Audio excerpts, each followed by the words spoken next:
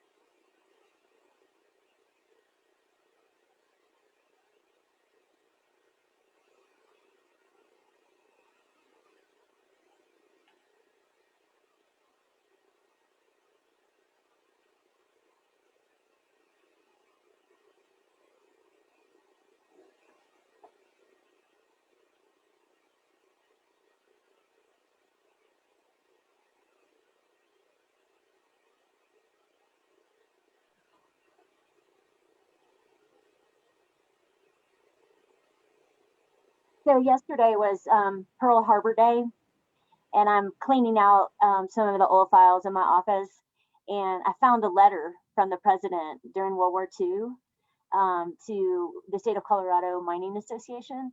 So I just emailed it to all of you so you could see it. And it's just really, it's a touching letter. It's really nice. You should check it out. That sounds neat.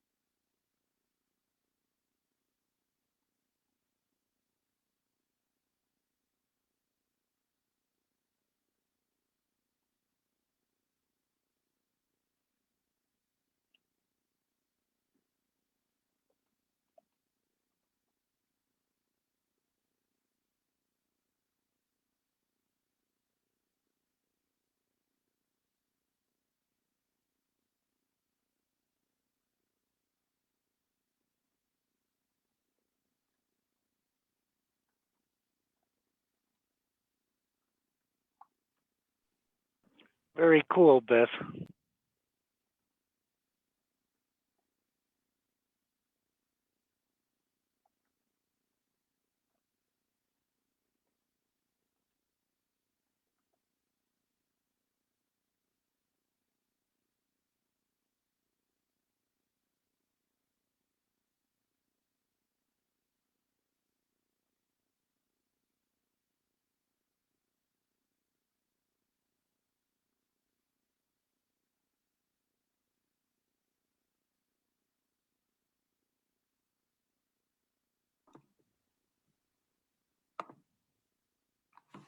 Morning, everybody. Good morning, Paul. How's it going, Lisa? Hey. Hey, Paul. Hey, Keith, how you doing? Good. Hell, I thought you retired. You know, I'm trying, man. I'm really trying. Hey, tell me about it. Bob as well. Bob and I both. Yep, that's what I hear. Hey, Bob. Well, good morning. How's it going? Living the dream, just like you. I love it. Looks like you're landing airplanes up there.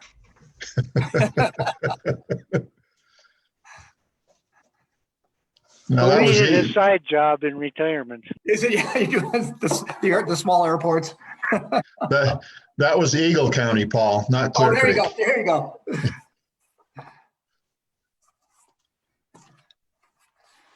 So Lisa, we got our high-tech stuff ready to roll. Yes, we do. So just so you know, you guys, we got a laser light show. We have a smoke machine. It's going to be big this morning. Perfect. Laser light shows are out. Oh, shoot. What should we have? The new technology is drones with LED lights There you go. that fly in patterns that are computerized. I've got to update my presentation tools. Yeah, exactly. Good morning. Hey, George.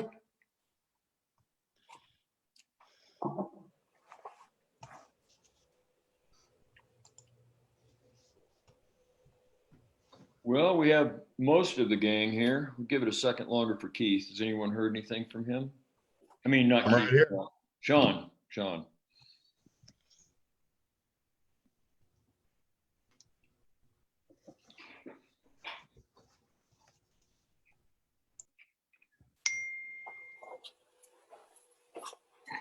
I guess that's a no. I haven't heard from him. I'm sorry.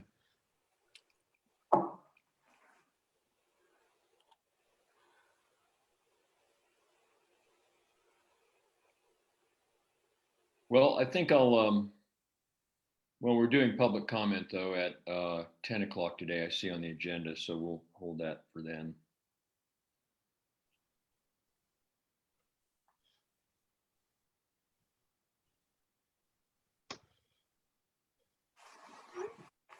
And there's Sean. Yeah, I was in the waiting room for a while for some reason.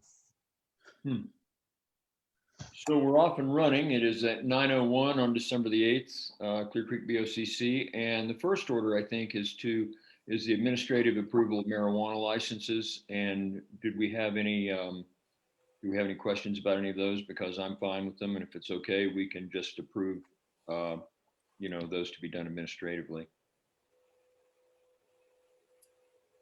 without any questions.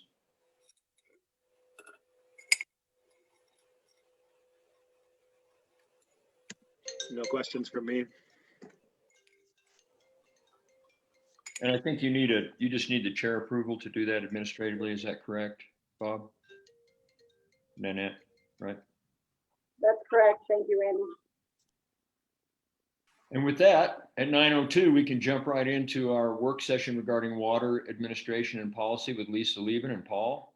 So if you want to take it away, we're all ears. Sounds good. Lisa, you want me to just kick it off here? And eyes. Yes, please. Absolutely. Well, hey, it's good to see everybody. See in quotes. Last time we met, we were able to do it in person, but I guess we're all getting used to Zoom meetings. I still hate them, to be honest. But this is a follow-up, you guys, to the presentation we made in January about the water bank. And as we talked about in January, the water bank is going to become more and more valuable as a tool to allow for economic development in the county. And so what we put together as the staff is a water policy that hopefully the commissioners could rely on and staff could rely on as more and more participants join the water bank and as water becomes more scarce. It would be nice to have some tools to at least evaluate these applicants when they come in. I know there's been some debate when this has happened, and I think this will be a valuable tool for you. The other thing we wanted to discuss this morning is water storage. So the water bank, as you'll recall from January, is in great shape. However, as demands increase and as we look at other uses of water, water storage is really, really valuable for the county for a number of reasons. And we've got a lot of good conditional water rights for storage, so we'll talk about those as well. And I don't want to drone on all morning, so please feel free to interrupt me with any questions or comments. And I guarantee you, just so you know, everybody can relax, I will not take the full hour for the presentation. So, anyway, yeah, thanks, Lisa. So, as we talked about last time, you guys, the water bank is, such an important asset for the county. And the reason being is that, I'm not going to re-present stuff we've already talked about, but until we had the water bank, there was no water available in the county really for any uses. So we developed it, acquiring water rights and storage. And, probably the biggest thing that happened was we were in litigation with Golden. And on 2 cases, we settled it and it ended up with the ability to buy senior water rights on the west slope from the Vidler Tunnel. And then we have water rights in the Henderson mine, that's local. And then we've got 2 great storage vessels. We've got Green Lake that we own 100 acre feet. And then we've got Guanella Reservoir that we have a perpetual right to store 50 acre feet. So then, when you look at an acre foot, I should, I guess, repeat that from the previous presentation, that for those of you that don't work in water, it's the only area where you hear the term acre foot. And an acre foot is 325,851 gallons. And it can supply, on the Front Range, say, 1 acre foot can supply 2 homes, about a ½ acre foot per home, because down in the Front Range, everybody's got lawns and a lot of irrigation. In the county, we can provide water to homes using only 3/10 of an acre foot. And then you guys, just repeating a little bit for review purposes, the water in the water bank is used in a basin-wide plan for augmentation. And what you do with the basin-wide augmentation plan is that you can leverage your water rights to supply way more water than you could just hooking up a tap and delivering 3/10 of an acre foot to a home. The little known fact in the world is that when we use water indoors for all of our indoor purposes, 95% of that water returns to the river through either wastewater treatment plants or septic systems. So the only water that gets consumed is that 5%. And that's what you need to replace with an augmentation plan. That's how we use our water. So for a single family home, I'm just using that as an example. We also have factors for all the other possible uses of water. But for a single family home, if you do the 5%, that's only 0.0157 acre feet per home. And that's how you leverage your augmentation water. So using only that much water or consuming only that much water in a home, you can get 64 homes supplied on 1 acre foot. Which is just a huge leverage factor. And it goes to show the value of what our water bank brings to the community. You look at that for hotels or for office space, and that's how we really can maximize the use of the acre feet that we have in the water bank. I should tell you that the total acre feet we have right now is 103 acre feet. A lot of it's committed. We'll go through those in a minute, but that's the source of our augmentation. So Lisa, if you could give me the first slide. That was a long intro, I know, but I thought maybe a review would be helpful. So the water bank actually started way back in the day. In '93 was when we first got our first augmentation source. We had to get it because we, as the county, could not even comply with our requirements under the Clean Air Act. We didn't have water to even water down our dirt roads. And for years, the county was able to do it. But as administration got stricter on the river, we were going to be shut down.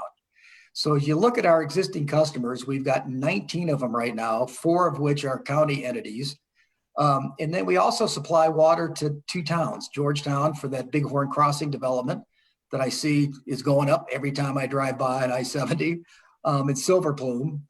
And then, some of the biggest tourist attractions or, recreation opportunities in the county, which is Ski Echo and the Georgetown Loop Railroad.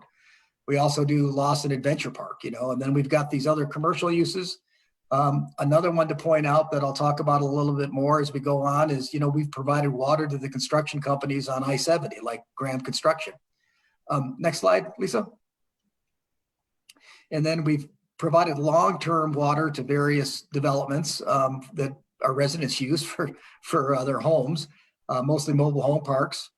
And as I said, the Lawson Adventure Park. And then we've got short-term leases for some ponds Another use for augmentation water is that, believe it or not, if you have a little pond in your yard, it evaporates water. And if you don't have a senior water right, you have to pay back that evaporation. So the ponds that we supply water to would have had to be filled in with dirt if we hadn't provided that water. And I'll talk about them in a little more detail later. So next slide, Lisa.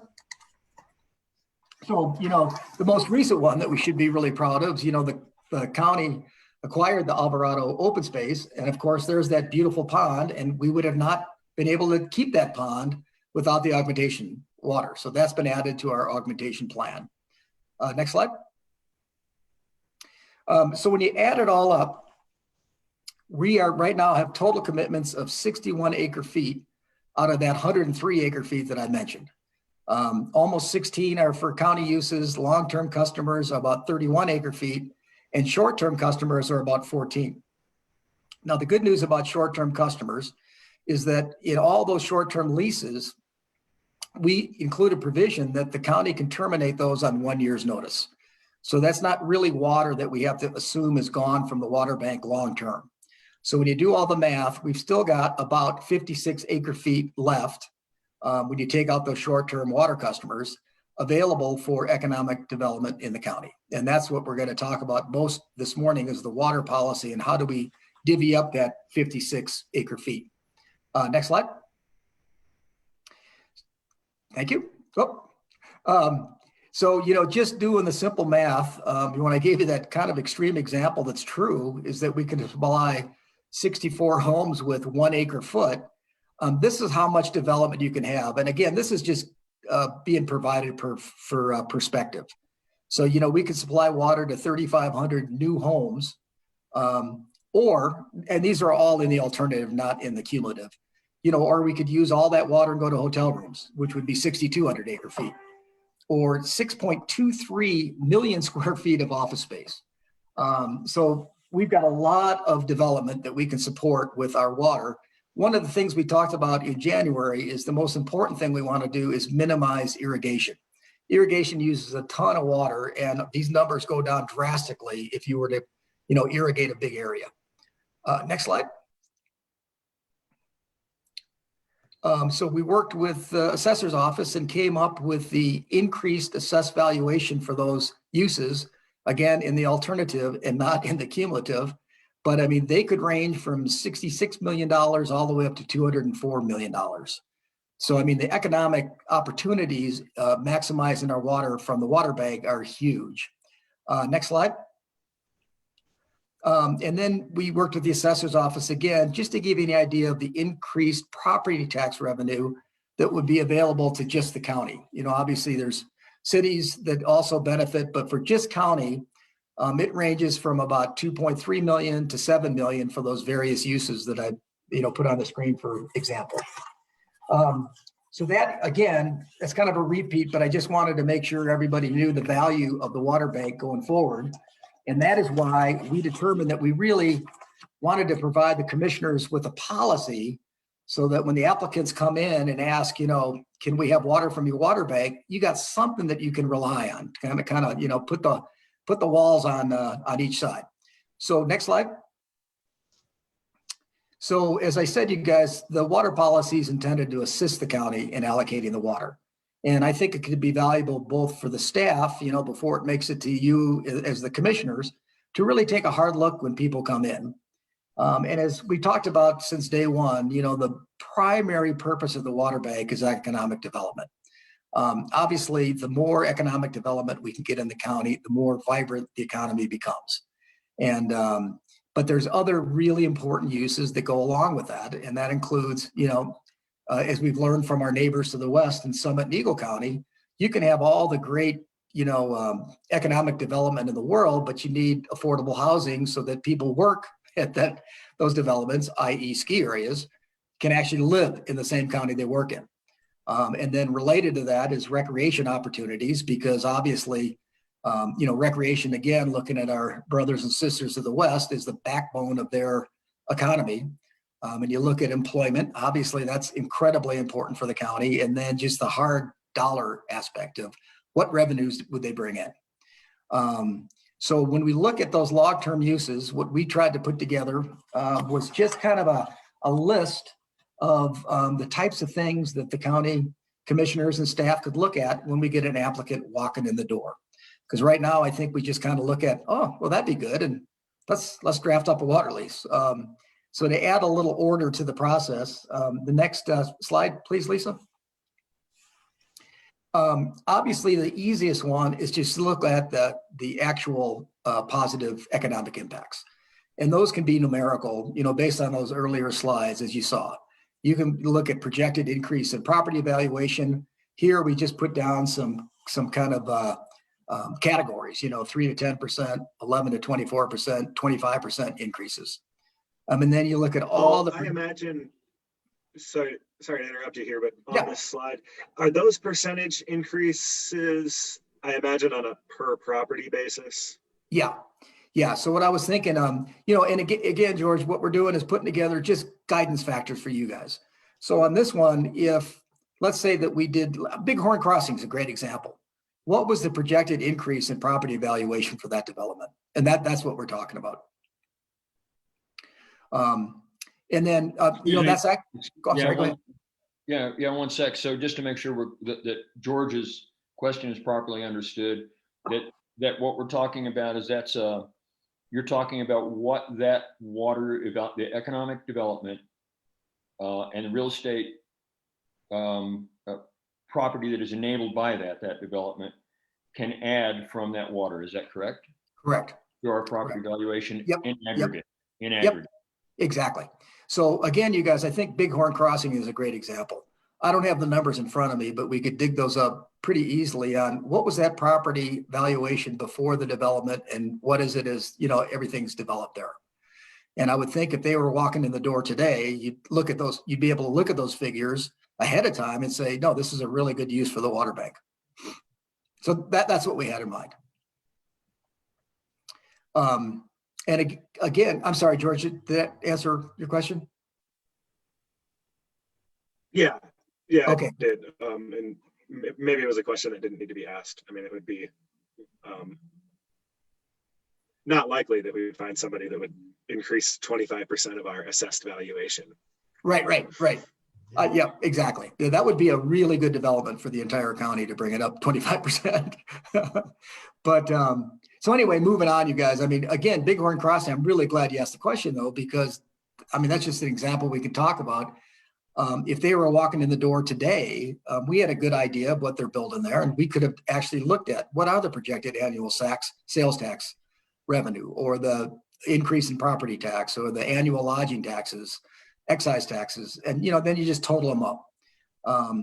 And Bighorn Crossing is probably not the best example to use on why we need a water policy, because that was, I think, a no-brainer, at least for economic benefits to the county. But we'll have a lot of other entities coming in, and this is just a good, I think, list to go through when somebody does walk in that front door. Next slide, Lisa. So then we also look at employment. And again, we just put some brackets down, do they bring 1 to 5 employees, 6 to 10, or over 10? And then the other really important factor, and this is why I really hope the water policy helps you as the decision makers, because, when you look at all the factors that go into these, what you're looking at is the big picture.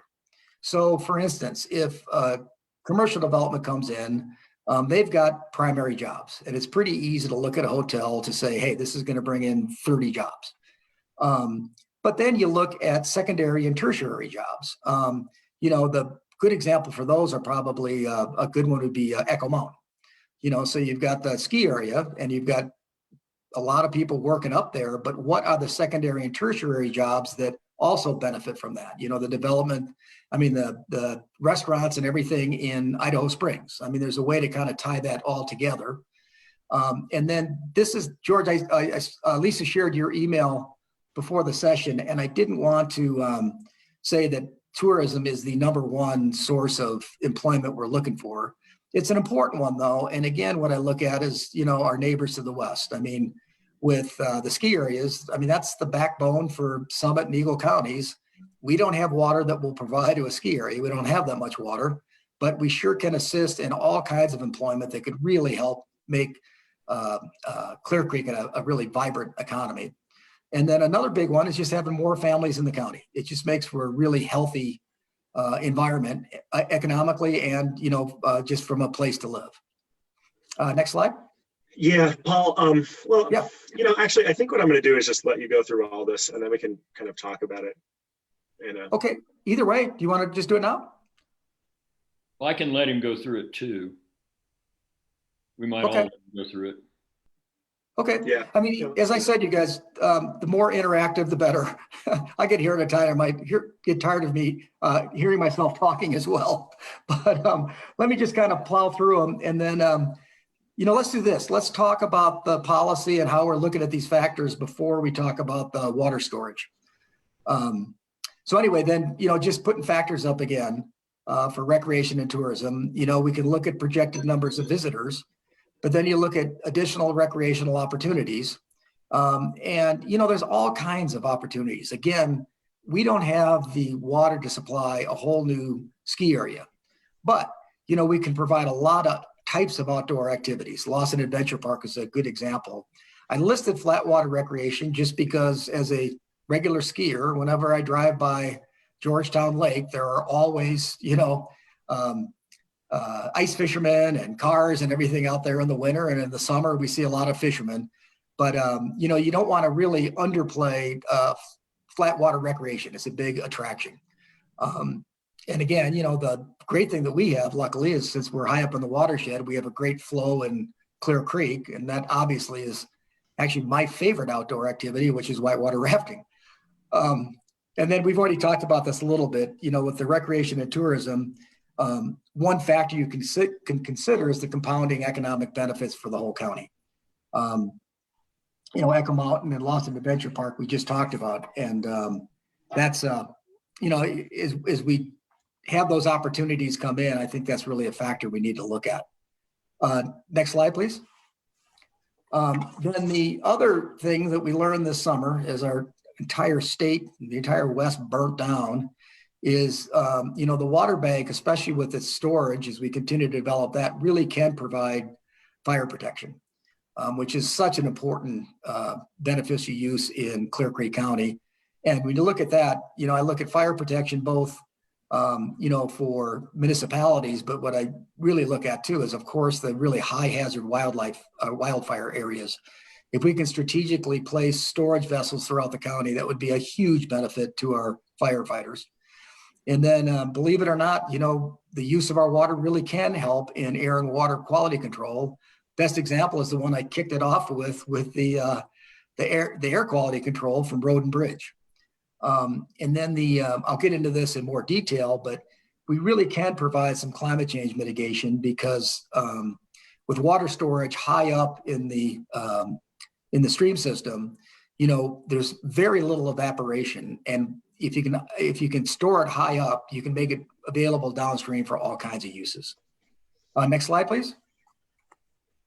So as we've also touched on, to have a healthy economy, we need to have places for people to live and that they can afford. And it's just a requirement if we're going to continue to develop the county. And, by the way, I should mention, you guys, we started looking at this stuff years ago when Henderson came in and said they're going to shut down. I know they're not threatening to shut down tomorrow by any means, but these types of developments and housing are going to become more and more important. So of course we can look for opportunities for new housing, but we can also use the water bank to upgrade existing housing. And as I went through the customers for the water bank earlier, as you saw, we do provide a lot of water augmentation for mobile home parks. So when they come in for renewal of their water leases, if the county commissioner so desire, you could use the water bank to require them to make some improvements in order to sign up for that next lease. So it's probably a bigger tool than even zoning. So you know what, maybe we could do, let me just finish up. What I'm going to go on to next are the short-term customers, and then maybe we can talk about the whole water policy. So next slide. So we also have some existing short-term users. And why do we do that? One is that they provide revenue until we get more long-term customers. And we've got one that's was going to present this morning. Unfortunately, they haven't showed up with their check, but it could be a big dollar amount for some more ponds that we could lease water to. And again, as I said earlier, we can terminate these with 1 year's notice. But we do in the meantime, we're assisting water users in the county until we have a use for that long-term water. So, for instance, the ponds that we provide water to right now, when they run out of augmentation water, they're going to have to figure something out, either drain their ponds, find water somewhere else. But in the meantime, we're helping out residents. But the other thing we've done, and I also alluded to that earlier, is that for the construction projects, the water bank is pretty much irreplaceable. We made water available for construction companies on I-70. And then we've also made water available for the Peaks to Plains trail system. And when you think about it, when you got these construction companies coming up and they need water, if they need to truck water, it increases the cost exponentially. You go from pumping from the river to doing truck after truck after truck. And, most trucks hold about 5,000 gallons. And again, when you talk about an acre foot, that's 325,000 gallons. So you can see the benefit of doing these short-term leases to make these construction projects affordable. Next slide. So I thought a picture of Sparks Ponds, that's one of the ponds that we augment right now, would be, a good idea of what benefit we bring to that area. It's a private landowner, but it's a beautiful pond. And without us, I don't know what they're going to do, but in the interim, we sure can help them. And then next slide. And then I thought this little poster for the Peaks to Plains Trail would be fun. We provided water to CEI Construction, and that was the entity that built that. And I finally got on it, and it's an amazing trail system. It's going to continue to grow, and I know Bert had a big part in getting grant money for it. But anyway, that's the policy, and I'd be glad to discuss and take questions.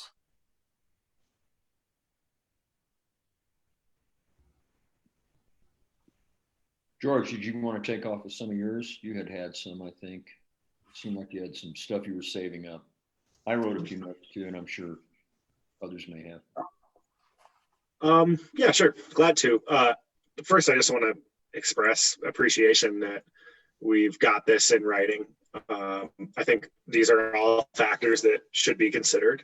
I personally think it could use a bit more structure in terms of identifying clearly where our priorities are. I think I interpret that the lower items on the list are higher priority when I look at projected increased property valuation, and 3 to 10% is the top line, 25% is the lower line. I don't know if that was the intent, but I think I like that we would rank these things. And I think it's worth talking about a couple of the ways that they have been ranked. As I see tourism and tourism related jobs at the top of the list, I wonder if that is in keeping with the board's stated goal for diversification. I think one thing that's true of most tourism and tourism related jobs is that the wages are fairly low. And I think that if we're looking to diversify our economy, both in terms of trying to attract higher paying jobs and just in terms of having a more resilient economy, right now is a wonderful context to talk about what it looks like in an economy where you're relying on one type of activity to exclusion, right? And that our reliance on tourism is the reason we appeared on number 13 of most impacted counties from coronavirus on a USA Today analysis. So I would advocate that tourism jobs not be the top priority. I'm not saying we shouldn't be trying to create more of them. Right. So maybe I'll just stop there. And I think, go ahead, Paul. Sure, I was just going to answer those questions. So first of all, George, if I understood your comment on the projected increase in property valuation, we were just putting kind of guidelines there. We didn't mean to say that we favor 3 to 10% over 25% increases. Obviously, the more the better. And for employment, I'm sorry if it appeared that we were, a priority on tourism jobs. What I thought the approach would be was the slide when we looked at projected employment, right, just as a numbers kind of analysis. So when we looked at that, we had brackets of 1 to 5 employees, 6 to 10, and the like. And then, what we looked at was what types of employment are those bringing. I'm getting vertigo. No, but we looked at the primary jobs, and to go to your comment, I think that's what you meant was, we really want to have some higher paying jobs, and if they bring primary jobs to the community, it can really be a benefit. So I don't disagree with anything you said. And if we want to spell that out in more detail in the water policy, I would agree with doing that. I would say that as the core elements of the presentation, that's the way it came across to me too. Okay. That the most important thing we can do with our water is to benefit the economy. And of course, people can't live without an economy, and vice versa in a modern world, especially. And so that's important.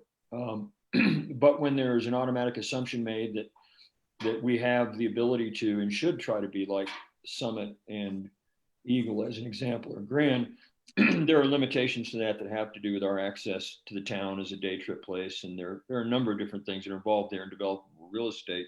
So to use what real estate and enable development that we can to achieve that diversification seems to me a higher goal than to say, if we can only do this and do this in tourism, then that's going to be our driver that we should aim for. It may be that that's through evolution, that's the way it happens because of the natural assets that we have here, but it doesn't necessarily mean that it, for example, reduces the need for affordable housing if it simply drives more low-paying jobs while, for example, the price of the real estate goes up because of the desirability to be here. So it's a catch-22, and it also means a lot of times that therefore we need to import the workers from the same place we import the customers, and that only works if it also takes care of the people that are here.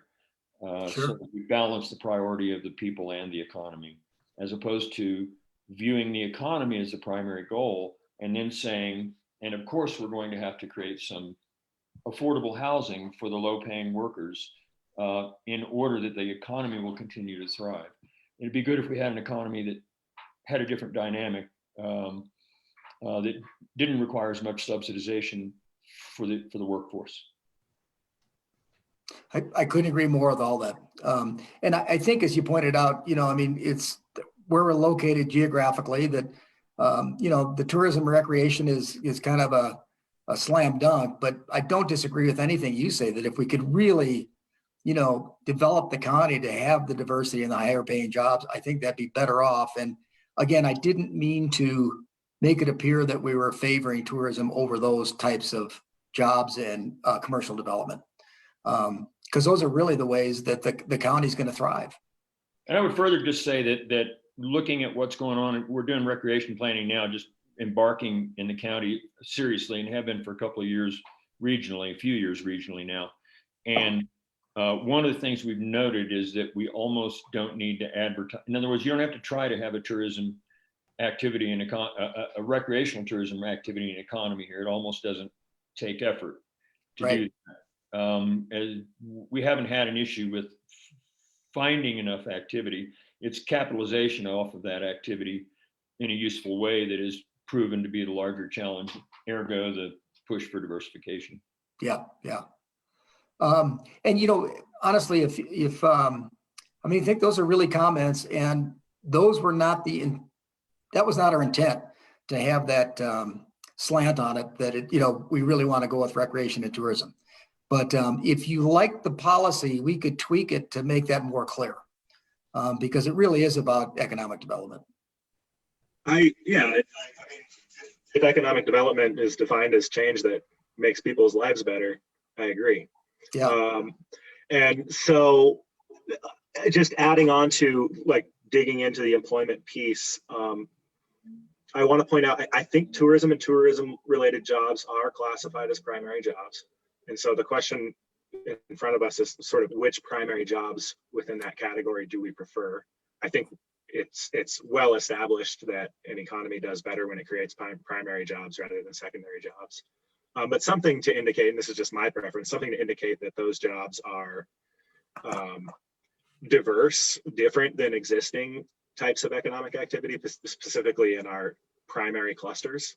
I think that kind of gets at where we're at. And I think explicit mention of a concern for high wages is appropriate here as well.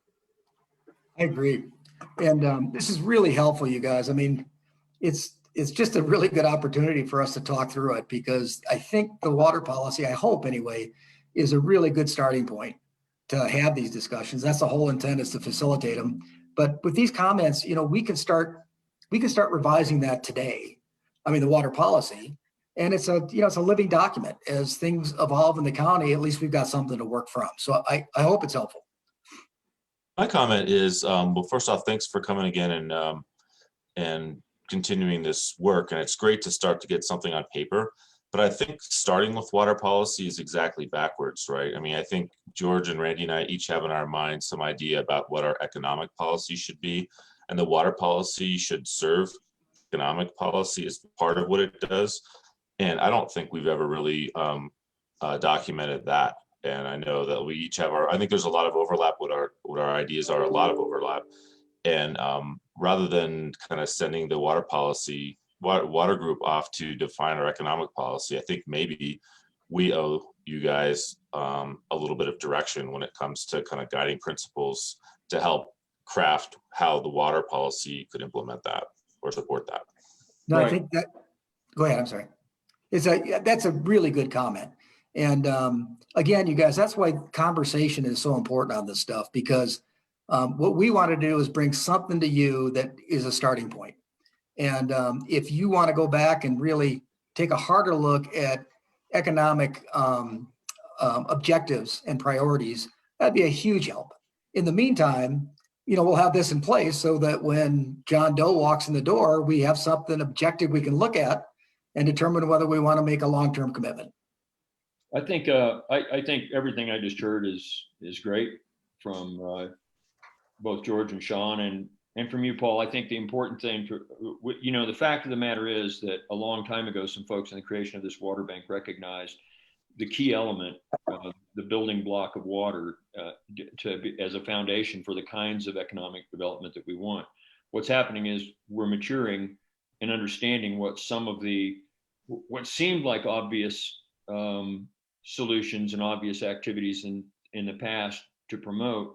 We're learning from that there are unintended consequences, and so we're trying to fine tune that.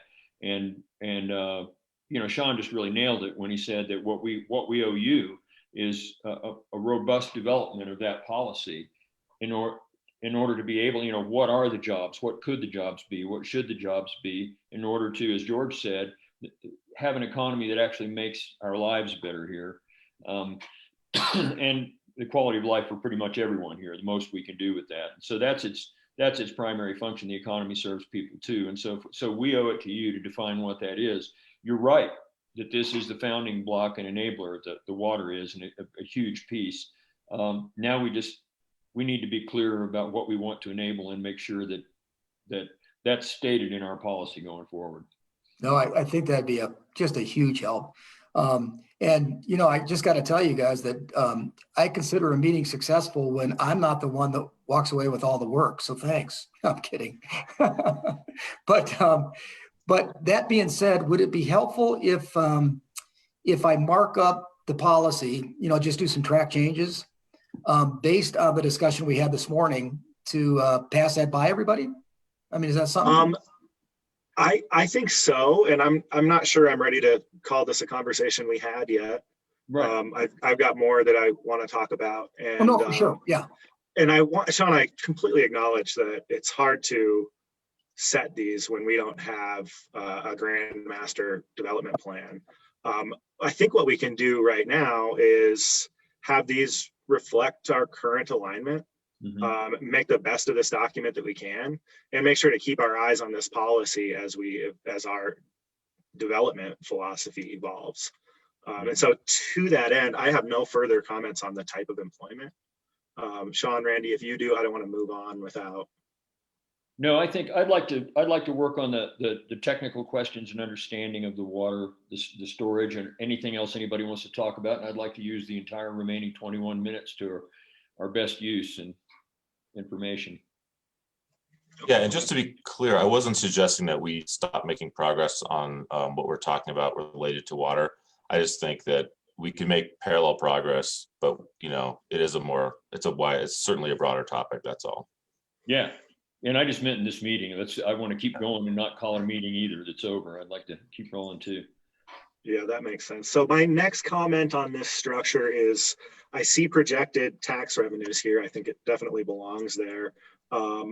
We've been discussing the need for a fiscal impact tool, and I think this is another area where that tool could serve us, because it would really be nice to include the other side of the fiscal impact equation. Not all types of development bring the same service demand. And this is an opportunity, for us to further refine that. For now, I'm not saying that we need to agree on how that looks. I just want to put a placeholder in there that I would prefer item D to say fiscal impact, and that we work on understanding the resource demand side of that, service demand side. Oh, I got you. So we'll look at fiscal impact. Taxes will be a subset of fiscal impact. Right. One half of the equation. Agreed. Okay, good. Can I throw a thought in that just jumped into my head while you were talking about that, George? If you don't mind it. It's one of the thoughts too is to remember that it's bricks and mortar. Just the amount of bricks and mortar aren't the only thing that will drive our property value increase. That bricks and mortar being enabled by water rights. It's also what the kinds of things going on inside that bricks and mortar and the kind of things that we enable do to cause all of those bricks and mortar to be more desirable to purchase or rent. That drives the value of the property as well. And let's face it. As the globe continues to get more populated, it's the value of living in Clear Creek County. It's you want it to be a really good place to live. So you got to take all of it into account for sure.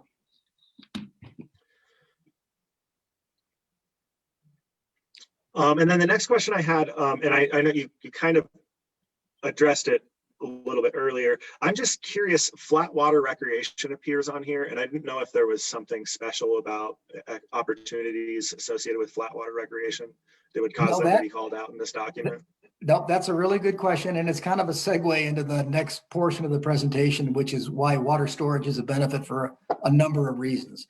And as we know, just where we're located, we have a great water economy with whitewater rafting. That's my favorite thing to do anyway, but you don't want to discount flat water recreation. And again, that was included because that's what we're going to talk about in a minute, but not to downplay it, because again, you look at Georgetown Lake, when you see all those people out there all the time, it's a big benefit to the county, or the Alvarado open space pond. That's a really, really nice feature to have in the county. So it was just included as another example of the types of benefits you can get with the water bank. I think toward that end, are there very many, to have a robust flat water recreational economy, it requires more flat water. Is that right? Yep. Okay. So we have some flat water now. How great are our opportunities for additional flat water to promote a flat water recreation economy in Clear Creek? Well, that is the next topic. So do you want to move on, or George, do you want to talk some more about the policy?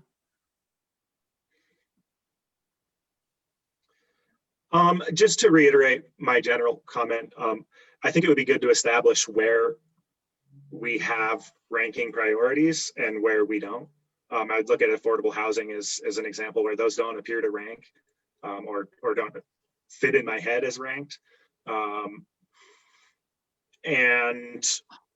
I think, there's opportunity for us to have conversations about some, like how this policy works in practice. For example, if we're evaluating a housing project, are we going to say it must have an affordable component or not? And I'm not inviting that conversation necessarily today, because I know there are other topics you want to move on to. I just want to sort of put a marker down that that's something I'm interested in understanding. Let me say George, I think you're getting ahead of us. What you're raising are good points, but we're just starting, and you're going to get into those points exactly the way Sean described. You're going to have to make some really fundamental policy decisions of where you think things should go. This is just the beginning of the conversation, because it needed some structure that it never had. So your points are valid, very valid, but we're still at early times. I agree, Bob, and I'm not imagining we'll come to a resolution on that. I just sort of was trying to put some markers down for some areas where I think this conversation should go. That's a good example. They were good examples. Yeah, yeah. they Where really the are. weeds are, the kinds of weeds that are out there. Right. Yeah, right. I was just going to say, you guys, I work with a lot of cities and counties, and affordable housing is that's one tough nut to crack, but it's something that you really need to consider.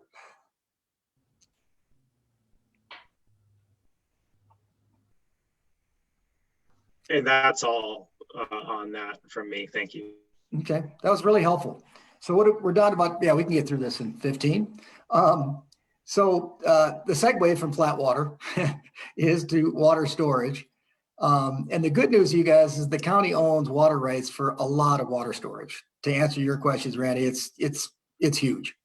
And the really good thing, before I get into the list, is that when we were settling our differences with Golden back in the day, back in 2004 and 2005, part of our settlement was to, in our reservoir decrees, is to allow us to store water even at times when that kayak course down in Golden is calling for the water, which is a huge benefit for the county because, their water right could call for the whole river every year.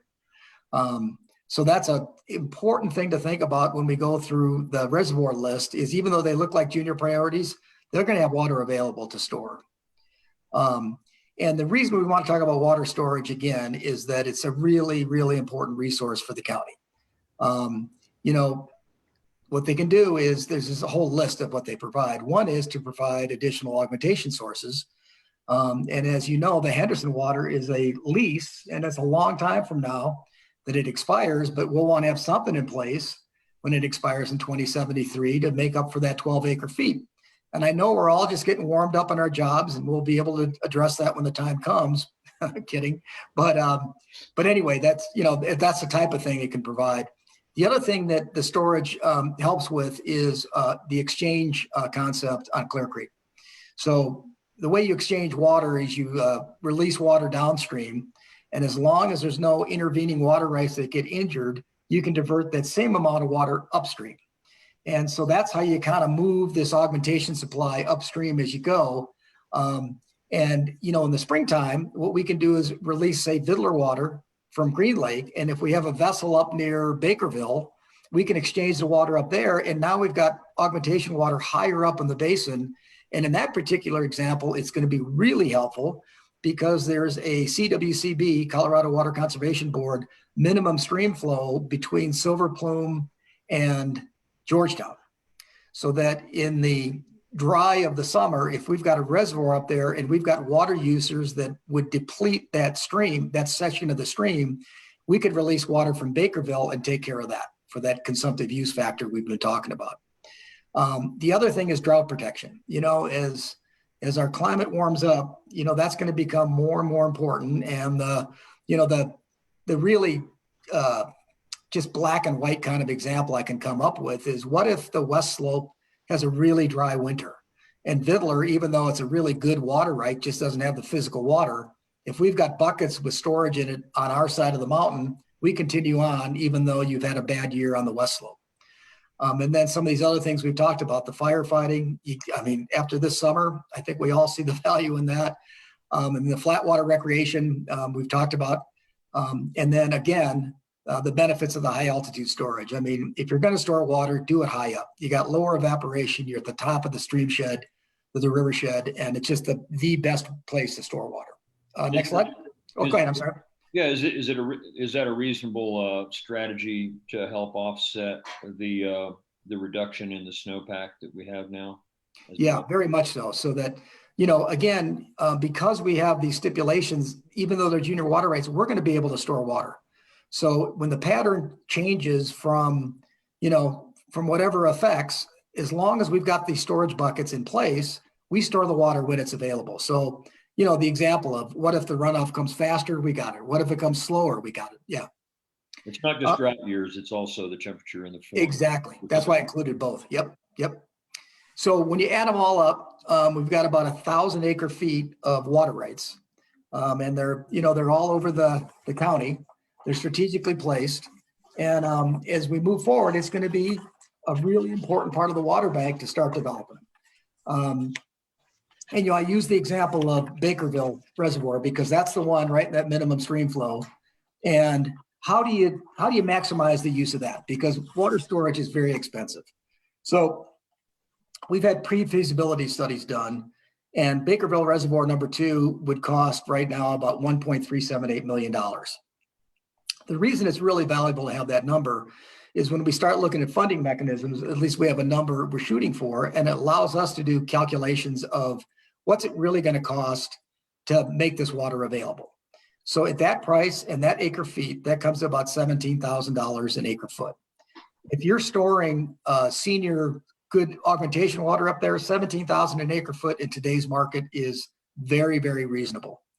The other thing you can bring with the additional storage is you can get additional augmentation water out of it. And right now in Green Lake, we got 100 acre feet up there.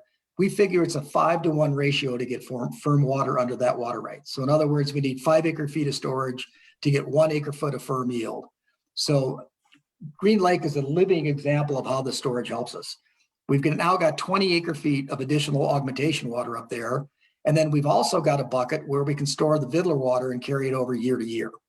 And we got the ability to divert water under the junior water right in good years.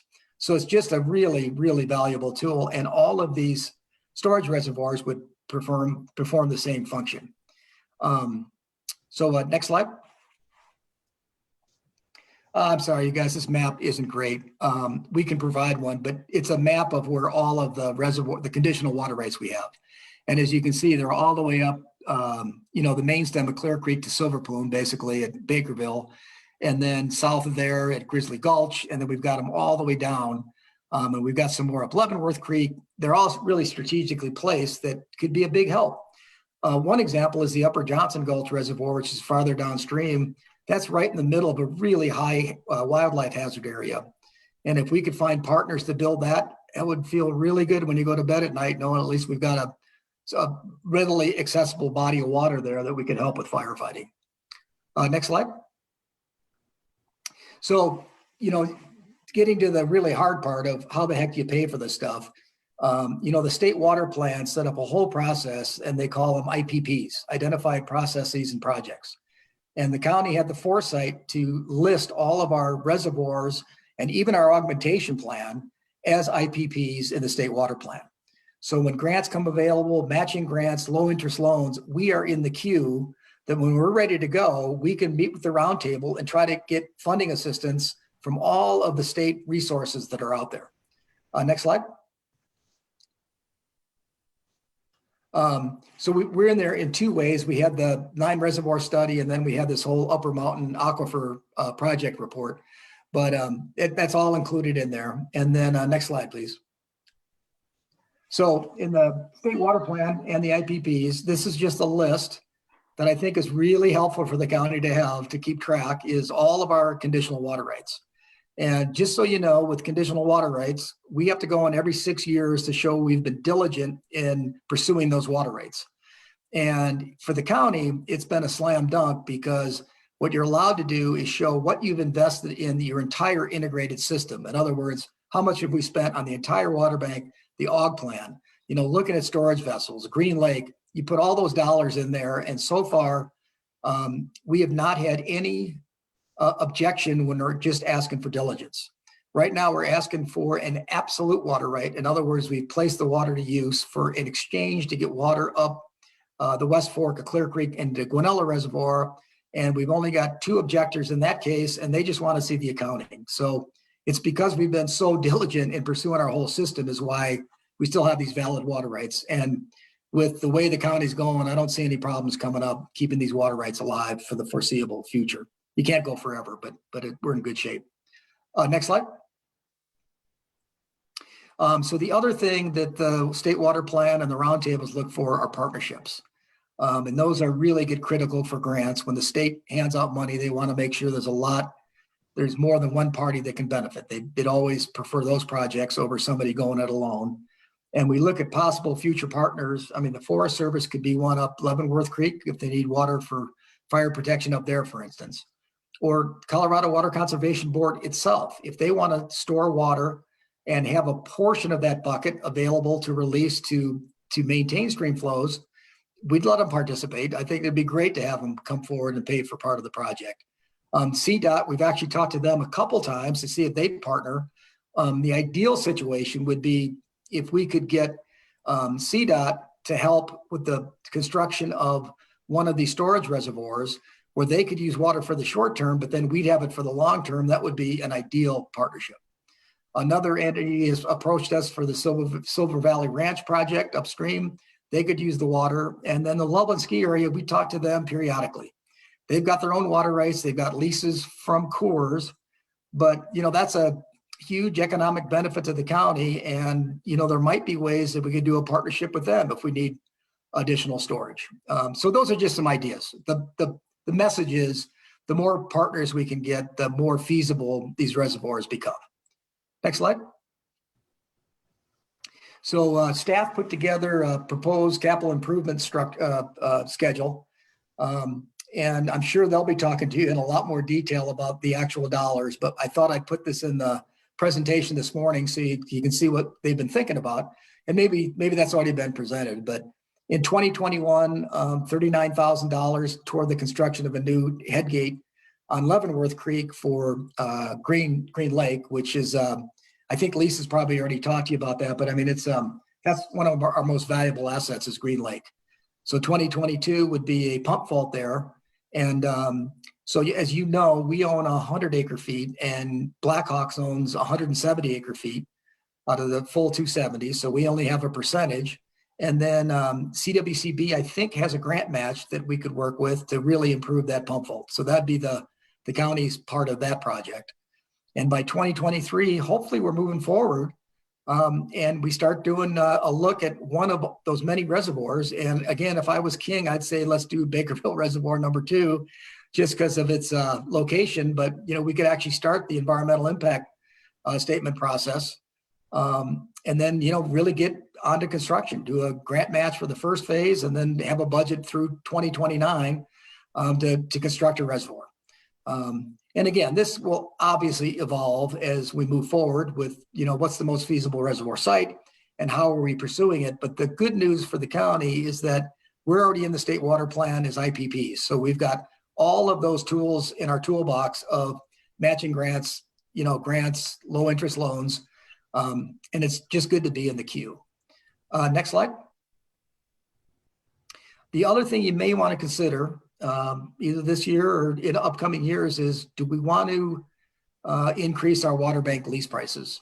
Right now we're at about $2,500 for most users per acre foot. And when I showed you guys at the outset, the leverage you get from 1 acre foot, you can see the value that we bring to a development. Right now, our current lease prices increase based just on the CIP every year. But we've seen market prices for leased water along the Front Range just really increase in recent years. And to be honest, a lot of it was the oil fracking going out east. They were paying top dollar. But the bottom line is there is precedent for increased lease prices. And I'm not saying you need to run out and do it tomorrow, but it's something we really want to consider. And we have structured our leases so that they wouldn't necessarily apply to all our existing customers. I mean, I think the last thing we want to do is go to one of our good customers, say Silver Plume, and say, oh, bad news, your lease just tripled in price while you've got an existing lease. But that is another item that we should consider. And then finally, Lisa, last slide. So this is just a conclusion slide, you guys, and we've talked about it in detail. But again, the water policy was meant as a tool to help you guys make decisions. We know how integral the water bank is to the economic development. And water storage is really important. And just the message I want to leave that I leave with you guys after every presentation is that, I mean, we're really in an excellent position to foster economic development with our water bank. So that concludes my presentation, and I'd be glad to discuss any more or take any more questions. Oh, I think we have a mute. There we go. There it is. There it is. Yeah, I was going to say, I believe we have 1000 clicking over right Yeah, now. what do you think, huh? Yeah, but I just want to make sure that I have no more questions right now today, but I want to make sure that both Sean and George have an opportunity to ask any and allow that time.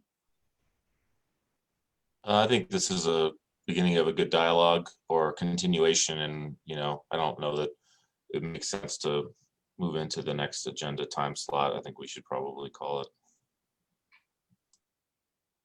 I agree. I would invite a future work session for us to talk about the development of water storage. Right. Get deeper into the weeds on the mechanics and maybe a blown up version of the map we can see easier and just talk about the things. That's a starting point, right? That's a good learning spot. And we've got a lot that we could talk about. We did a study of we call the 9 reservoir study that our engineering consulting firm did. So we could do that. Last question. Would it be helpful, and I know we're at the very beginning of the water policy, would it be helpful to go ahead and mark it up though, based on the comments and send you a revised one? Oops, I think you're back on mute. I know. Sorry about that. I'm using my automatic button on here that I just hold down temporarily, so when I let go, and what happened was I went back up and scrolled on to the agenda for a moment, so I was on the wrong window. No worries. Sorry about that. Yeah, I think that's a great idea. I mean, for somebody to do a markup that everybody else can then shoot bullets at is a great way to start, instead of having us all, fixing soup at once, or that I'm mixing metaphors here, but I know what you mean though. Yeah. Somebody take a shot at it. And I think you're the best person if you took notes from all of this. So. Yep, I'll be glad to. And then, hey, I just want to let you guys know firsthand that I've been trying to retire for 3 years, and I'm moving toward it next year. And as I told everybody, I want to move from quarterback to coach. So we've got a really good team that's been working with staff, and I'm not going anywhere. But I just want to let you know that I won't be probably as regular a presence, but I'll be glad to participate in these conversations because I think they're just really valuable for the county. And I got to tell you, it's just been such a privilege to work with the county all these years. And although I'm not going anywhere, I am slowing down a little bit. Well, thanks a lot, Paul and Lisa. Yep, our pleasure. Thank you, Paul. Yep. Okay, everybody. Thanks. Good to see everybody. Have a great holiday season. And we'll talk soon. So this is the point at which we should ask for public comment. It's just 2 minutes after 10 right now, so we're almost dead on the money with our meeting. Do we have any public comment?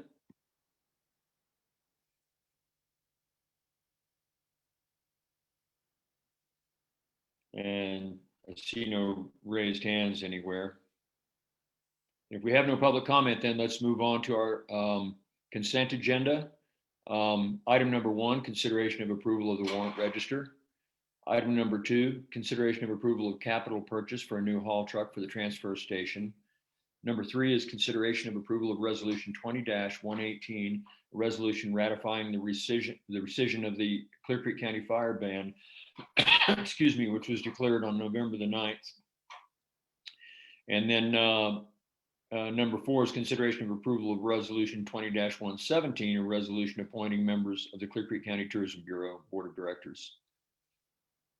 Does anybody need anything pulled out of that? I just had a really quick question. I was reading it yesterday. I saw the various listings of the over-the-road trucks that the transfer station is considering buying. Are we buying just one? And I'm curious, which one did we select? It's the recommended one from Custom Truck for 172, plus 172, 190. So that is the one that he recommended to buy. The problem we had right now was the current truck we have is a little bit older. It has a hard time climbing the hill, coming back from the landfill, and we have to go to the landfill every day. So they need a truck that can kind of make the turnaround and get back. They only have one CDL driver that can get around and do all that stuff, plus do all the work on the site. So they recommended the 172 from Custom Truck and Equipment. And we are going to give the existing truck to sell at auction, where we think we will get some funds back for that. Okay, perfect. Thanks. Any other questions? Yeah, I wanted to talk briefly about the resolution reappointing directors to the Tourism Bureau. I know we had discussed a desire. I don't think we made a decision, but we had speculated maybe we wanted to do interviews when we reappoint people. I don't know if I mean, we've got a lot going on. I don't have a strong desire to, but I feel like it might be necessary. What do you guys think? I agree with that. I mean, we have a lot of different boards, and yeah, I think I think it would be a good practice, and it doesn't have to be a long meeting. It could be 15 minutes. Okay, we had started, we had crafted a policy last spring. I think it was deferred by COVID. So I still have the kind of draft policy I can send to you guys that, you know, about how we would go through interview process for renewals or reappointments, as well as new applicants. So I can send that to you again if you want to take a look at it and then go from there. Is there a desire from either of you to have that impact this particular resolution today? To hold it up for that purpose?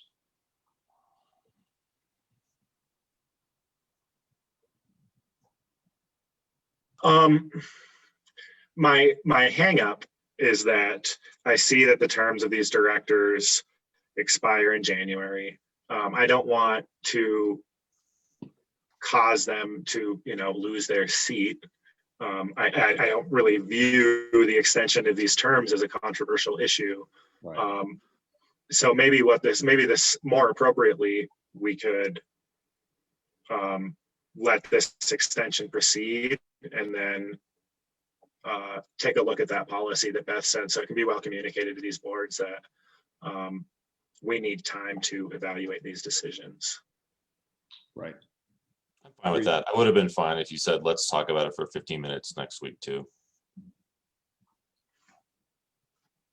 We also have some renewals or new appointments for Planning Commission and BOA coming up at the end of this year. So their terms expire on December 31st. So we'll be talking about those as well. Just want to give you a heads up. Okay, well, I don't know if we need to decide then if we want to move forward pretty quickly on this by the next meeting and set up some interviews or how we want to deal with this. So for the rest of those, I would suggest that we not hold this one up at this time. Also, I just wanted to make sure I understood what your wishes were and bring it up. So the only thing I would say about that, Randy, is if we do that, we're kind of setting a precedence that we would just rubber stamp all the rest of them next week too. Well, that's why I've asked a question. Yeah. Do we want to hold this one up and get into it next week? I guess that's my slight preference, but I'm lost it here, Sean. You're cutting out. I mean, the thing that tipped it for me was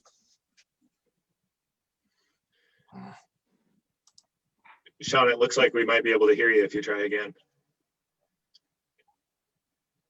Yeah, I was just gonna say the thing that tipped it a little bit for me was knowing that this wasn't just two, that there were a bunch or several more for at least 2 more boards, made me think that maybe we should treat everybody fairly and equally and just go through it kind of quickly next week. Are you suggesting we set up interviews for next week?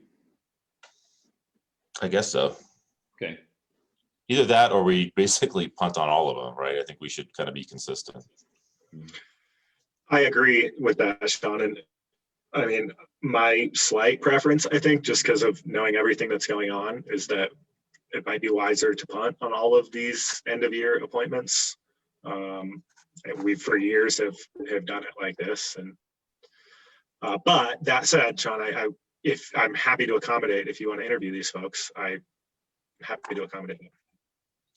No, I'm okay with that. That's fine. And then Beth, if you wouldn't mind just sending us, the three of us, whatever is outstanding, because I mean, I did look at these and I don't have any issue with these two specific ones, but I haven't seen the other ones. So, you know, there may be something there that I feel like warrants a discussion. Yeah, agreed. I think we're unanimous in agreement that we'd like to be able to be pretty hands-on and take a close look and understand the appointments rather than just get out a rubber stamp at meetings at the end of the year or whenever the vacancies occur. You bet. I'll send them on. All right. So, you guys. So that said, I think what we just said was all four of these items remain on the list today on the consent agenda. Do I have a motion? I move we approve the consent agenda as presented. Second. All in favor? Aye. Aye. Aye. So now we're up for our 10:05, now 10:10 work session regarding the defined contribution versus defined benefit plans and issues to consider when selecting a retirement plan, and discussion with Nathan Carlson. Nathan, thank you for being here today. Good morning. First, a little bit of background on me. I own a company called Retirement Planning Services, Inc. When we provide consulting and administration services for many entities in the Colorado region in the area of retirement. We also administer flexible spending accounts through our sister company called 24 Hour Flex. And I've been in this business for 32 years. Joined this company in '86, bought it in '88. And so been around for quite a while working in this area.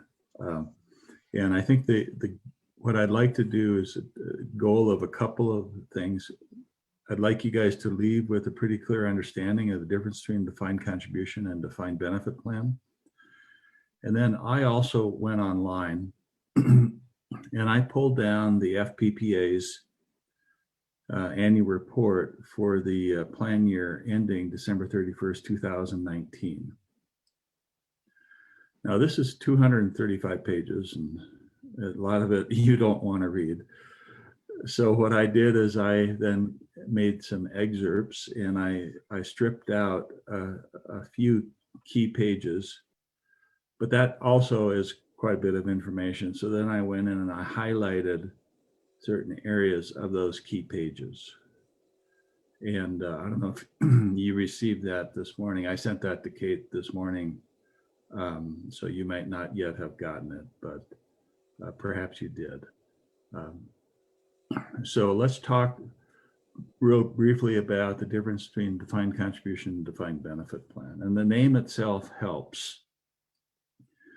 In a defined benefit plan, you're defining a future benefit, and the funding necessary to get that benefit is undefined.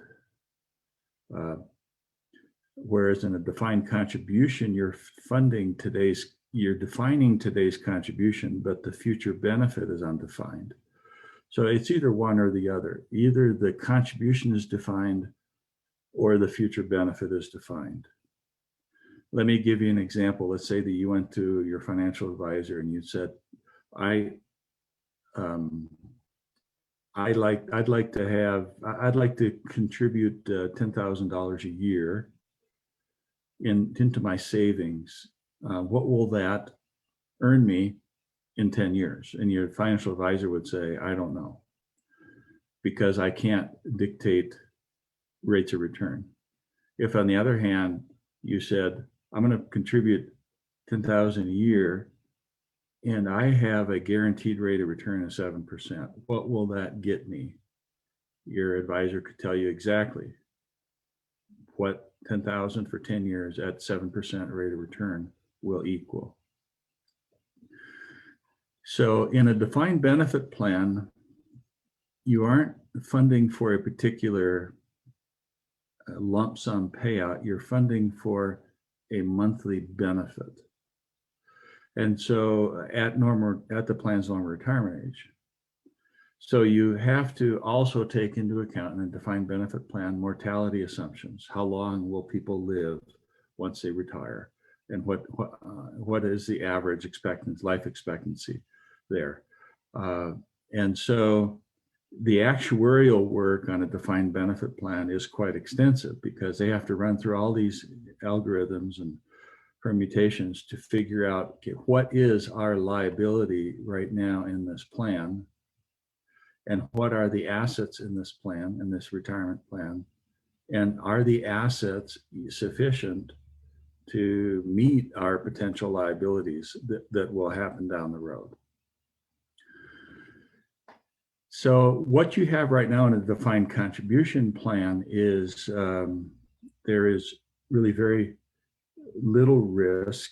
The risk that you guys have is that you've entered into an agreement that you're going to contribute X% of everybody's pay into this defined contribution plan. And the employee also must contribute into that plan. So that is your risk, but it's a known risk. You know exactly what that contribution amount is every year.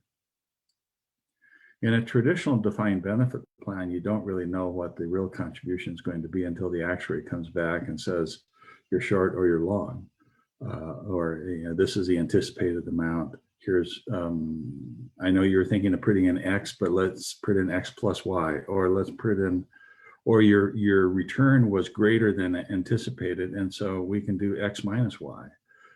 In a traditional plan, that's how the funding works. In the FPPA plan, it's a little bit more defined than that, and we'll get into that here in a little bit. So are there any questions on some of the basic differences here between defined benefit and defined contribution? I think for some of you, this is, you've known this sort of information for quite some time. For others, it might be brand new. So.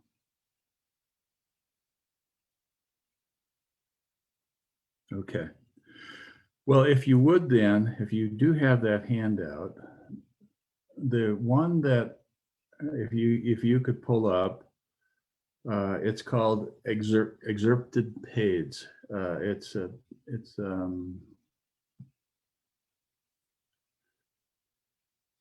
FPPA annual report dash excerpts.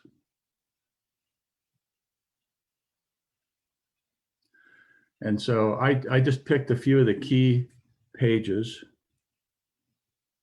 and if not, if you want, if you want me to share my screen, I can do that too. Or if you guys have this, you want me to share my screen? Yeah, somebody should. Share it? Okay.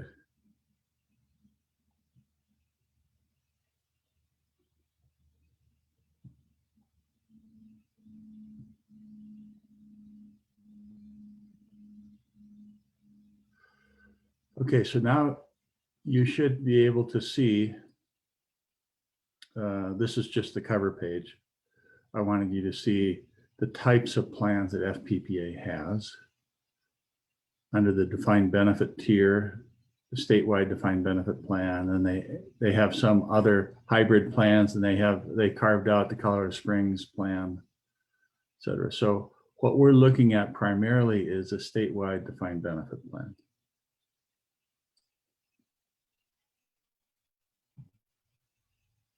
Whoops, not 2 pages. Okay. And I'm going to switch here so that this is, you're only viewing one page, and then I can enlarge it because perhaps this would help.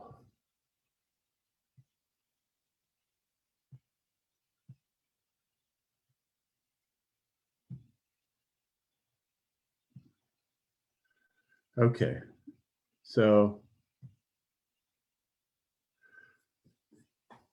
the FPPA plan has different pools of money, but the one that you would be looking at has an assumed investment rate of return of 7%.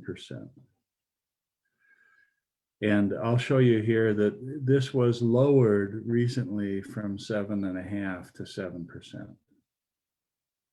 Now think of it this way. If you went to your financial advisor and you said, in 10 years, I want to have $100,000 set aside into my savings. And like I said, how much do I need to contribute every month in order to arrive at $100,000? Well, I can tell you using my calculator here, if you had 100,000 as a future value, and we assume, say, a 10% rate of return, that the contribution amount would be $6,274 a year if you assume a 10% rate of return. Now, what happens if we say, no, it's not 10%, it's 7%? You'll notice that the contribution amount goes up. So now it's $7,237 rather than the other one, because we're assuming a lower rate of return. And so when the assumed rate of return was dropped from 7.5% to 7%, they did that because they felt that 7% perhaps was a longer, more realistic assumed rate of return. But also what it meant is that contributions will need to be increased, because now, remember, you're targeting, in my example, you're targeting 100,000, you're targeting a certain dollar amount, a certain benefit liability in the future. And when you assume a lower rate of return, it increases the required contributions. And you'll see what's happening here in a little bit. Now, in summary, as I dug into the numbers on the FPPA plan, I was pleasantly surprised to see from a numbers standpoint, this plan is really quite healthy. Okay. Now, and bear in mind, I don't have an axe to grind here. I'm volunteering my time to help you guys. Okay. So we don't administer any plans on the CRA platform or on the FP. Those are all bundled in plans. So I'm just trying to help you guys with your decision. Now, one of the big differences in a defined benefit or defined contribution plan is who controls the investments. And in your current defined contribution plan, the participants are self-directing the investments. And so they're choosing where the money is spent, is invested, and then they're responsible for their own rate of return. In a defined benefit plan, that's not the case.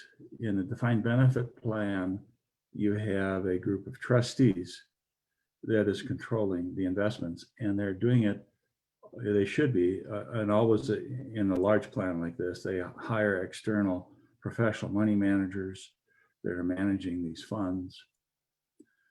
And they have an investment policy statement that is developed that the money manager follows, and that creates certain targeted allocations.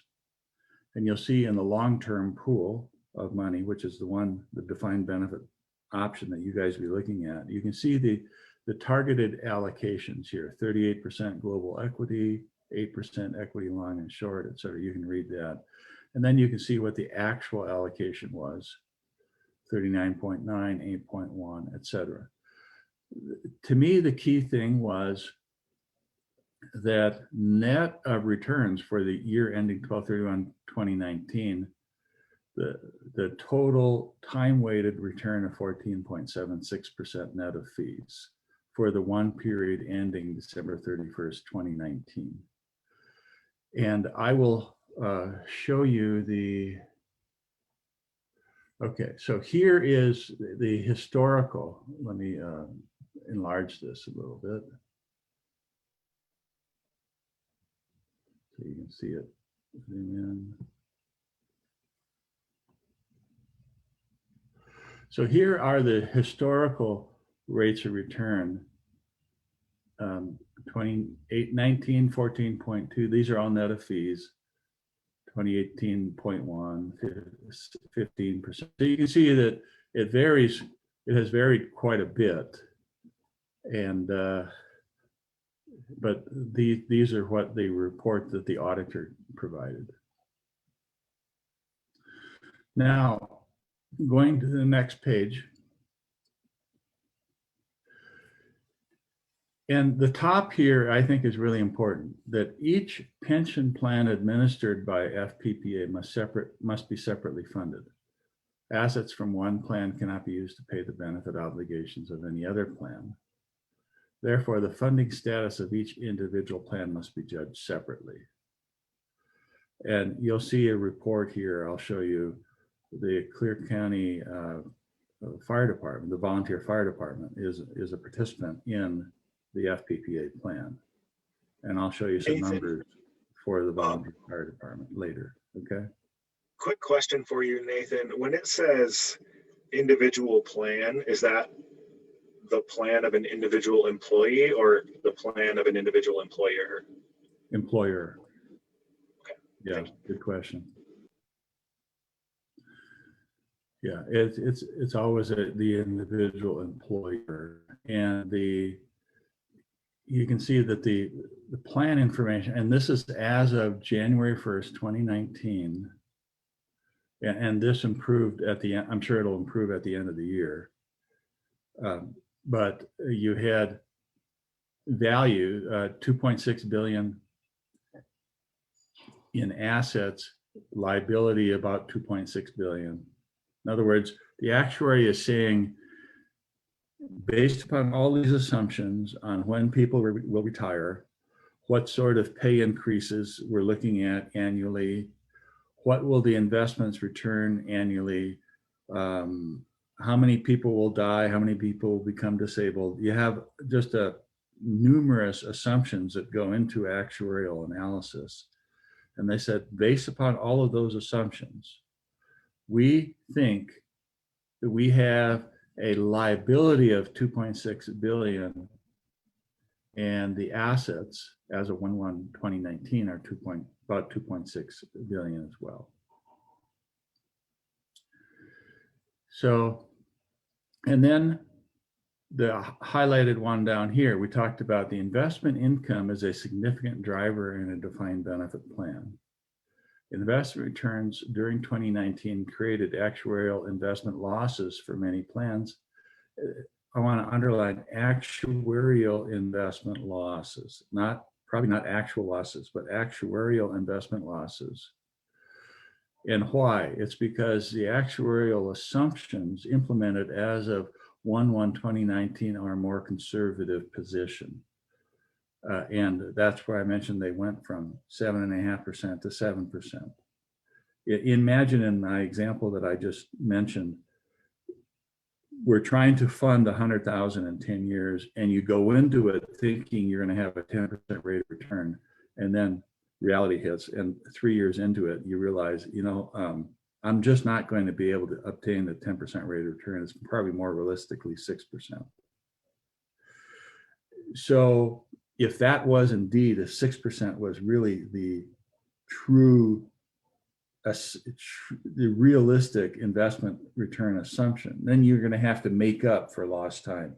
You should have been assuming a 6% rate of return all along, whereas earlier you were receiving a 10%. So that's why when the actuarial assumptions changed from 7.5% down to 7%, it created actuarial losses for many of the plans, because now over time they're going to have to put in more money because the future investment return is not going to be as high as they anticipated.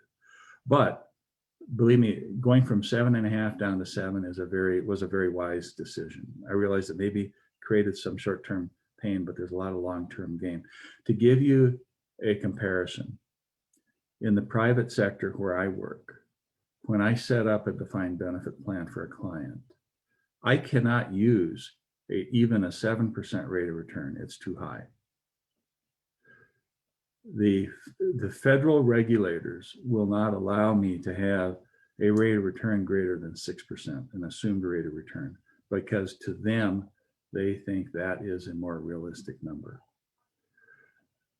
So, and we don't even go as high as 6 when we set up retirement plans, defined benefit. We are usually at about a 4 or 5% assumed rate of return over a long period of time. So FPPA, dropping it from 7.5 down to 7 was a good move. It still is a far more aggressive rate of return than you'll ever find in the private sector.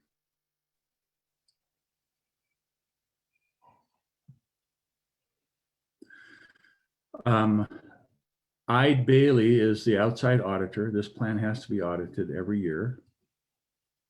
And so there was a, let me ask one thing here for clarification. I believe Clear Creek County, that you guys already, you do participate in Social Security or you do not? What? We do. You do, okay. Okay, so because they have two different options here for entities that have opted out of Social Security and for entities that are in Social Security. So you have this FPPA plan, and they had these recommendations. That is to increase the employer contribution rate by 5% over 10 years or 0.5% per year.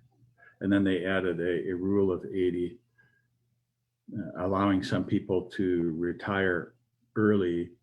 The rule of 80 is years of service plus age. Once that reaches 80 years of service plus age, then you are eligible for an unreduced retirement benefit at that point in time.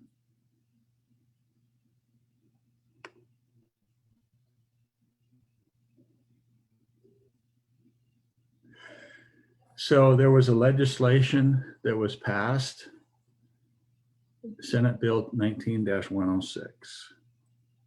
And this bill allows the Board of County Commissioners to withdraw peace officers from participation in an association providing a defined contribution retirement plan in order to participate in a defined benefit plan offered in the FPPA defined benefit system. So this was a change in the law that went into effect in with the 2019 legislative session.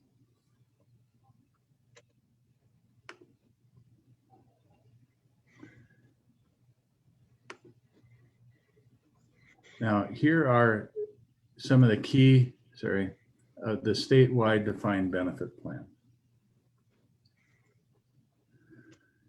So you have this plan, and it is employers once had the option to elect to withdraw from the plan, but a change in state statutes permitted no further withdrawals after 1/1/1988.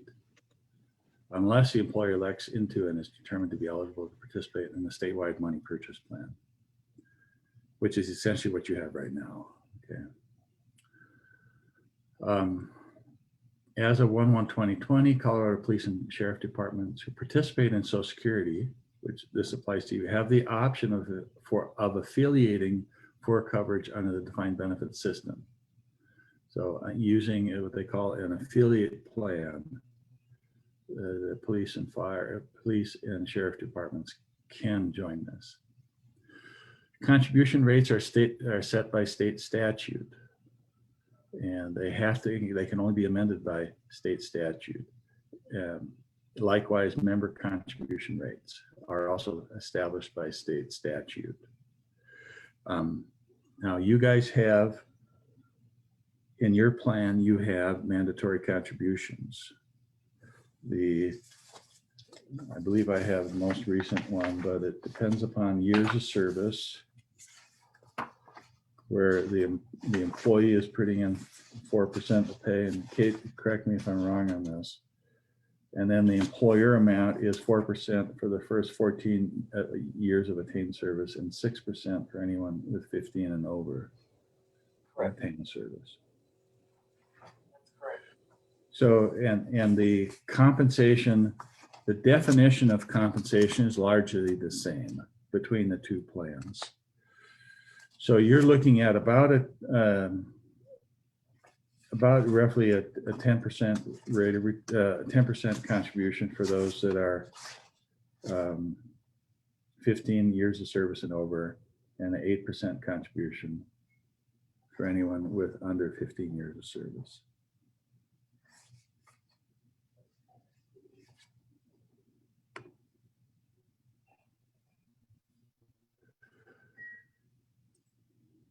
So like I said, there are 2 defined benefit plans. The first 2 paragraphs don't really apply to you because these are for entities that have opted out of Social Security. So the defined benefit plan not only must provide for retirement benefits, but it also must replace the benefits provided through Social Security. And so those contributions are much higher. The affiliated Social Security employers, this would be the plan I think you guys would be looking at, was 4% of base salary for a total contribution of 8% through 2014. Per the 2014 member election, the affiliated Social Security group also had their required member contribution rate increased 0.25% annually 2015 through 2022 to a total of 6% of base. So once you get to 2022, you'll have a total of 10%. The employer but the bulk of that increase is coming from the employee, not the employer. The employer contribution remains at 4%. So you have a combined rate in 2022 of 10%. In 2019, it's 9.25. For 2021, it will be 9.5.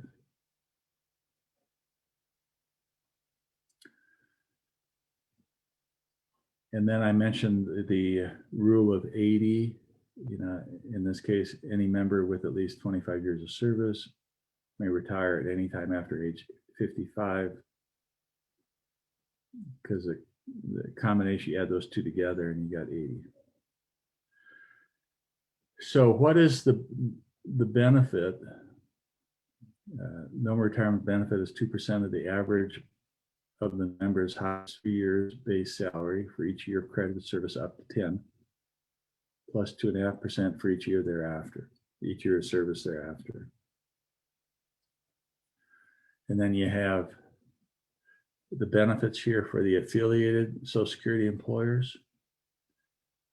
And those benefits will be reduced by the amount of Social Security income the member receives annually, calculated as if the Social Security benefit started at age 62. So you have an offset in this benefit formula for the anticipated Social Security benefits that people will receive.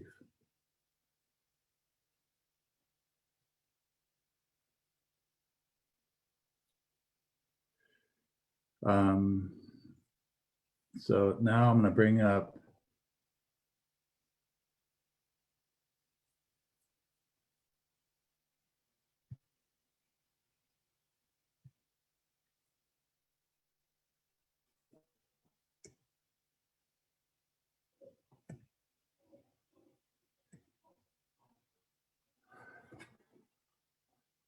any questions on anything that I've covered so far? Okay. Nathan, I have a question. That last part confused me a little bit because it seemed like it was describing components of both defined contribution and defined benefit, because you specified a contribution amount that was split between the employee and the employer. And then you also specified a benefit based on the years of service. And I'm confused by that. So is that normal for a defined benefit program? Well, most defined benefit programs are entirely employer funded. For one thing, in this case, public sector entities like this, you have an advantage that private sector people do not, and that is you can mandate employee contributions to the plan, and these employee contributions can be pre-tax. In a normal for-profit entity, you can mandate employee contributions, but those contributions are always after tax. So the question is, Sean's question is, where's the money coming from? Well, it's coming from 2 different sources. It's coming from the employer and the employee, but that money is being used then to fund a benefit down the road for these employees. You know, when they retire, the normal retirement benefit is 2% of the average member's highest 2 years base salary. But then that's offset by, in the affiliated plan, by any Social Security income. So you have the Social Security offset here going on.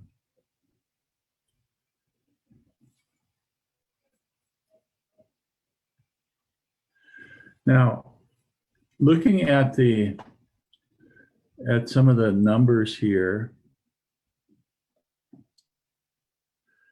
you'll see that the plan, the defined benefit plan for the plan year ending 12/31/2019, the actuary wanted to see at least $44,654,000 going into the plan in total. And they saw $58,608,000. So there was actually a contribution excess. A negative, I know it's weird, but a negative here is good. Because you have more money flowing into this plan right now, at least in 2019, than was necessary. And the contributions as a percent of covered payroll is 7.8%. So that's a negative deficiency and it's a double negative. That's why. Yeah, it's a double negative, right? Yeah. I think that was the only thing on this page that I wanted you to see. So let's look at the next, yeah. And then I thought, okay, well, I noticed that Clear Creek County was in here. So I just said, okay, Clear Creek Fire Authority volunteer. Here's the assets in there. And then total. So once again, they're funded at a healthy level. There's another page that shows it a little bit better, but they're doing okay. And then, you know, it costs a fair amount of money to run these things. And so as fiduciaries, you guys always need to be aware of the fees. Not that you can do anything about these fees. These are set at the FPPA level, but at least you should be aware of them. You know, they're paying $432,000 to the actuary, $110,000 to Ide Bailey for the audit, et cetera. So you can read this. These are the fees in the FPPA system. And all of this is being paid by the plan assets.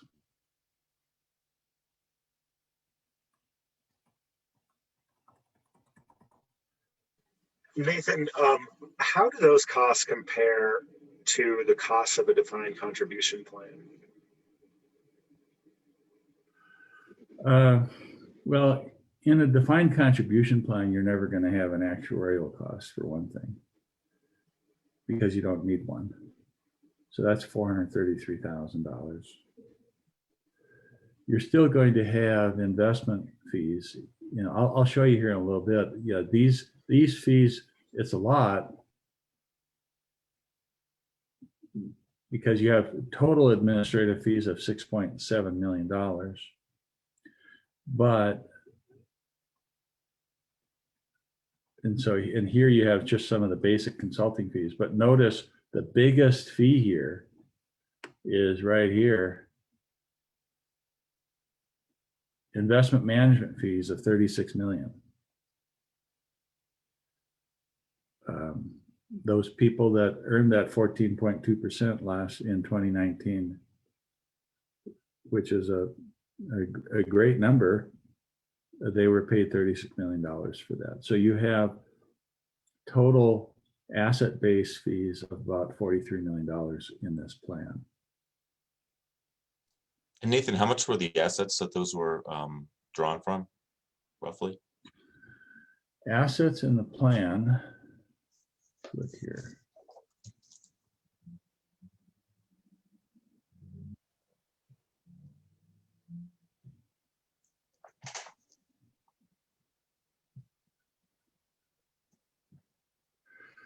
Net investable assets of about 6 billion, roughly.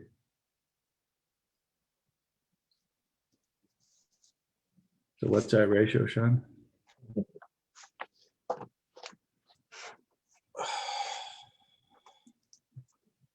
Yeah, hold on. Let me go on and I'll figure that out, because I'm curious too. It's about 6.1 billion and about 46 million. Or 43 million on 6.1 billion. That's an interesting single function device you got there, Sean. It's 0.7%, I think. Okay. Sounds about right to me. Yeah, and that's actually, I know 43 million is a ton of money, but it's also a huge plan. And at And I think CRA's numbers are maybe a little bit less than that on a percentage basis. Yeah.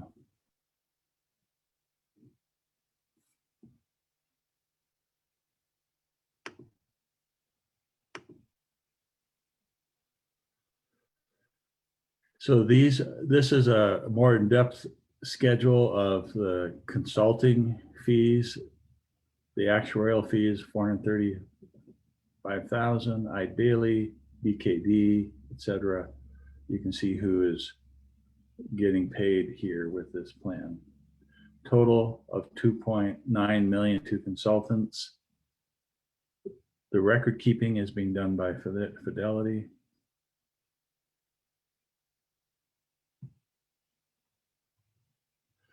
So here are some of the notes that the actuary made. Sorry, I went too far.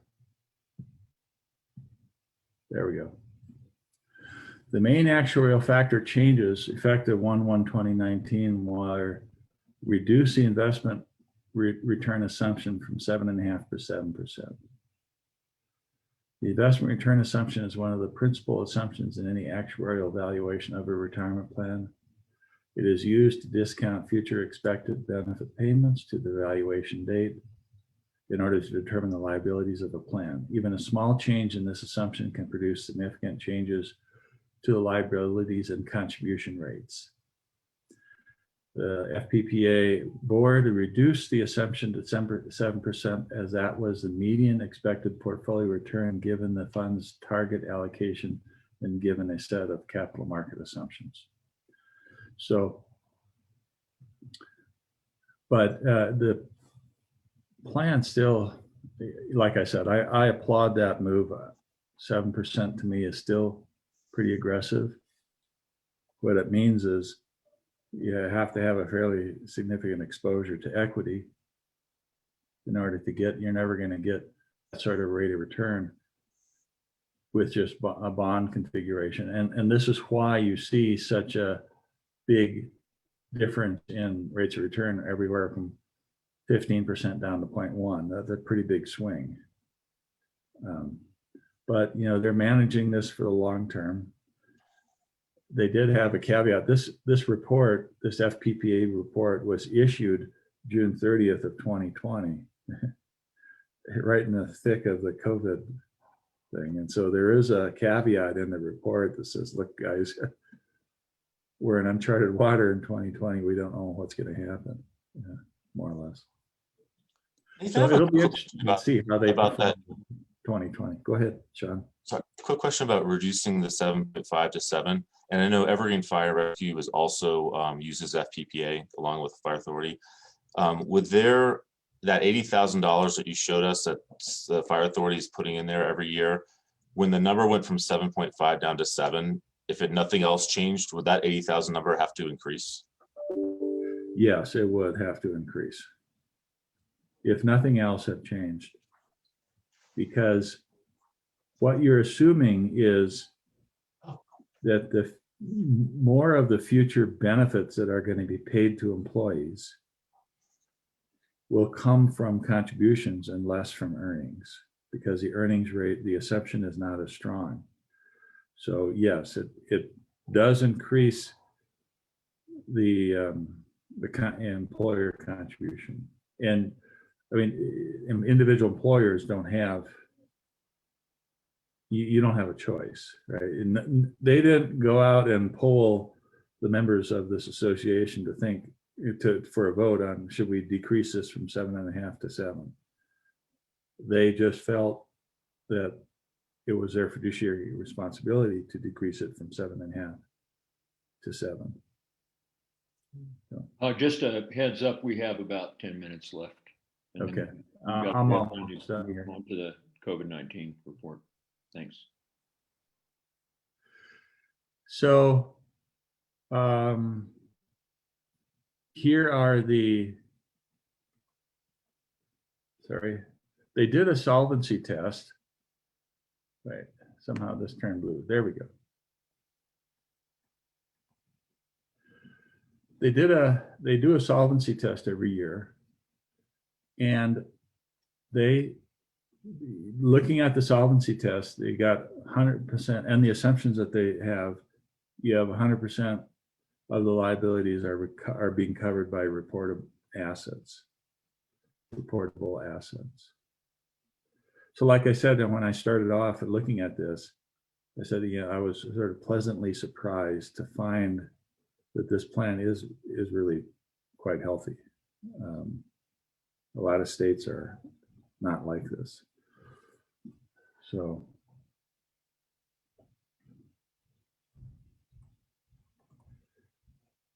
and then just for grins, I thought I'd look at just the contribution rate here, and this is a repeat. Yeah, we're looking at the third paragraph here. The contribution rate for members and employers of affiliated Social Security employers was 4%, for a total of 8% effective through 2017. And then this is going up. And in 2022, it'll cap out at employer of 4, employee of 6, for a total of 10.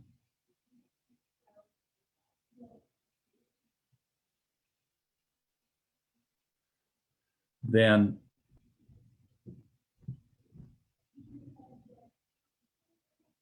once again, sort of just for grins, I thought, well, okay, for the Clear Creek Fire Authority? Here, once again, negative is good. In this case, they're funded at about 119%. Some are not. So look at Cherry Hills, the old hire plan is at 54%. Central Orchard Mesa is at 31%. So this funding ratio is really important. It summarizes everything. And maybe you can't answer this question, Nathan, but at what sort of an overfunding do volunteers have a legitimate request to maybe bump up the benefit a little bit? I don't believe they have the option of bumping up the benefit. Well, I know Evergreens does, not to get too far off. So I'll follow up with you about that some other time. Yeah. Okay. So they do have a nice little cushion here. Okay. So the goal here was to really get a good foundational understanding of defined contribution versus defined benefit, and then take a look at the FPPA plan itself and at some of the key indicators in the FPPA plan. So any questions, anything more than I can help you with? Yeah, this is a little bit of a crystal ball question, and I realize yours is not any more clear than anyone else's, but do you anticipate that estimated or assumed return ratio will continue to fall? Will it continue to have downward pressure? No, I don't. Para used to be at 8%.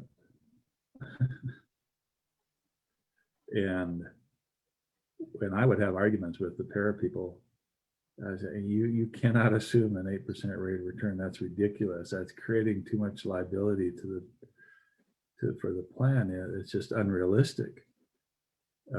So when I looked at this and saw 7%, I thought, that's good.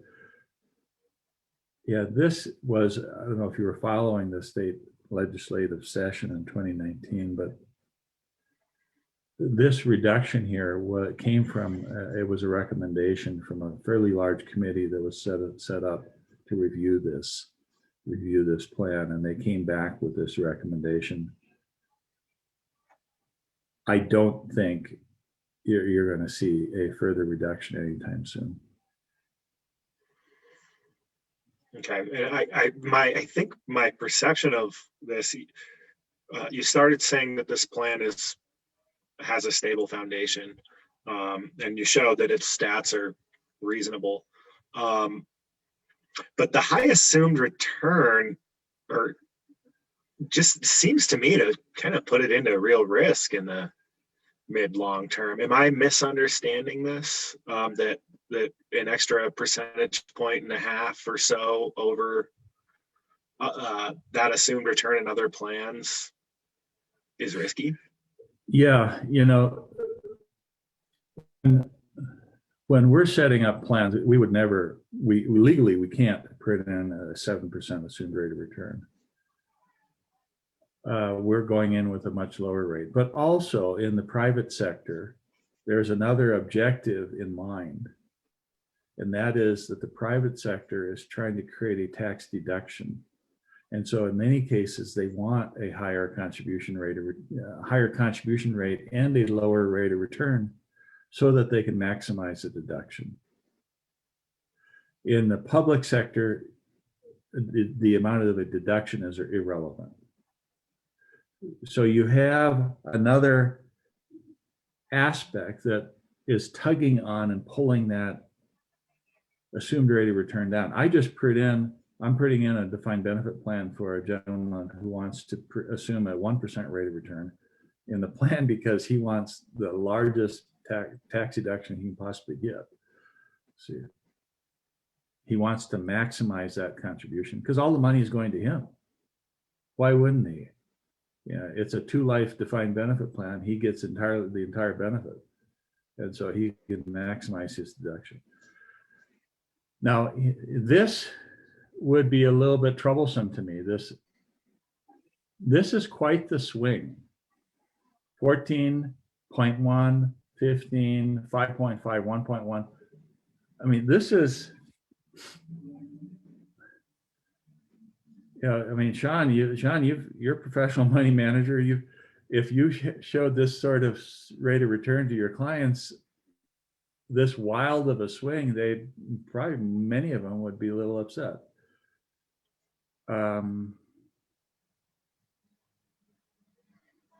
So as I looked at the numbers, that was the one thing that really concerned me. And why do you have that? Well, you have that because of the exposure to equity. Look, they want 38% exposed to equity and 25% in the private markets. Fixed income is only 15%. The only way to get returns like that is to have equity exposure. Thank you. And then I think this is my last question because I know we got to move on. But on whom does the risk fall should this plan not perform the way it's expected to? It falls on each individual employer that's participating in the plan. It does not fall on the employee. Unlike the plan that you have right now, if the investments don't perform, it's the employee's responsibility. In this case, if the investments don't perform, even though you guys have no control over where this money is invested, still, ultimately, it's the employer that has to make up for any loss if the assumed rates of return do not materialize.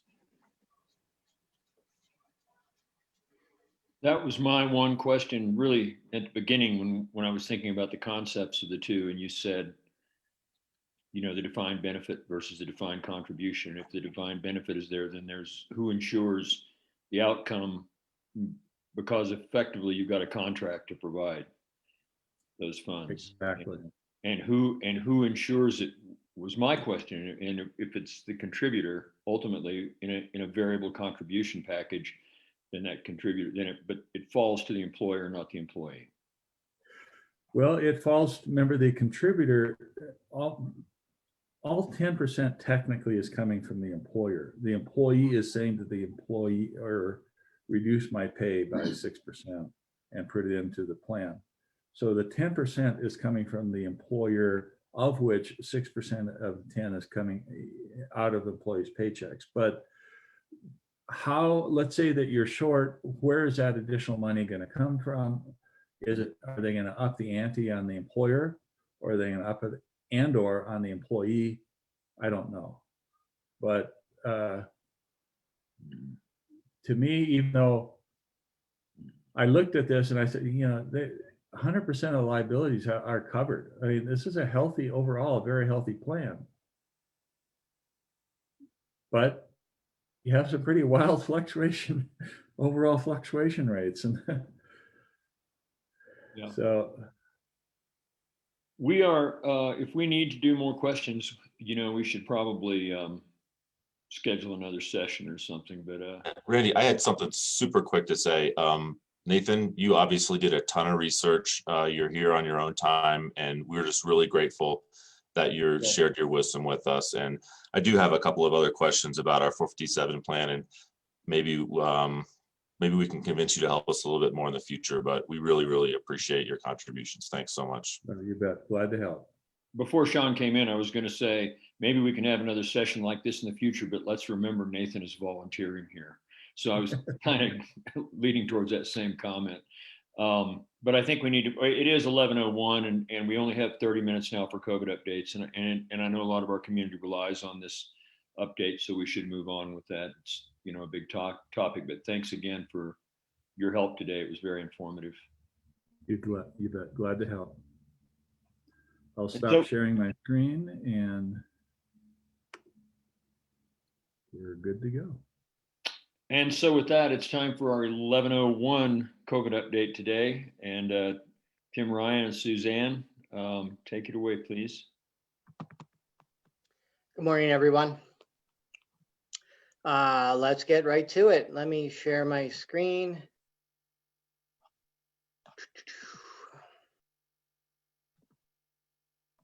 And walk through the numbers. Everyone see that? Okay. So starting nationally, we have approximately 15 million plus confirmed cases across the United States. Our case rate, the average daily number of new cases has dramatically increased with over 1.3 million new cases in the last 7 days alone. The number of new cases has now exceeded 200,000 each day for the last week, with 47 states currently experiencing elevated number of cases. Hospitalizations, significant increase as well across the country, with an average now of 4,000 plus new admits per day, and a brand new record of 102,000 currently hospitalized as of Monday. That is a record from even the beginning of the pandemic. Fatalities, we've now exceeded 284,000 deaths in America, increasing weekly. The projections currently suggest a significant increase in the coming weeks. The current rate is about 2,200 plus fatalities per day, and we've lost 15,658 Americans in the last 7 days alone. So we should cross the 300,000 mark probably in the next week to 10 days, unfortunately. The national test positivity rate is 10.4%, slightly up from last week. Major contributing factors to the spread. It's not on here, but the first and foremost is behavior. Human behavior, human behavior, and human behavior. Followed secondly by masks and lack of, and social distance or social gatherings and travel. Here in Colorado, the case rate, the current number of daily cases has slightly decreased from last week. However, I would not be hopeful on that, basically because last week we had significantly less testing, both across the country, but here in Colorado, due to the Thanksgiving week, basically. The number of cases still remains high, though, in excess of 4,300 on average per day over the last 7 days. Our 2-week cumulative incident rate is now 1,038 per 100,000. Hospitalizations, they are still increasing across the state, and projections suggest significant increases in the coming weeks. Currently, there are 46% of ICU ventilators in use, slightly down from last week, but 9% of hospitals are anticipating an ICU bed shortage. And most importantly, from my perspective, the number of facilities anticipating staff shortages within the next week is up to 28% across the state of Colorado. Without staff, hospitals are not hospitals. Currently, there are 1,643 individuals in Colorado hospitalized with confirmed COVID. Our test positivity rate, slight uptick from last week, 12.3%. Major contributing factors, human behavior, lack of mask wearing, social gatherings, and travel over the Thanksgiving weekend. Statewide updates on modeling suggest that, well, the modeling is a little skewed because of last week. The model doesn't really know what to do with Thanksgiving quite yet, primarily because testing was down, which everything else was down. But we know full well, starting in the last several days, that Thanksgiving will result in a significant surge. We don't yet fully know what that surge is going to look like, but it is coming. So the modeling is a little bit skewed and a little bit misleading at this point. Within Clear Creek County, our case count over the last 7 days has been 26 cases, 44 total in the last 2 weeks. We're now at 214 total cases to date. An additional hospitalization over the last week, we're now up to 11 with the 2 fatalities. Our 2-week cumulative incidence still remains high at 451 per 100,000. Our test positivity rate is 9.79. Major contributing factors to the spread, human behavior, social gatherings, travel, and lack of mask wearing. Testing updates, we are continuing to test. Mondays, we're testing in Dumont. Wednesdays, we are testing with the Curative folks in Idaho Springs. Last week alone, at the Curative site, they tested 126 individuals. We tested last week over 200 plus people in the 5 days of last week. We're going to continue to do that. Our schedule of testing is on our website. It's also on the Facebook page. If you are going to the test site on Wednesday, you need to pre-register on the Curative website. Curative is in control of that. And if you show up unregistered, you will have to register on site in your car. So do it beforehand. It will help expedite the process and move things along so we're not waiting for you to register to take your test. Areas of concern, a general update, the hospital update, as I stated, slight decrease last week, but with the surge coming, not really sure what's going to happen. It's probably going to be another 10 days to 2 weeks before we fully appreciate what happened over Thanksgiving. It's really the second and third generation post-Thanksgiving that we're most concerned about. So if you went and had dinner with your family who don't live with you and you got COVID, it's all the people you expose to COVID over the coming week or so that will subsequently get it, and then the people they give it to. It's an exponential growth in that sense, and those are the second and third generations we're most concerned about. But we have already seen in spades individual people's behavior over Thanksgiving and insisting on having dinner with family, resulting in COVID cases across the area. Vaccine update. The Pfizer vaccine is being reviewed this Thursday. It is anticipated the state of Colorado will receive vaccines by the end of the week or beginning of next week. We are only receiving 46,000 or so vaccines from Pfizer. And the way that they're doing it is Colorado has 1.39% of the total US population. So we are getting 1.39% of any total vaccines that are distributed in any given week. And that's how many we get. So doing the math, 46,000 times 1 point, or the rest of it is going to the rest of the country. Clear Creek County will not likely be receiving any of this first round. The amount of vaccines that we're receiving will only cover 14% of what is considered tier 1A hospital individuals, nurses, doctors, etc. So a small drop in the bucket for what we really need to cover. And I suspect the rollout of vaccines is going to be a very slow process. We hopefully will be receiving vaccines in the second round, which will likely be the Moderna vaccine, similar to the Pfizer vaccine. We are ready and fully prepared for when we do receive those. We've been working in collaboration with Gilpin County. We're going to work together and help them as much as they're helping us.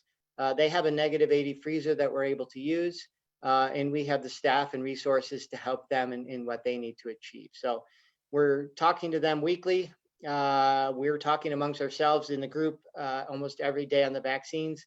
We talk to the state regularly as well, several times a week. I know the governor is having a vaccine update tomorrow. I suspect he'll tell you pretty much what I just told you.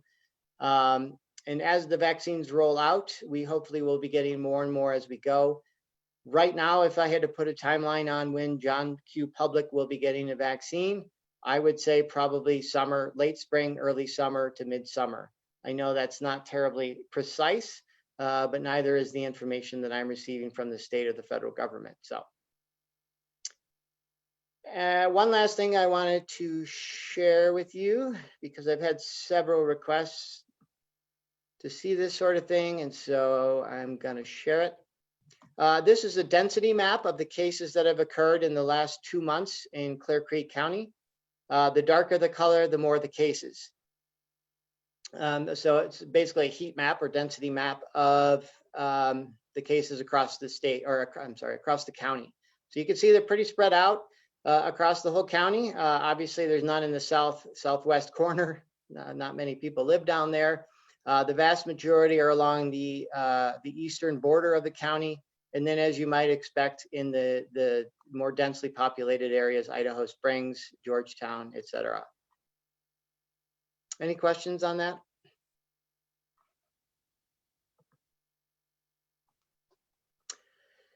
The only other update I'd have, and I'm sure this is going to raise a lot of questions, as you probably all have heard, the state is considering a version of the 5-star program that Mesa County has put in place and has been in place for several months now around businesses. The state is in the process of reviewing Mesa County's data, which is, in my opinion, less than scientific data out there. One of the metrics they're looking at is customer satisfaction. What that has to do with health and safety, I'm not sure, but they are in the process of looking at that. If they do come out with a version of the 5-star program, it will not likely be until February or so, primarily because most counties in this state are in the red level. And right now, red level, as it is indicated in the dial, indoor dining is not allowed. So how you would install a 5-star program when indoor dining is not allowed still remains to be seen. So stay tuned on that one. I don't think anything final is going to be determined for several weeks yet, and it likely won't be rolled out for a couple of months. And that's what I've heard from the state. What the governor comes out with, though, is potentially a different story. I don't know. We'll see what happens. So any questions, comments, concerns? I just have a quick comment. Just I observed that Mesa County is in red, and they're the originators and current participants in the 5-star. Correct. Yeah, it's a very hotly debated topic among my peers and the state and CDPHE. Yeah, super fun.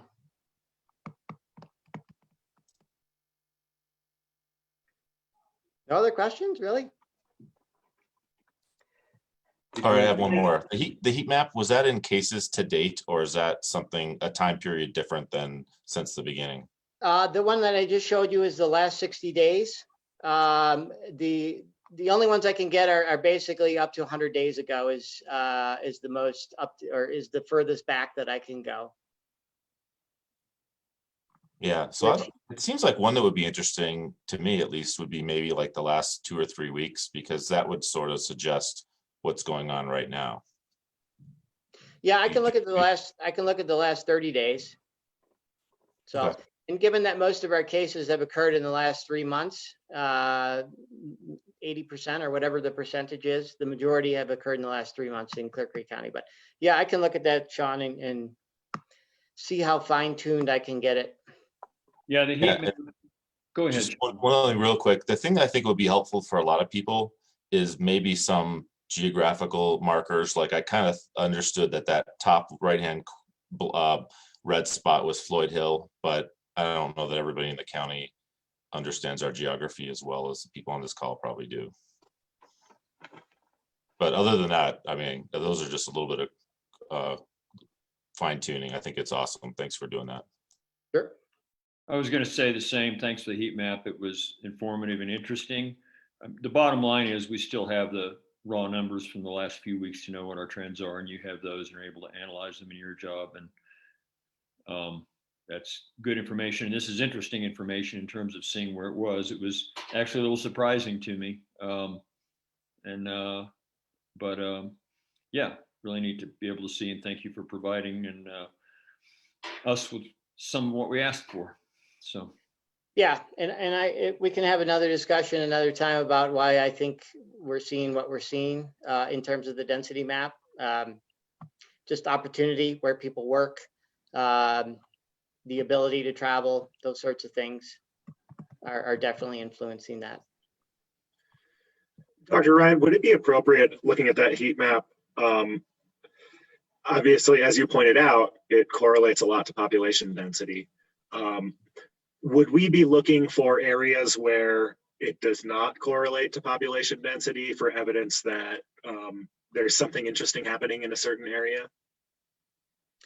You know, George, given how small our numbers are, relatively speaking, when you start to parse it out like that, it becomes a little more challenging, sometimes impossible to draw any sort of conclusions when you have, I mean, part of the challenge is if you have a family of 5 or 6, for instance, and one family member gets it, and as we know, once someone brings it in the home, it's unless you're walking around wearing masks in your home the entire time, it's quite likely that everyone in the home is going to get it. So that's what we're likely to see in a lot of that, where an individual brings it in and the 3 or 4 family members that are in the house also get it. And suddenly you have 5 people in one exact location who are now COVID positive. So that's likely what we're more likely than anything, what we're likely to see looking at that data. I was thinking about the size of our population, and I know it seems we can try to draw conclusions and from the data that we see come past us, but what you just said is something I think that's really important. You're going to see spots of bubbles where I thought about that. We looked at putting a, you know, whether we were to put a deluxe camping trailer outside and say if somebody gets sick, that's our COVID hotel, and they move out there. And I thought, you know, by the time you're moving food in and out and everything else, and you know you have somebody you interact with every day, you know, it's just a matter of time within a family unit before you're likely to get it. Of course, you should take all those precautions, and you've advised us to do that, and I'm not advising otherwise. I'm just saying that the odds of that, I mean, our data seems like it's anecdotal because of the size of our population. Hard to track a trend. Yeah, and that map is as zoomed in as I'm going to get. As you all know, the more you zoom in, suddenly I'm on Sean's house, and you know, Seriously?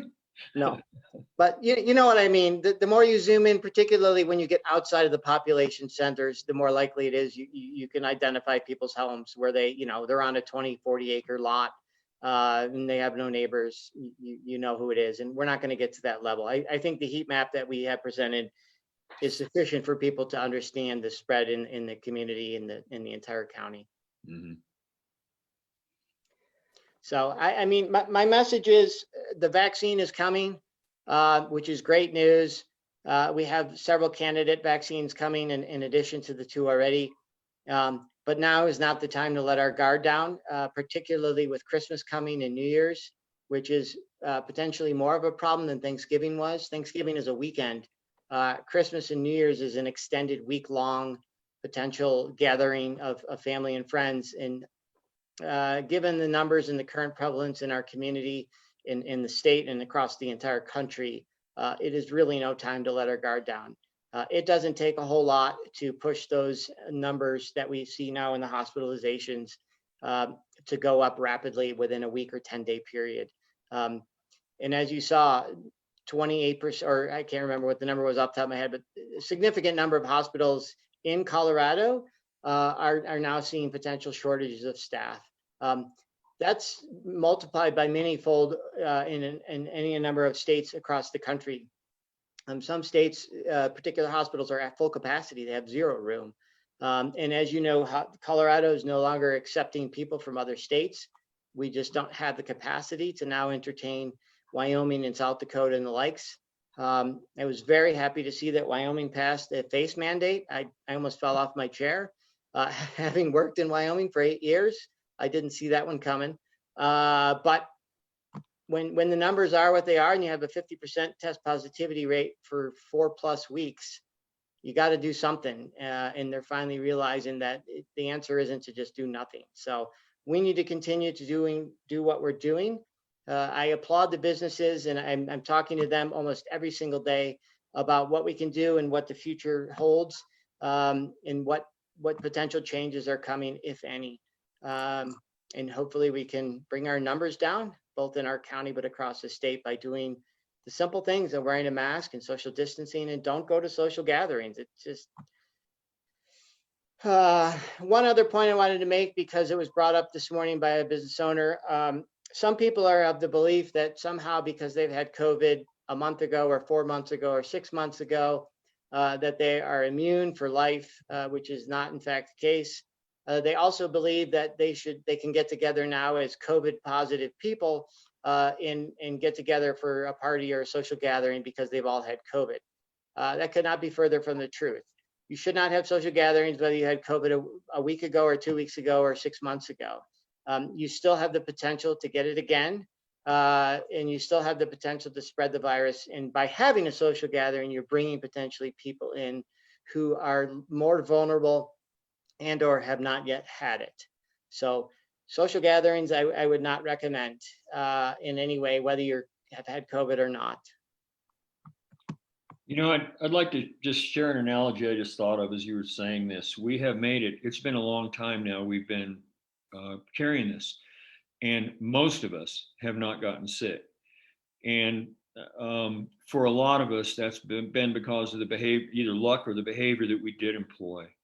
And, you know, we can see the horizon maybe 6 months out where the general population will really begin to see this, maybe sooner. And I'm hoping sooner. I mean, I hope you're wrong, Tim, but you tend to be right virtually every time. And I recall even before you came here, that folks like yourself told us way back in the beginning, and I think they understood how the system works, how medicine works, how the industry works, and the logistics of trying to get something manufactured and out to that many people, that I find it interesting that they said best case scenario is if we're all running as hard as we can, we might have something by the fall, and then it'll be likely to be sometime next year, spring to summer, before we can really start getting to the population in meaningful numbers. That turns out to be the truth. We've been through closing on a year now, and we're hanging in there, and we've got 6 months to go. But we also have COVID fatigue. We have economic fatigue. We have social fatigue. We're tired, and it's really easy. I know as careful as I try to be, it's easy to let my guard down and make mistakes now, and I catch myself doing it and increasing the odds now and then in little ways. But we can just hang on for another 6 months. That's really important. And I drove through the night one night to get to someplace, and I was slapping myself and hanging my head out the window and doing everything I could to stay awake. But I had to be to this place by about 5 a.m. in the morning to leave for military encampment. And as the sun came up in my eyes, I could see salvation in the distance. And I knew that once the sun came up, that I was going to make it. I'd never fall asleep with the sun right there. I knew, so we know the vaccine's right there. It's right in front of us. Don't let your guard down. In 6 months, a lot can happen. 3 months, whatever it is, 4 months, a lot can happen. As the sun came up and I relaxed and I fell asleep and I hit a bridge abutment doing about 60 miles an hour. It's really good to keep our focus on this right now because the risk is higher and higher as more and more people in the population have it, the mathematical risk. And if we can just hang on for another 6 months, 6 months to a year, we can maybe get through this thing. I agree, Randy. And we're having our third monthly town hall on Thursday, where we will take question and answers. A lot of the questions will likely be around vaccines. I have already met with law enforcement and the EMS crew, who will be some of the first to receive the vaccine once we do receive it, and did a Q&A with them, answering their questions. And most importantly, dispelling, I think, a lot of mistruths and myths around the vaccine and what it's not, you're not going to grow a second nose, or it's not going to change your RNA or any of those sorts of things that a lot of people have been reading. Facebook and any other social media is not the place to get your source of information. Go to a reputable, the CDC or NIH or JAMA, or any of our website, for instance, is a great place to get factual information based on real facts, not people's opinions. So. Yeah, I wanted to provide a very short update. I know we got only a few minutes left, kind of what we're doing for overall emergency response and coordination. I'm not going to repeat anything that Tim said because that's the key information, but just so everyone is aware, since March, we've had our Emergency Operations Center virtually activated, and it remains that way. We have kind of two approaches to that. We have people that are working on it each day, and then we have a larger group that comes together twice a week to meet and discuss to make sure that our response and any other agencies and special districts, including our school district and fire authority, have the resources that they need, whether it's personnel or stuff, whether it's personal protective equipment or staff or anything else that they might need for this response. And we're doing well with that. We continue to monitor daily, but formally weekly, where we are with any of our supplies, our personal protective equipment like gowns and gloves and masks, to make sure that our first responders and our public health responders and our critical workforce has what they need. So we're in very good shape with that. We are also coordinating through the EOC our public information efforts. And we know that coming up with these vaccines coming out, there's a lot of questions. And so as Tim mentioned, Thursday night, 6 p.m., we have our 1-hour virtual town hall. It's gone really well the past couple times where we,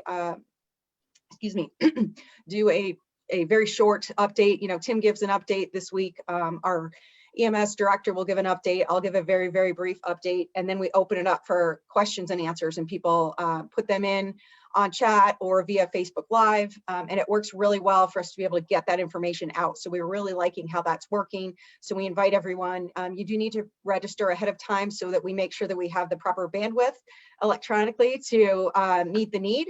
But you can also, since it's Facebook Live, it's recorded. And so you can view it later if you want to.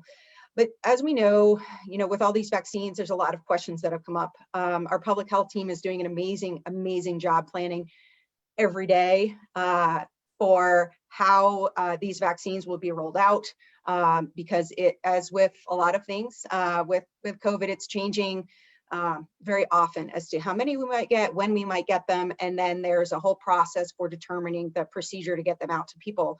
So the public information related to how the vaccines are going to roll out, the state public health is developing documentation, frequently asked questions, question and answers that we are going to use so that we are consistent with the counties surrounding us and consistent statewide in the messaging that we're providing about vaccines. So as soon as we get that, we will package it in the proper way and get it out to everyone. So we know that there's going to be a lot of questions. Tim has been very open with being able to answer any questions. We invite everybody to the town hall, to continue to ask those questions, because we want to be able to provide as much information as possible. That is really all I had as far as an update from our emergency coordination. Just wanted to let you all know where we were with that. Any questions, we'll be happy to answer. Thanks. If we have no other questions, I think that concludes our COVID report for the day, and we have time for about a 2-minute break before our 11:30 consideration of approval of resolution, work session regarding, consideration of approval of resolution 20-105 special use permit for a residential child care facility for rite of passage. So we'll be back in about a minute or two, give about a 2-minute break, and we'll be back for that. Thanks a lot, Tim and Suzanne. You're welcome. Thanks.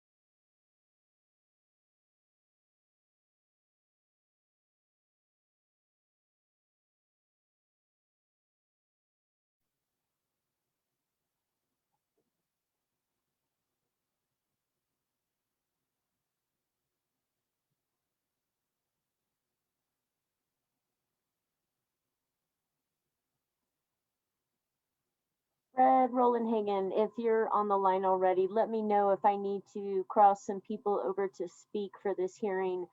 I did cross over you and Robin so far. Thanks. If Kent Moe is on the is in the box, we want to cross him over too. Oh, I see him. Okay. Yeah, Beth, this is Robin. I was just going to say the exact same thing. Thank you. Thank you. So just the three of y'all, Fred, is that it? Yeah, for now. This is a public hearing, so we'll be asking for public comment later. So I don't know. My guess is that there's going to be public comment. So. Okay. All right. Thank you.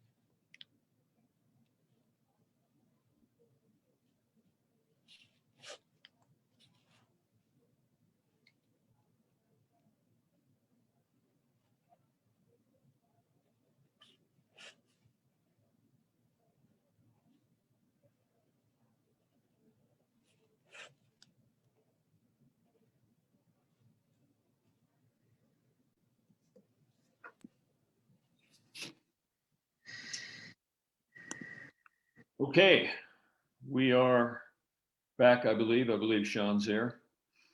And we're ready for our 11:30 action session, consideration of approval of resolution 20-105, special use permit, a renewal to operate a residential child care facility for rite of passage qualifying house.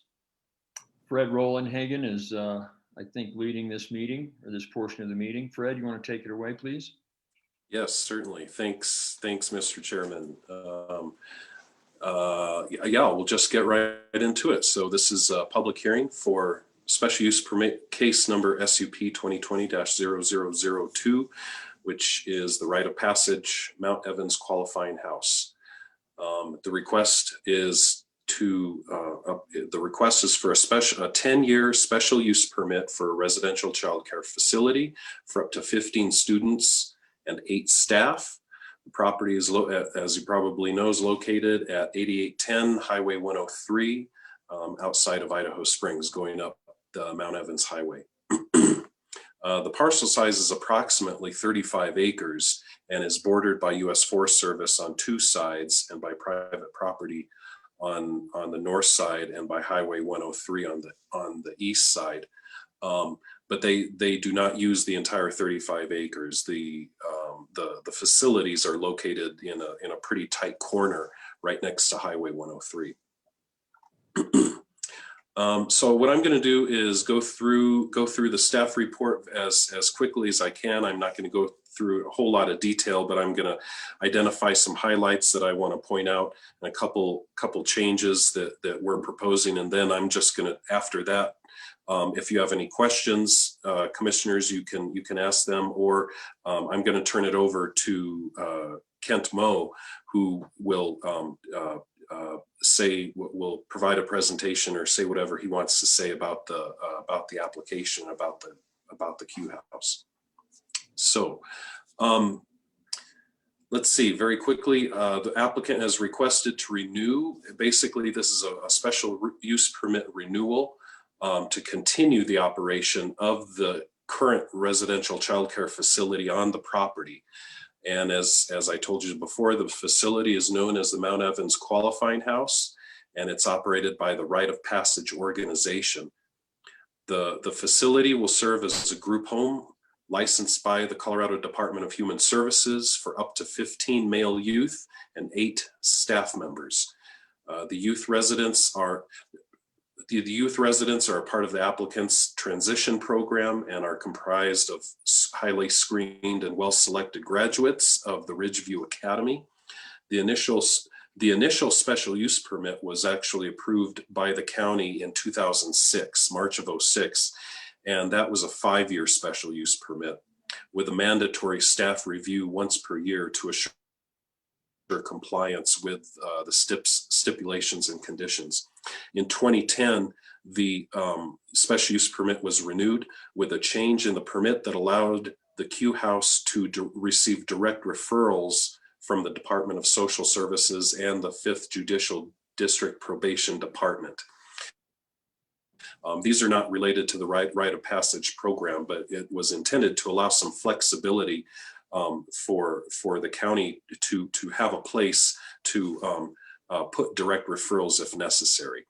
I'll get into this in a little bit in a little bit later in my staff report, but staff is recommending to remove that particular allowance, and I'll explain why.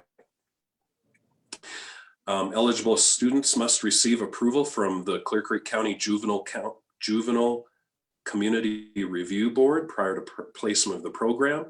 The students have their high school diplomas or GED and are ready to transition back into the community. Let's see. So basically, let me talk real quickly about how this is set up zoning wise. The zoning of the property is PD, plan development, and there's an official development plan in place that allows for residential childcare facilities to be on the property with the approval of a special use permit. The main reason for that special use permit requirement is for a number of reasons. It provides more oversight, or it provides the county, or allows the county more oversight of the facility. It does provide more control, and if it does allow the county to basically revoke the permit if the county finds that there's a problem, or if they find that the facility or that the applicants are in violation of any particular conditions or stipulations. So it allows for more control. The special use permit also allows for more flexibility in that the county can over time choose to impose more conditions or take away conditions that may not be necessary over time. So as the special use permit is renewing, we can take a look at these conditions and determine whether they're still relevant or not. It allows for more flexibility than if it's just a zoning district that allows for a residential childcare facility with certain restrictions, static restrictions. So that's what happened in 2006. The county rezoned the property to PD and then issued a special use permit for this particular facility. So I'm not going to go into a whole lot of detail about the proposed stipulations and conditions, but if you take a look at your staff report, they begin on page 2 of the staff report. Basically, staff is recommending that all of the stipulations and conditions from the existing permit be carried over into the new permit. They all appear still be relevant. And the applicant has consented to those steps and conditions with one change. Based on legal counsel advisement, condition number 5, we're proposing to change that. Currently, it requires, condition number 5 requires all youth to be formally reviewed by the county's Juvenile Community Review Board. And it also allows youth assigned to the County Department of Human Services or the 5th Judicial District Probation Department to be eligible for direct placement into the Q House. And since the time of the Planning Commission hearing in November, County Attorney's Office released an opinion indicating that the law does not authorize JCRB review of non-DYS placements and recommends that the JCRB cease to review any but DYS placements at the Q House. So therefore, staff is recommending that this allowance be removed from condition number 5.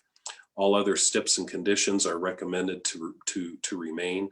So if you look at condition number 5 on page 3 of my staff report, we're recommending that last sentence be removed. That is the only change that we're proposing to make.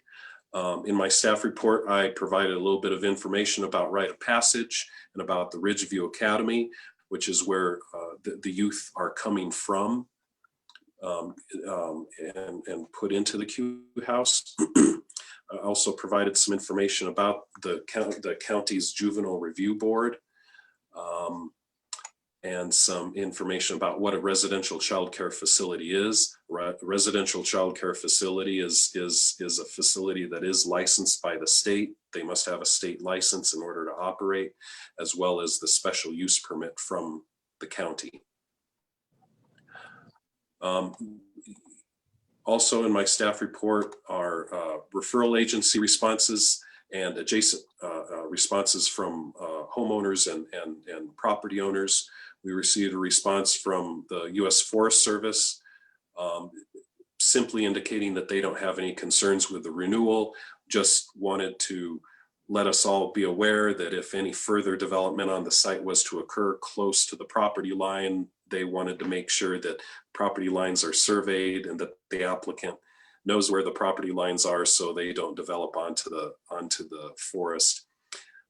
At this time, there is no additional physical development that's being proposed for the Q House property. We received a number of responses in favor and in support of this application, including the Sheriff's Office, Sheriff Rick Albers, from John and Karen Hager, from Clear Creek County Department of Human Services, Cindy Dickin, from the Intermountain Young Life, from the Idaho Springs Police Department, from Beth Luther, the Operations Administrator, and from Karen Quanback, the Clear Creek School District Superintendent, and from Troy Erickson. There are a number of criteria for approval that we must find for granting a special use permit, and that begins on page 7 of my staff report. I won't go into any detail. As what we found 10 years ago, the application appears to meet the criteria for approval for a special use permit, and therefore staff is recommending approval. One additional thing, just wanted to make sure you knew, the Planning Commission also recommended approval of the application. They held their public hearing on November 8th. And they recommended approval to the county commissioners with conditions as shown, again, with the exception of that condition number 5, in which staff is recommending the last sentence be removed based on the county attorney's opinion, advisement. With that, are there any questions? Yes. Yeah, I just had one. It's condition number 6. At least 2 property owners located within 1 mile of the facility shall be invited to serve as ex officio members on any citizen advisory board formed to serve the facility. Does such board exist? Randy, I can answer that. I'm the president of the JCRB board. It's hard to find anybody that lives within 1 mile of the Q house where it's located at now. We used to have somebody that used to live in Doolittle's Ranch. It's not Doolittle, Pleasant Valley now. But she moved out, Sarah Donahue. We do have Candy, longtime resident. She built a house up west Chicago Creek, and she's on the board. That's really the only ones that we have found interest in the area up there that would like to serve on the board. Okay. So go ahead. It's the only board I saw referenced, and I'm not sure if West Chicago Creeks, it might be within 1 mile, and then there's no one full time up Hefferman, is there? Hefferman No, that's all just winter cabins, summer Forest Service cabins. Yeah. So it's really hard. I mean, the closest one would be and I don't know if anybody lives up there, is that marijuana place, and I don't know if that's the criteria that we want on our board or not. I mean, who knows? But we haven't contacted them. It's hard to find somebody within that mile because nobody lives within that mile. So we've got one that's really close. Okay. Thank you. Sean? I had a question, Fred. Stipulation number 5 that allowed for the direct placements. How prevalent was that over the last 10 years where somebody from Health and Human Services or the 5th Judicial made the direct placement rather than going through rites of passage? I don't think it was that. I don't think it was that prevalent. Kent, I don't know if you can help answer that question, but I don't think there were very many that were placed. Of course, yeah, it's like 25 to 1. That's what I thought. So it's not going to have much of a material impact on the operations. That's a correct statement. Yeah. Staying on that same subject, I might be misunderstanding this, but it seems like a real benefit to youth who've been assigned to our Department of Human Services to have the option to go to this facility. We know that when youth are removed from their families, their outcomes are a lot better when they can stay in the community. Right. We also know that we have a major dearth of foster homes, etc. So is this our only option? Do we have an option to allow these placements simply without the board review? The elimination of that sentence does not prevent Q House from accepting a placement from someone. All it does is prevent the review by the JCRB. So it doesn't get in the way of a human services department or someone else seeking to convince the Q House to accept their client. Well, as I read number 5, and Bob, I'm sure you can explain this, it says no person from a youth correctional facility shall be placed within the RCCF without formal review and approval by that board.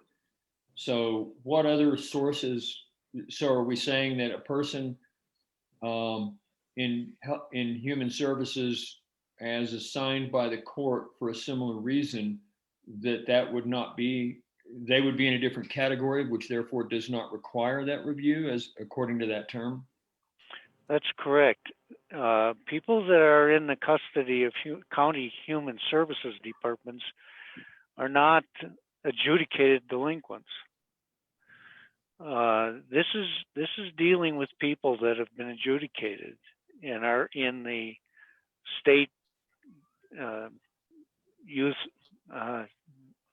DYS, I guess youth correctional services. Division of Youth Services, yeah, which is the correctional facility for juveniles.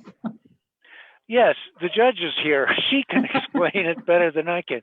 So that's what the JCRB is designed to review: placements of those children that are in youth correctional services, and so all we're doing is eliminating the possibility of JCRB involvement should a county human services have custody of a child and or parole. They can still work with Q House if Q House wants to work with them. In our local courts, with a client in a similar situation to those in a youth correctional facility, say someone who has been adjudicated within our courts, would still be available to go to Q House.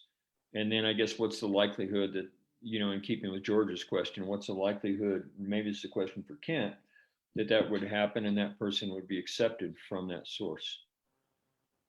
Yes, sir. So in 2012, we got a couple bill sponsors when the population of Ridgeview Youth Services Center declined to, at the request of county departments of human services, we passed Senate Bill 99, which allowed for kids in the custody of the temporary custody, I should say, of the Department of Human Services, any county Department of Human Services, to place at Ridgeview. And so just as kids from DYS can be eligible to move up to the qualifying house if they're appropriate, so too can kids from the Department of Human Services. But it sounds like the JCRB simply can't review those cases.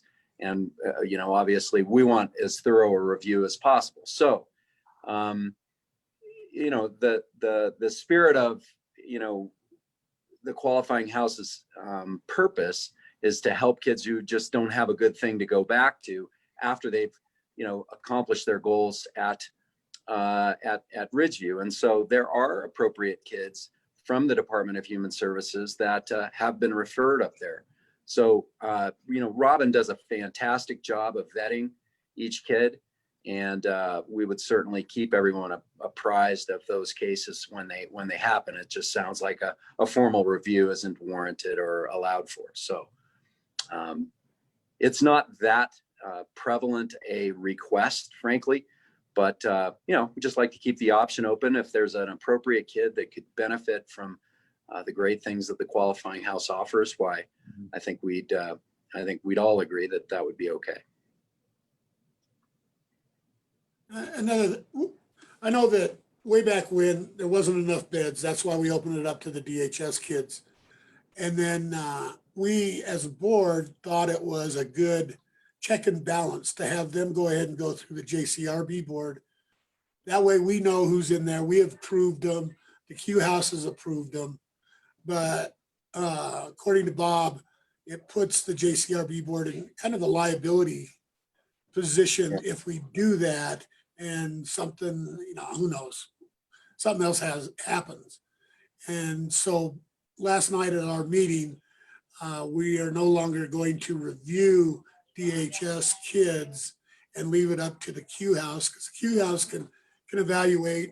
And I trust Robin. She's been around long enough with Troy's help and mentoring. I trust her to be able to make the decision to put these DHS kids in there and be good. Does that make sense? It does. Yes, sir. Somebody falls into that category, that's, if they actually do, if that's an avenue that someone would travel to get there without having been down to,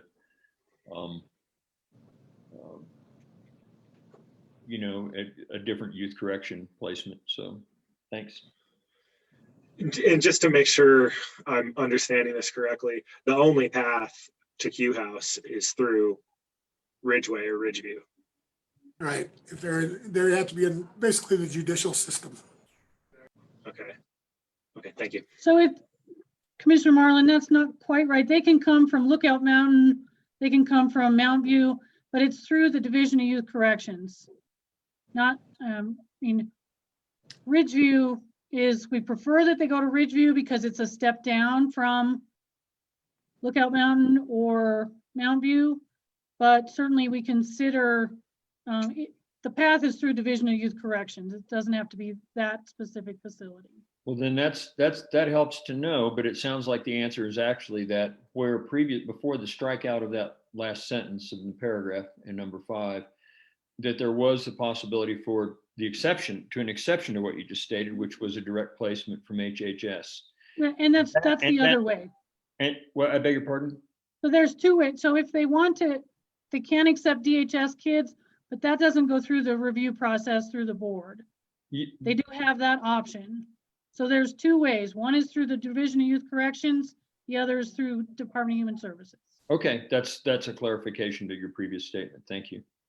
My question, I thought I knew the answer to this, but just to be sure, if there's someone in Health and Human Services who's getting referred to the Q House, they don't have to go through the system down at Ridgeview, right? Because they're not coming through a correctional path. They could go directly to the Q House. Is that true? Yes, but they do have to be screened by Robin at the Q House. But they don't have to physically go down to Ridgeview for not like everyone necessarily. else. All right, that's what I thought. Okay. Thanks. I took a lot of explanation. I appreciate it. It's a good question. I have just maybe this is a general question, but also specifically related to condition number 3, Planning Department annual review. It seems like when we initially approved this, we had a lot of concern about what the students that were in this facility might be up to in our communities. And I wonder if that concern has borne itself out in any way that would cause us to have a desire to extend this. I just want to observe that annual review of this permit is a burden on our planning department, and we have a lot of conversations about how to help our planning department succeed within their resource constraints. Thanks, George, for thinking about that.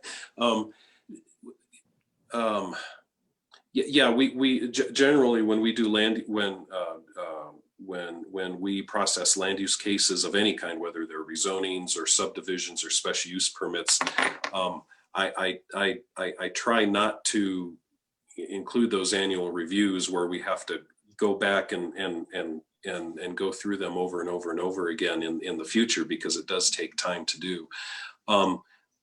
With this, yeah, you're right that there was a concern about there was a concern about the use of the property, in particular by adjacent property owners, and what could happen. And so we wanted to be sure, the county wanted to be sure that we were watching the facility and doing an annual review.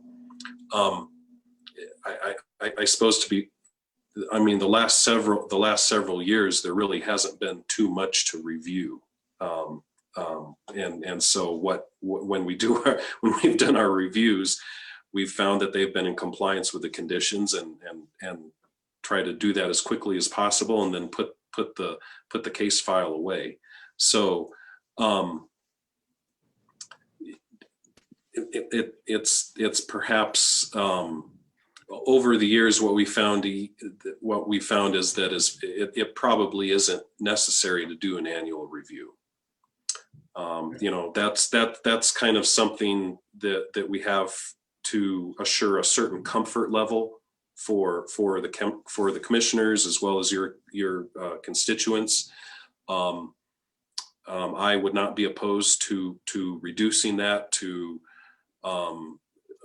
to do, you know, maybe a biannual review, or, you know, a review every other year, or you know, every 5 years or something like that, I think would be suitable. Also, when you there are some other conditions in here that help us understand what's going on a regular basis. For example, we do want to, number 4 requires a written crime analysis to be provided. And all the conditions also require for an annual open house to be held as well. So there are other measures to help us monitor the facility over time and on an annual basis.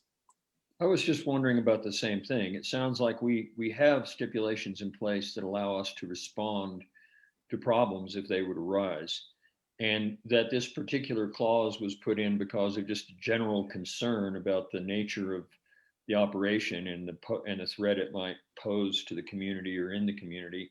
And I think the point is, has there been a long enough period of time to tell whether that concern was ever warranted to be, I mean, let's not say that, to determine whether it's a warranted concern moving forward.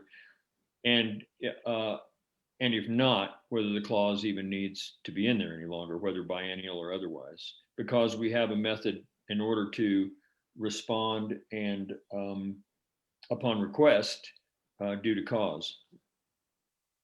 Mm-hmm. Any thoughts from anybody else?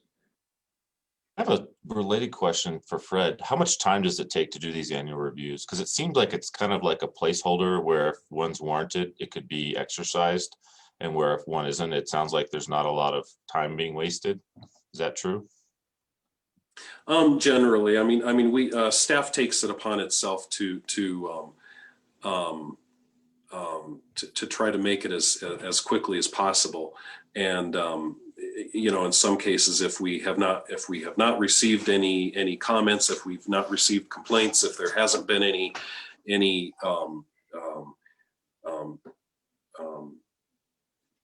information from the crime analysis for us to raise any eyebrows, it's usually a pretty quick review.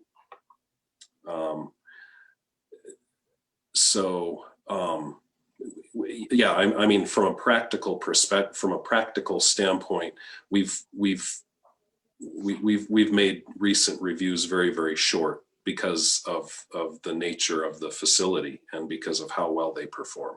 Mm-hmm. Because I mean, the last thing I'll say about it is I know Robin very well. I'm a huge proponent of the Q House. I think they're great citizens here in our community, and I love what they're doing. What happens when Robin goes on to greener pastures and someone comes in who doesn't share her community spirit, and it is a profit-oriented operation? So I think it's appropriate to leave the right checks and balances in place.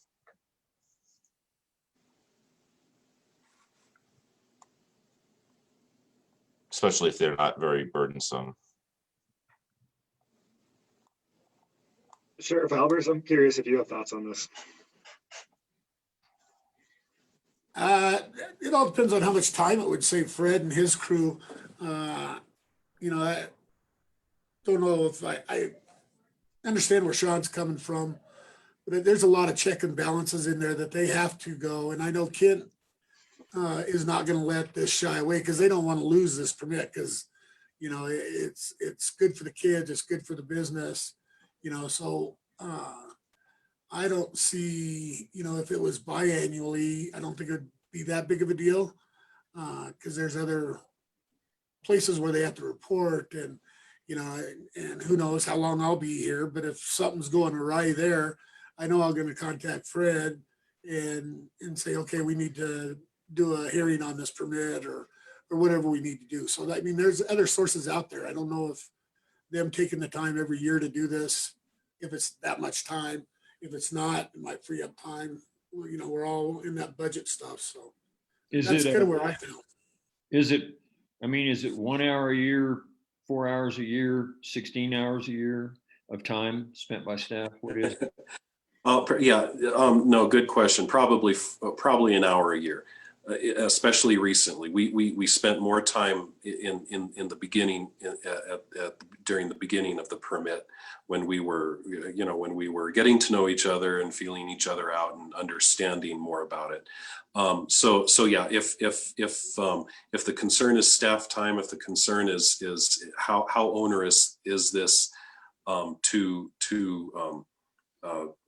county departments to process, we as a planning department, we use our own discretion to take the time that's necessary to do our annual report. And if not much time is necessary, then we don't spend that time to do it. Well, looking at the attendee list right now and kind of doing a quick count, it seems like we have about 20 staff people that have been talking for about 15 minutes about this. So we already just burned something like 7 hours of staff time. So we could have done 7 years of reviews. And I'm not saying it wasn't a good question. I think it was a really good one. Yeah. Yeah, one goal could be to not spend more time talking about it than it takes to actually execute. I would be fine with removing it or changing it. One way that we could change it would be to say that we may perform a review. That gives us the option to perform a review, and we can take it if we want. But that if there's not interest in pursuing that, I completely understand. Bob, how long would it take you to change that word to may? Minute. Okay. I'm fine with that if everybody else is.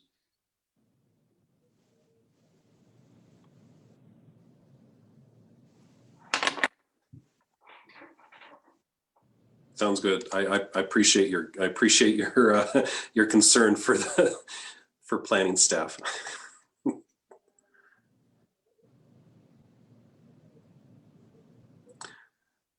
Okay, and that's the sum of my comments. Otherwise, I mean, I share Sean's perception that this operation brings a lot to our community. I've run around in a lot of different volunteer areas, benefiting from the volunteerism of these youth, and it's a Class A facility and a benefit to our community. So I support it. Yeah, I have as well. The operations that I've been involved with organizing and stuff have benefited from the efforts of the clients of the Q House on many times, and it's been a very enjoyable experience every time. So what, in terms of dotting the I's and crossing the T's, what are the elements that we need to finish approving this, Bob? Assuming that we approve it, but.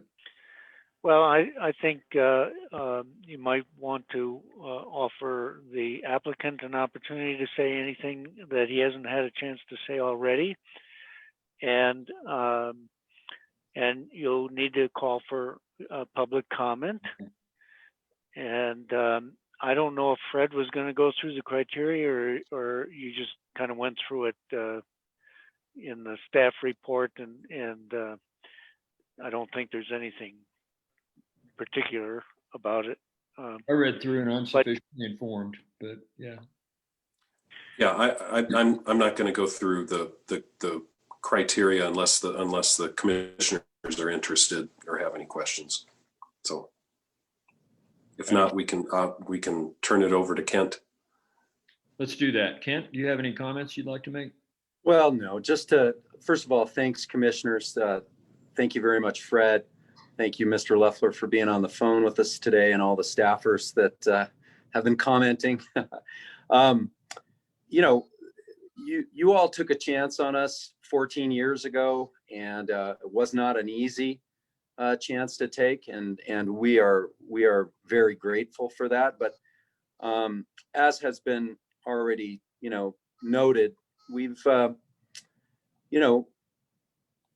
because of the chance you took on us, we've been able to give hundreds of kids the chance to change the trajectory of their life by working in the community, by giving back to the community, and that allows them an opportunity to be seen different, and not only to give back, but also to see themselves differently. And, you know, I think Robin, who's on the phone as well, would be the first to tell you that, you know, hundreds of kids have really turned their lives around because of the involvement in Clear Creek County and working there and giving back and being a resource to the community instead of a burden to it.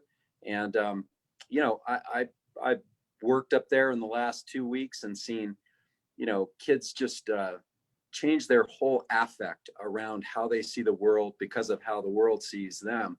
And that's because of the chance you guys took on them. I want to make sure that, you know, everybody knows that we are very well regulated, not only by the Juvenile Community Review Board, but also by the Department of Human Services. And we've recently become accredited by the Council on Accreditation of Rehabilitation Facilities, which is a very difficult thing. And Robin and her team got that CARF accreditation and passed with flying colors. So it's well regulated, it's well managed, and you know, if and when Robin wants to move on, she can pretty much write her own ticket because of the hard work she's done for us.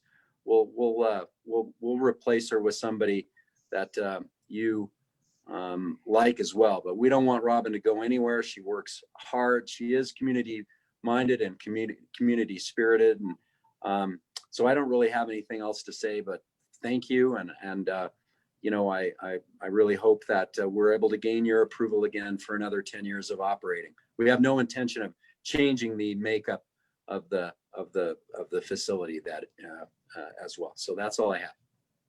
Thanks. Do we have any public comment?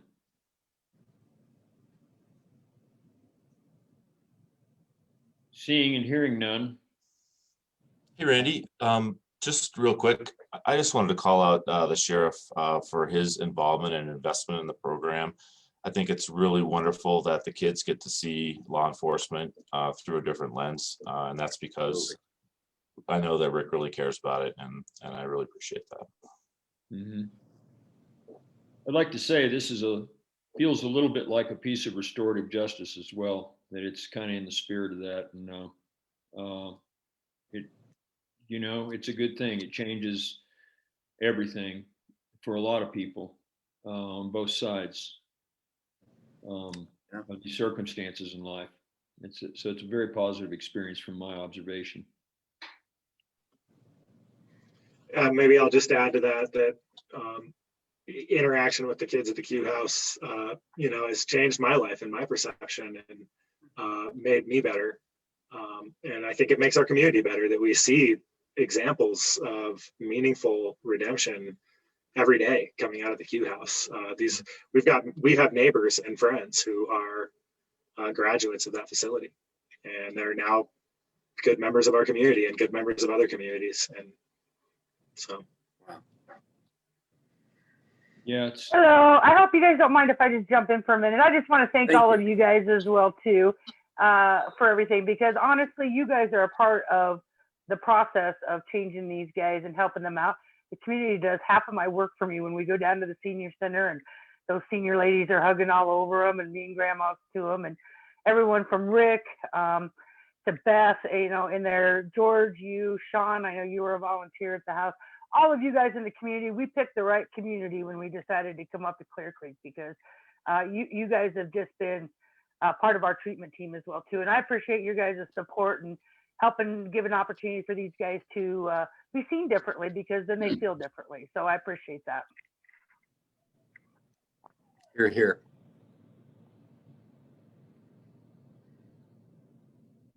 It's nice to know that whatever's going on, there's always a way to make up for it and get back.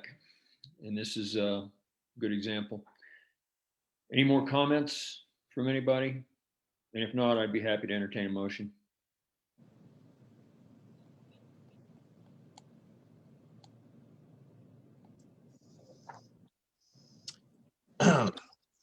I move we approve resolution 2105, special use permit for operating residential childcare facility for rites of passage qualifying house. okay, and I'd like to offer a friendly amendment. And of course, I have scrolled off of the area where I would know where to insert that. is that condition number 3 that you were talking about before, the planning review, you want to change to May? Correct. Thank you. To Yeah, change Sal to May in condition 3. And I second. John? Yep, I'm good with that. Okay, so friendly amendment accepted. Yeah. And in that case, all in favor? Aye. Aye. Aye. Okay. Thank you very much.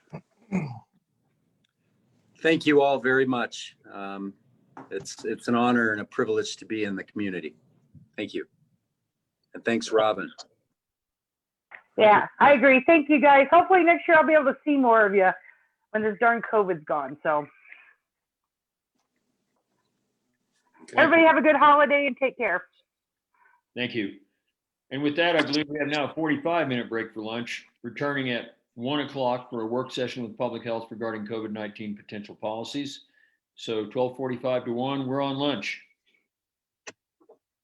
Actually, before we do that, Bob, are we going to be pressed for executive session today at all? Would it be advisable to use the 15 minutes for that and then have a half-hour lunch? We do have an executive session material that was sent to us, I think. Bob, should we do that now? I think the thing I sent you, if you want to discuss it, good. There's something that I wanted to discuss that needs another participant, except she's here. So we could, Amy and Keith, are you ready for yours?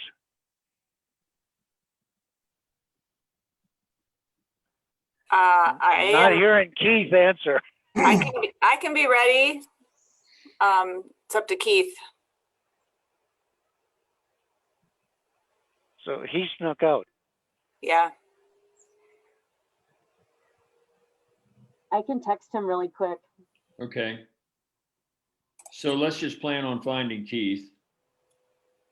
And so I move that we move into executive session for the following purposes.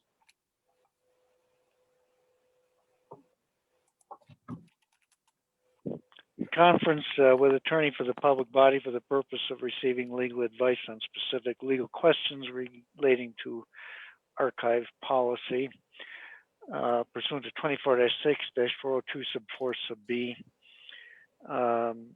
Personnel matters, but not regarding commissioners or elected officials, or discussions of personnel policies generally pursuant to 24-6-402 sub 4 sub F. Second. There's Keith. Okay, all in favor? Aye. Aye. Aye. We will now move into executive session. No written minutes will be kept of the session, and we will be back in open session at 1 o'clock. And somebody is sending us a Zoom link for executive session, I presume. Either Bob or Beth or somebody here. I think Bob is, so I can hold the fort down on this line. All right. Yes. Okay, there you go. See you on the other side and back here at 1 o'clock. Okay.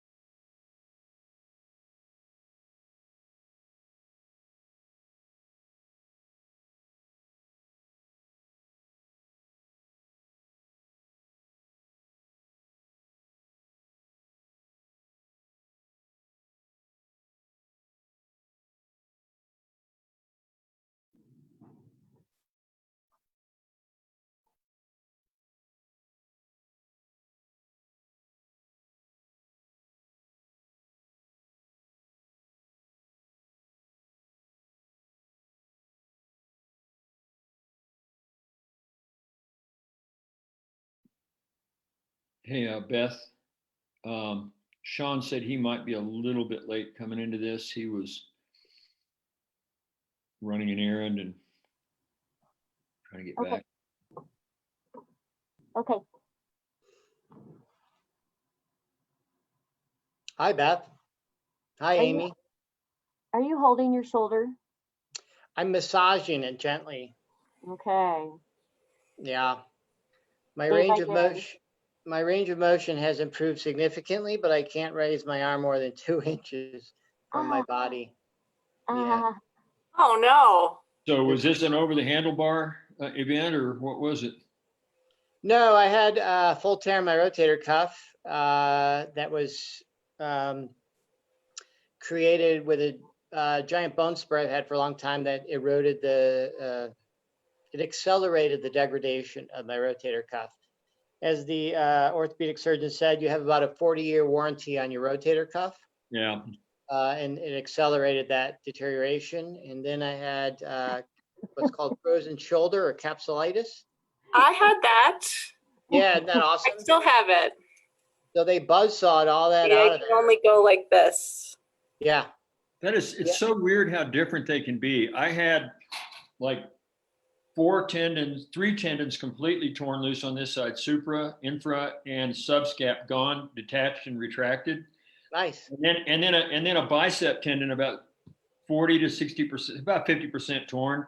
And so they fixed all that stuff in 2011, and they actually poked a bunch of holes and found the tendons and pushed them back up and reattached everything. And I said, don't ever pick up anything heavier than a coffee cup again. Well, that didn't work out. I didn't do that. So, but the odd thing is, it let go again, and so most of that stuff's gone again. And they went back in and looked at it a second time, and they said, "There's nothing we can do anymore. You're just too old. It's over." But check this. That's what I can't understand. I have no idea why they still work. But I can go like this, but this is.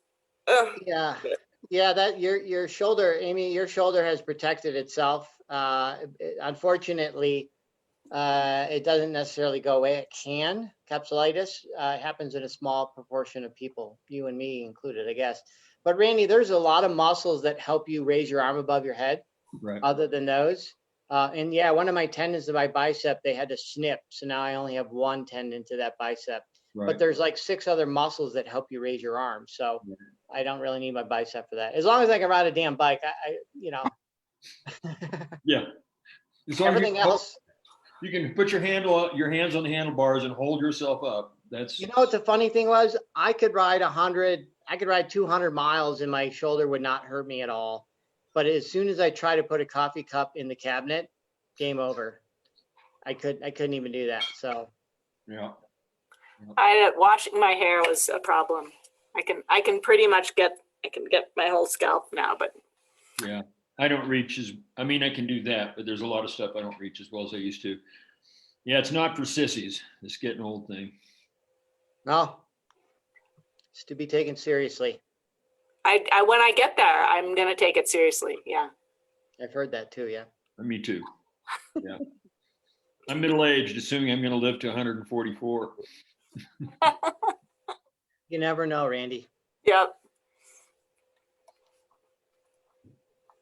Well, we don't even have a quorum yet. Oh, there it is. Our quorum just came in.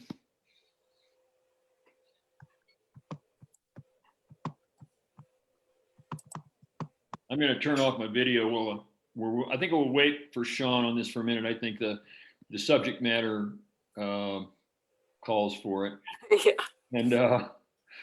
But I'm going to spare you watching me eat for a little bit.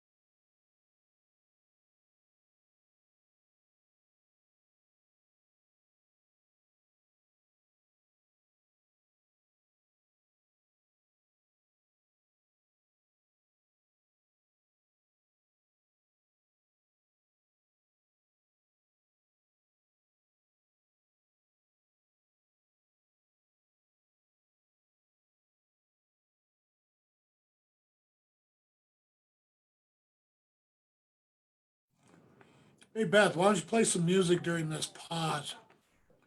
Something good.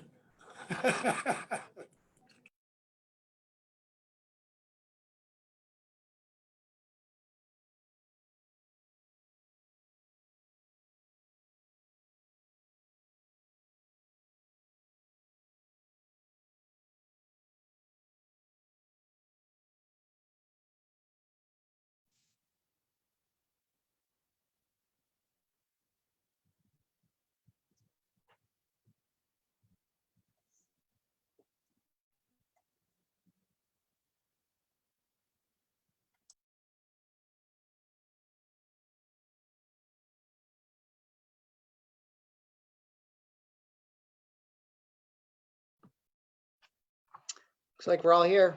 Yep, I see Sean back. All right, we can begin our next session, which is a work session with public health regarding COVID-19 potential policies. Tim, I think we'll start with you. Okay.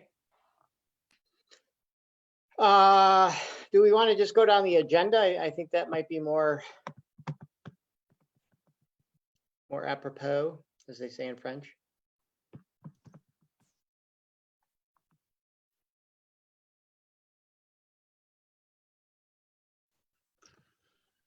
Yeah, that would be my suggestion. There's only 3 items on the agenda, but the first one is, we talked a little bit about it this morning during the COVID update, but the vaccine timelines and the second item is a policy relative to distribution of vaccine for our first responders. And then the third item is just, as we talked this morning, the public messaging, the communication, et cetera. So circling back up to vaccine timelines, maybe you could fill us in on that, Tim. Sure. So as it stands right now, the federal government has bought a certain amount from at least the first 4 vaccines out the door: the Pfizer, Moderna, Johnson & Johnson, and AstraZeneca. How many specifically they've bought so far remains to be seen. I haven't seen anything published confirming that specifics around that. The Pfizer vaccine and the Moderna vaccine are the first 2 that we're going to see on the ground here in Colorado, likely to begin next week, is what they're thinking. As I stated earlier, right now, Colorado is receiving 1.39% of any total vaccine in any given week, as it is our proportion of the US population, and that will remain the formula moving forward. So the Pfizer vaccine, as I said, we're getting 46,000. The state has already determined where they're going. Clear Creek is not included in that. The first several rounds, because we're not getting enough, are going to tier 1A. That includes doctors and nurses, respiratory therapists, those sorts of individuals who are literally on the front line in the hospitals. There are 300,000+ of those individuals in Colorado. So basically the first amount we're receiving are really only going to cover about 14% of that initial tier 1A. We in Clear Creek, we don't have anyone that falls within that 1A category. And the way this is working is the state is asking each county to put forth our numbers. So in 1A, how many individuals do we have that fall into that category? In 1B, 1C, et cetera. We're providing those numbers to the state. Several weeks ago, we did that. And that's how they're determining how many any one county would receive in any one batch. Rather than spread them super thin in the 46,000, they instead are going to distribute them to several different counties, about a dozen of them or so across the state. And then within the county, they will be distributing them out to the individuals within that county who fall into that tier. It's likely we're going to get the second potential round, is what I heard yesterday from the state, Clear Creek anyway. The second round is likely to come from Moderna shortly after the Pfizer. So this Thursday is the Pfizer review. from the FDA, and next Thursday is the Moderna FDA review. They've already reviewed the data for both of those. They're merely going through the formal process of having the meeting and discussing it, et cetera, and making the decision. The vaccines will likely go out literally that day and or the next day out to the states. So it's going to be several weeks before Clear Creek is likely to get any vaccines. We won't know. I've asked several times that we be given, we collectively, the whole state and the counties, as much notice as possible so that we know we're getting 24 vaccines, for instance, in a week. The sooner we know that, the sooner we can get everybody completely lined up and queued up and then get that out there. So I haven't heard anything back specifically on that, their timeline. I mean, part of this is things are changing on a daily basis, literally, in terms of the numbers we're getting, and some of the logistics around it are changing. On the ground in Clear Creek, we are ready. Suzanne can talk more about this in a little while, but we have been meeting regularly and getting all the logistics squared away. We're also working collaboratively with Gilpin County. They have a -80 freezer if we need that. We also have a lot more resources than them in terms of staff and the ability to disseminate the vaccines. So we're working in collaboration with them, and we'll continue to do so throughout this whole process. The Johnson & Johnson and AstraZeneca vaccine, I don't have a timeline for those. My guess is it's going to be within the next month or 6 weeks or so when they're going to be applying for their emergency authorization use. Those shots are a little less effective than the first two, Moderna and Pfizer, although they're a lot less logistically challenged in that they are only a single dose vaccination, and they do not need to be kept at a ridiculously cold temperature. They can be kept at refrigeration levels, which we have more than enough capacity within Clear Creek to manage as many of those vaccines as we possibly get. The vaccines that our county is going to get is really going to depend on where we are in line in terms of receiving vaccines and what comes in that week. That's probably the reality of it. So if Moderna comes in and we're in line to get vaccines, that's what we're going to get. The challenge with that is we have to get, for Moderna and Pfizer, 2 different batches, right? Because those require 2 shots, 21 days apart. So we're going to have to get those in subsequent weeks. That's really the logistics behind it. Some of it is about as clear as mud. We're asking the state all the time for more details, and the state is getting whatever they can from the federal government, which is somewhat opaque. And so they're passing on the information they have. So it's not as clear cut and as finely orchestrated as one might perceive if you watch some news stations. It's on the ground in Clear Creek County and in the state. It's far more organized, in my opinion, than what we're seeing from the federal government. As far as our rollout of and distribution of those, we've already been in contact and in discussions with the first group that we would vaccinate in Clear Creek County, which fall into Tier 1B. That includes law enforcement, fire, EMS folks, and basically first responders, including some of the Department of Health folks that we would want to protect right away. So that's where we're at. Those groups already know, and we've been in discussion with them. We've talked through the process. As I said earlier, we had a Q&A session with those groups to address their issues because we had perceived that a number of people would not get the vaccine just out of lack of information or fear or whatever. So we wanted to get out there and answer as many of those questions as possible to get a sense of who, even after being informed, would not be receiving the vaccine, just so we know, have a real true head count of how many vaccines we need at any one time. Hey, Tim. We have 2 ski areas, obviously, in Clear Creek County. Are ski patrollers considered first responders that would be in 1B? Or are they something else? Yeah, great question, Sean. Yeah, we've had that discussion. I've been talking to Brian. He reached out to both ski resorts, Echo and Loveland, to bring them into that fold of first responders and EMS. And then my follow-on question is, I know like the Loveland Patrol has both paid patrollers and volunteer patrollers who do the same job. I'm curious to hear if there's any distinction made there. No, because we potentially, if things went the wrong way, we potentially would be relying on the volunteers just as much as we would. And we're going to potentially discuss this. If there is a number of EMTs who refuse to get vaccinated, then we would rely on those volunteer EMS, et cetera, to help with the vaccination process. So same is true with the fire, the volunteer firefighters. We're including them as well. We're letting the chiefs decide who in that group. One thing that we're considering is not vaccinating every individual in that group at one time, in that we don't want to, if there are mild side effects, we don't want the entire Empire law enforcement force to be out because they have mild symptoms for a day. So we're going to try to stagger who we vaccinate and how we get that done. That would be all two of them. No, I know. And hopefully, Rick, if there was a situation like that, Rick and his crew could help cover Empire in that scenario.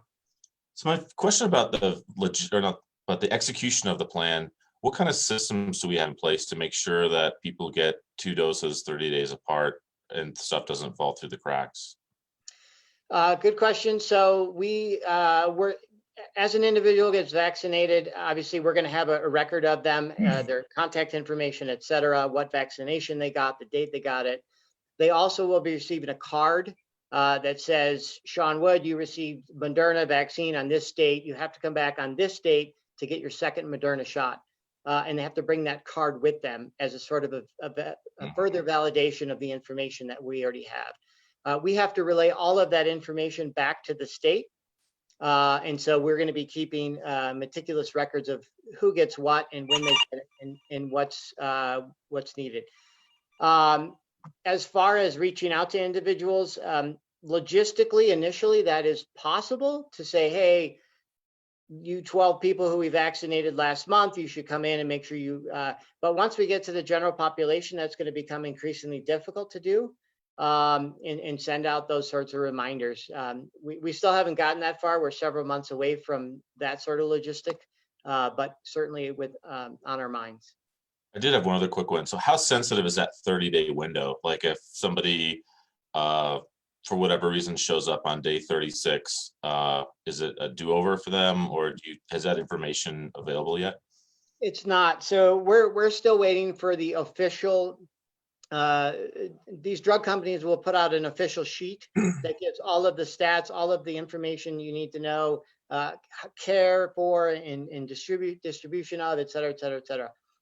We have not yet seen those. Those are first going to go to the CDC, who's then going to send them to the states. Once the state gets it, they'll make it available to to each individual county. But until we get those, we're sort of guessing based on what we see in news outlets, et cetera. It's a 21-day difference between shot A and shot B. And so we're going to be scheduling our vaccination clinics to coincide with those specific dates. We also have a mobile trailer that we should be receiving in probably the next month or so, which will work wonderful. We can travel around the county and make it as convenient as humanly possible for everybody to get the second vaccine. And do you get any protection from COVID from the day you get the first vaccination until you get the second one? There is some indication of that 7 days after receiving the first shot, that there is some immune response. Obviously, you'd want the second shot to really bolster your immune response back or up to the full potential. But there is.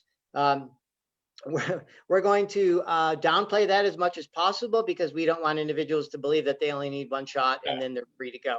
Yeah, if you want full protection, you need to get the second shot. I was just thinking about, like, you should continue to be you should continue to be careful, period, until the 30th day. But as long as you're really, really careful for the first 7 or 10 days, then you may benefit from that slight amount of protection. Yeah, the quote of the week that I heard that I could not agree with more is, no amount of science is going to protect us from our own behavior. Yeah.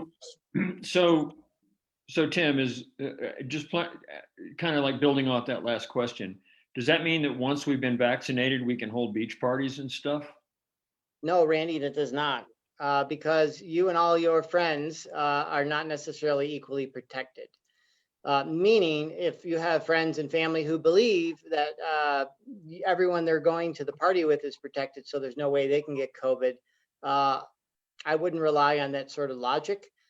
We need a significant portion of the community, Clear Creek in the state and the country, to get vaccinated, to get fully vaccinated, to help protect and to create that herd immunity.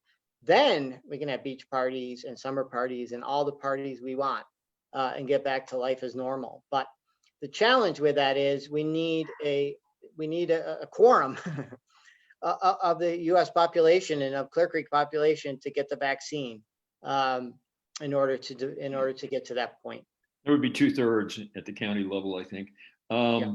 So my question is in the same vein but slightly different, which is we just addressed the behavioral aspect, which is you can make a regulation or you can get somebody to sign a promise, for example, that they'll hold a party or run a business safely.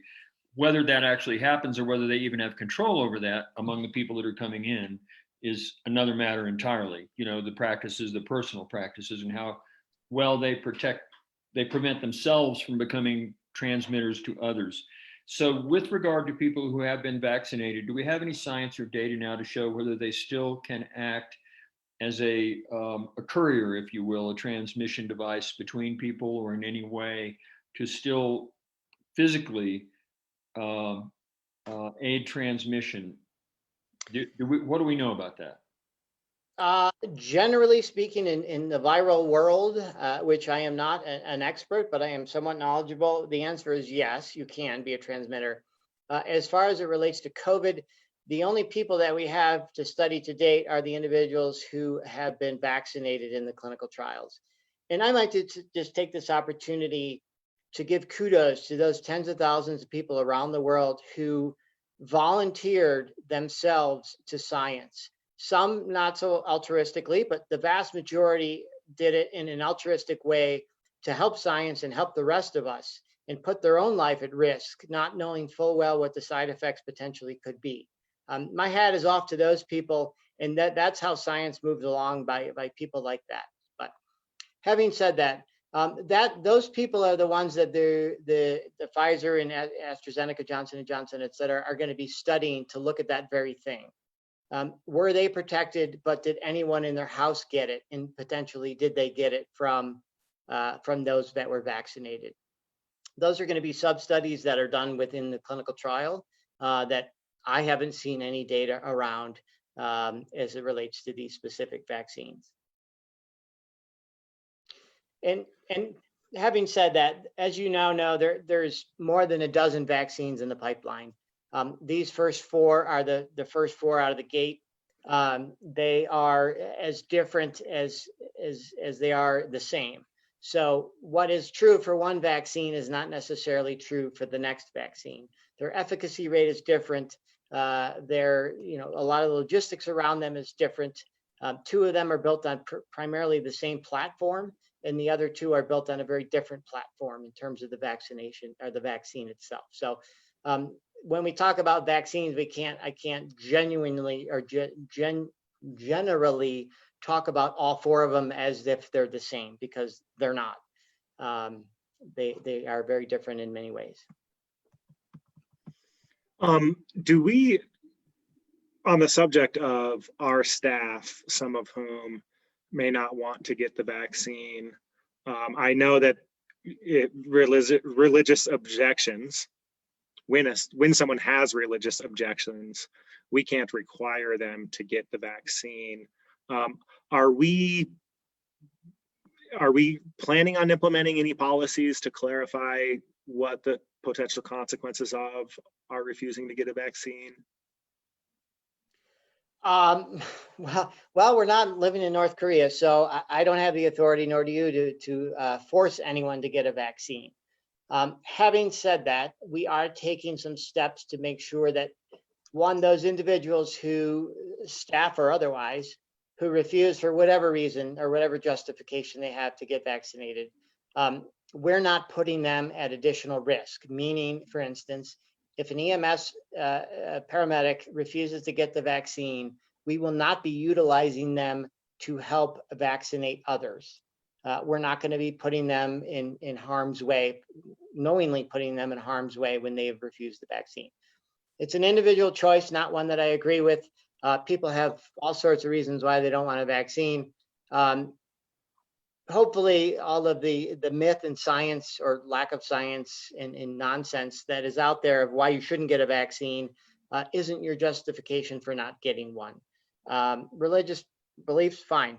But junk science and Jenny McCarthyism doesn't really rise to the level of why you shouldn't get a vaccine, just to be politically correct. Okay, thank you. I will be getting one, and I'm happy to be the first one if that will help anybody cross that line of getting a vaccine, to show, in fact, that it is both safe and efficacious. I mean, the Queen of England and her husband are getting one this week, so. Haven't Russians and Chinese citizens been getting them for a little bit, maybe weeks now? And is there an opportunity for us to let them, learn or benefit from their being the first ones to hit the beaches, if you will? Well, China and Russia, all politics aside, I don't really believe a lot of what comes out of the media out of China and Russia, to be quite frank. Me neither. The Russian vaccine was Sputnik 2 or whatever they named it, has been supposedly implemented for months now. And as you look, the COVID numbers there are through the roof, continuing to rise. And even then, that's probably completely manipulated data. They skipped the phase 3 clinical trial and are actually right now unethically and immorally carrying out a phase 3 clinical trial out in the broad community of people who are not willingly volunteering. So China is the same in the sense that it created its own vaccine. It's not the Pfizer vaccine or Moderna. And so they're in essence doing their own clinical trial within China based on theirs. I haven't seen any data specifically to the Chinese vaccine in terms of efficacy, nor would I believe it at face value if I had to. The Pfizer vaccine is actively, as we speak, being distributed in England. Probably a good portion of England will have had the vaccine before most anyone in Clear Creek County gets it. So all we have to do is look across the pond to see what's going on in England over the coming weeks and months to get a good sense of where we might be in that time, 6 or 8 weeks later. And I know Pfizer has a facility in Wisconsin that's making the vaccine. Are they making it all over the world, or do you know? That's what I understand, that their engines have been full bore since day one, trying to manufacture this. I know it's quite complicated, obviously, but they've had some challenges with getting some of the reagents and some of the other specific things they need for the vaccine manufacturing, which has slowed them down, and their initial estimates were nowhere near true in terms of what they're actually producing. So I don't know if it'll be made in the USA, but a German made or Wisconsin made, or, as long as it's not made in China or Russia, I'll be fine with it. Yeah, I had heard from somebody who's in my office complex that they were at the factory in Wisconsin when the vaccine shipped last week at like 3 o'clock, and I was just wondering where they went and whether they went to England or what the story was. It's quite possible. I know Colorado has not yet received any, and I don't think they legally can ship any within the United States until the FDA has approved. Yeah.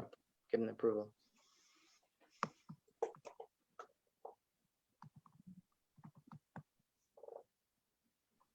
George, I see you're unmuted. Oh, that's all for me on vaccines. Okay. We kind of discussed, we blended into that, the vaccine denial policy for first responder personnel. We didn't really hit. Is there any more to talk about there? Any more questions regarding that one? I guess I have one. would that potentially impact their ability to continue to perform their service or their job in any way other than vaccinating other people, being in proximity to vaccine? You know, in my opinion, and this is why we did a survey of them, a priori, and the other groups as well, just to get a sense of how many of them are there that do not want the vaccine, or any vaccine for that matter. I think, Randy, at this point, if they choose not to get the vaccine, they're putting themselves at risk and are taking that risk themselves. We can't in any way, shape, or form force them to get the vaccine, obviously. No. Nor would we. But I think it's putting themselves at risk, particularly given that and Brian is going to speak to this on Thursday at the town hall.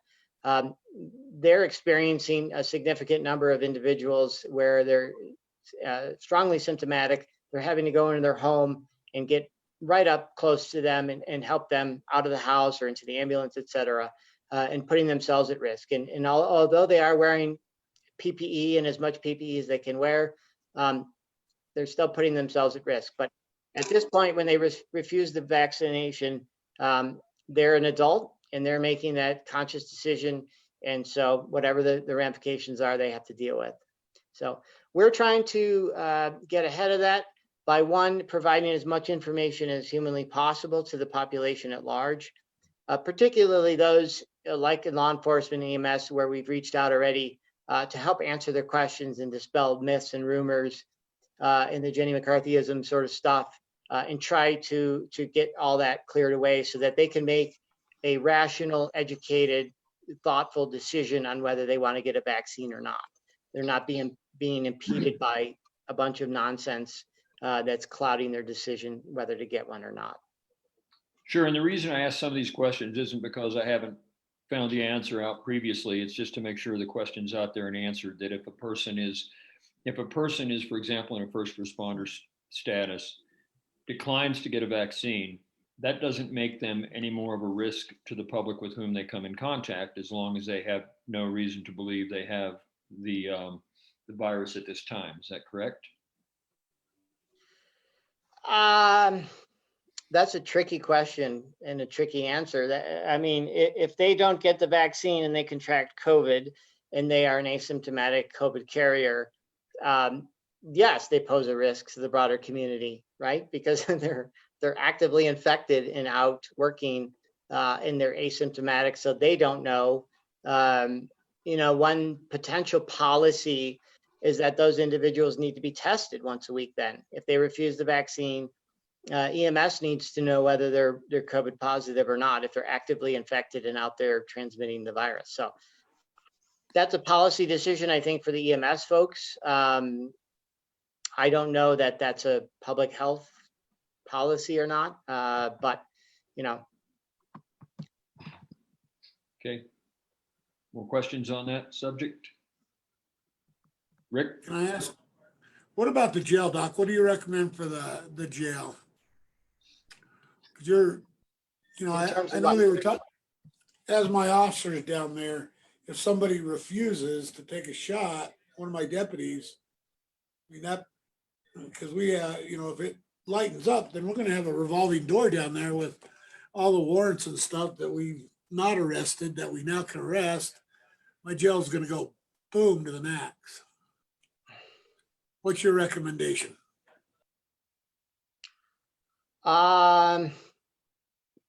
You mean in terms of, maybe potentially put them in a different role where they're not interacting that heavily with the population like that? Because to your point, the potential for exposure increases exponentially when you have a revolving door of individuals coming in and out of there.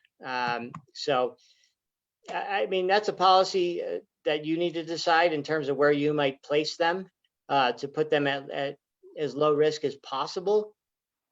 But again, I mean, that puts undue burden and undue challenge on your part as the employer now having to deal with that. Perhaps this should be considered and discussed in another setting. Yeah. Happy to do so. And Rick, to answer your question before, I did a little more digging. Even though these vaccines are kept at -90, which is Georgetown cold, those have to be thawed in order to inject it in your arm. So we're not injecting something that's -90 into your arm. So it has to be thawed, it has to be warmed up basically before we could even inject that into your arm. So it's not going to be -90. It's not going to be, you won't notice the temperature of it at all. Thank you. We won't be putting ice in your veins, I promise.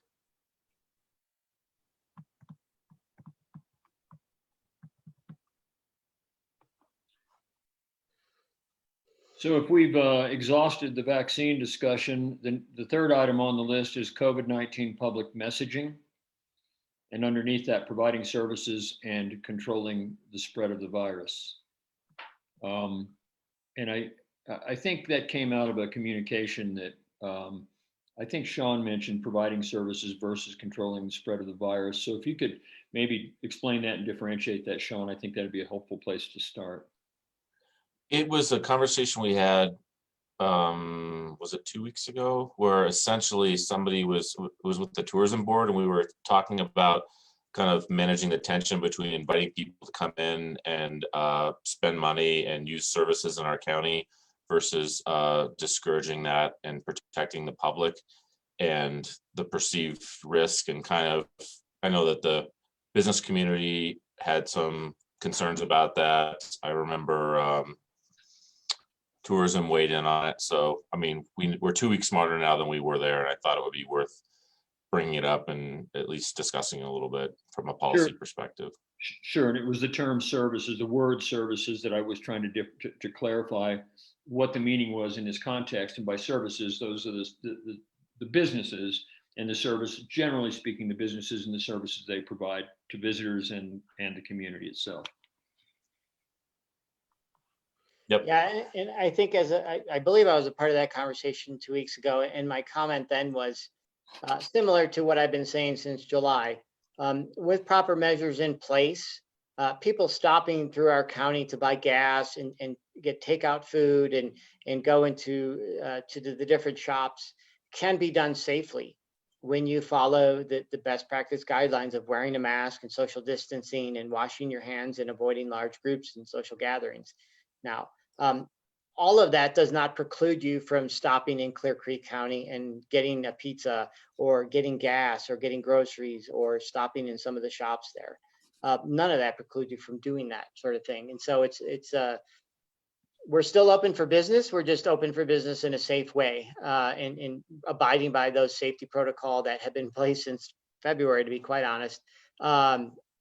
Shouldn't be new to anybody. Whether they live in Timbuktu or Clear Creek County and just passing through.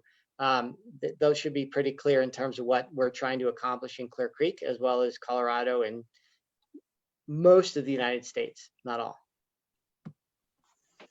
So it sounds like there's not much has changed since we didn't decide in the Resiliency Collaborative meeting, but we all sort of agreed that it's not irresponsible or inappropriate to encourage people to come and participate in our economy up here. No, I don't think so. I mean, you know, the ski resorts are open and they're counting on this business to come through. And I think with the ski resorts open, as we all know, that further feeds the rest of the businesses in Clear Creek County. People will now stop for gas and food on their way to or fro. And so that's really a big driver of the business. And so I don't think it's irresponsible. I think it's irresponsible to promote large gatherings and promote all of the things that we're not supposed to be promoting, right? And having, you know, those sorts of things. I think it's responsible to promote, as I said before, businesses for takeout food and utilizing all the other businesses that are in Clear Creek County. I don't think that's irresponsible. I think it's the responsibility of everybody on this call to help promote that, and has been from day one. Granted, there's some big bumps in the road, but we're going to get over those bumps and move forward. And so continuing to promote the businesses that we do have in Clear Creek County, I think it's our responsibility to do that, but in a responsible way. And I do think there's a good bit of confusion that's out in our community about this still. And part of it's because I don't think we had this conversation until, what was it, like 13 days ago or something like that. And I guess I'm kind of wondering, is there more that we could be doing to kind of make sure that we're, singing from the same song sheet, kind of from all the different stakeholders? I don't know, Sean. I've been promoting this for months. When people ask me, can I do this? Can I do that? And I've said on many, many, many public calls, I'm not saying you can't get together. I'm not saying you can't do this or that. What I'm saying is do it in a responsible way and follow safety protocol and guidelines. And what we're finding is that when people do that, things are safe. When people stop doing those things and have irresponsible parties or irresponsible gatherings or irresponsible what you fill in the blank, that's when we're finding there's a problem. So I've been promoting this ever since day one, trying to put the two together and have everybody, to your point, from the same reading from the same sheet and promoting the same message. I think is I had these conversations with the library district in the rec center, et cetera, et cetera. How do they stay open in a meaningful way to the community, but at the same time maintaining safety and protocol in place? And so, I don't know what that sheet is, but that we all need. How does that apply to indoor gathering together? Whether it is a public meeting type gathering or a restaurant or a bar or a retail space, in terms of people being inside those spaces and in some cases being inside those spaces without masks on by virtue of the activity? Well, all of those examples you just gave are very different, right? Mm-hmm. And this is the state's rationale for any of those people listening in the business world. Their rationale is when you walk into a retail store, you're not in there for very long, relatively speaking. You're genuinely wearing your mask, as is everyone in there with a few exceptions, depending on where you are. And your interactions are quite rapid. A restaurant and a bar, just as a contrast to that, is the opposite is true. You're in there a very long time. You're not wearing your mask the vast majority of time you're in there. And you're interacting with people who are no longer 6 feet away, they're 3 feet away because they're at the same table as you. Those, in my mind and in the state's mind, those are very different risks, right? And so looking at those risks and understanding those risks from a public health and from a public's perspective is understanding the differences between those. And when people ask, can I have this gathering or that gathering? My first question to that, is it inside or outside? If it's outside, it's a very different conversation than we're in an 8x10 room and there's 6 of us and we're going to be in there for an hour. That's a non-starter for me because instantly you have a measurable amount of space and it doesn't take much time, right? So those are very different conversations that I've been having since July with people of what is the difference between doing something safely and doing something unsafe.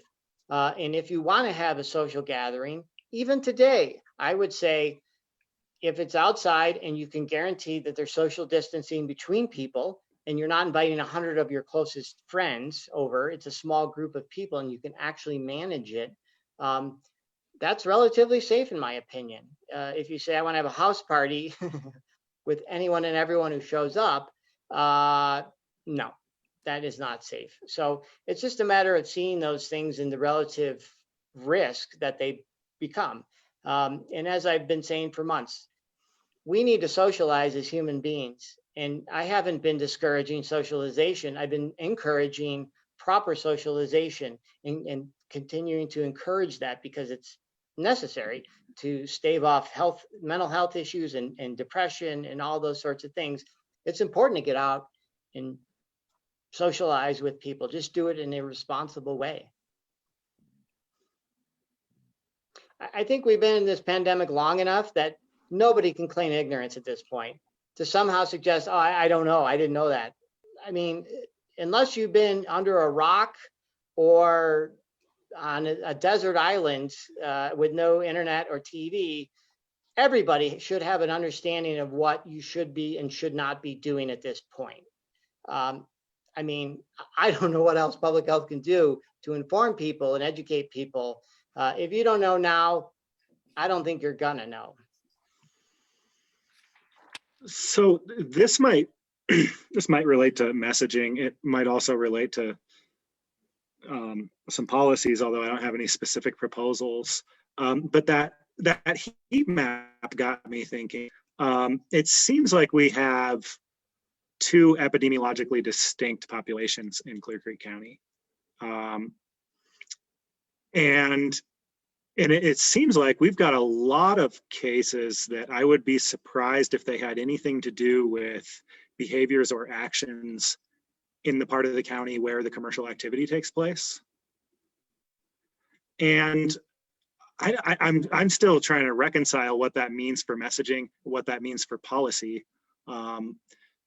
Is there a possibility, for example, with the state to try to put together a mitigation plan that says, hey, we have two epidemiologically distinct populations, and we need to separate these stats so that the outcomes associated with the economic activity in our economic centers are mitigated and measured independently of the outcomes associated with behaviors that are distinct from that? Right. Does that? Well, here's the challenge with that, George. I think it's a great idea and a great thought. The challenge with that is, to your point, you have two very different groups, if you will.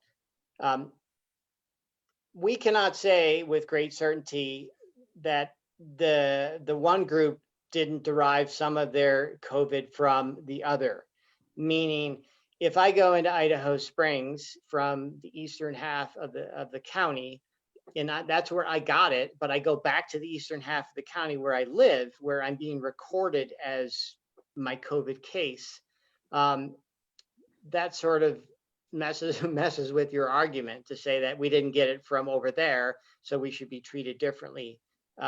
This group should be treated differently. Right now, I don't think the state would entertain any sort of bifurcation of any community to suggest that somehow we should keep our economic engine thriving because they're really not the source of the COVID. And it's all mostly over here where we know they got it potentially from Jefferson County and everything further east. Right now, they wouldn't entertain that conversation at all. Moving forward, if our numbers come down, I think it may lend itself to our other argument of our numbers are decreasing. We don't really have a lot of cases that we can directly link to businesses specifically, and bring in your argument as well to say there's clearly two different groups here. So it's challenged, and the granularity of the data isn't always what you would hope. In addition, it's only 200 people, 200 some people, which makes it even further difficult to draw any sort of absolute conclusions about what you're seeing. So to deduce the trend would be difficult because of anecdotal nature and the fact that regardless of whether, for example, folks from one end of the county would come to Idaho Springs to shop for groceries because they have groceries closer to them, that they'd be passing grocery stores on the way. But on the other hand, they may be going skiing, they may be traveling, and they may be stopping through those same centers, commercial centers, for other purposes in the town, and it'd be pretty hard to differentiate that activity. Is that your point? Correct. It's further challenged by the fact, and most people are very cooperative and very informative in terms of the questions we ask them, but not everybody is. Some people are not really willing to give us any information other than confirm, in fact, that they had tested and they tested positive, et cetera. So it makes it very difficult for us to discern where they may or may not have contracted the virus from, which further challenges our data set. And that's not unique to Clear Creek. It's all across the country. They're running into that sort of challenge. Even less so, the more we get into this, people are less willing to share actual real information. Can I just have, can you just clarify one more time for me? So the heat map, that is showing where people live, not where they contracted the virus. Correct. It's linked to their home of record. So when you take a test, you have to tell them this is where I live.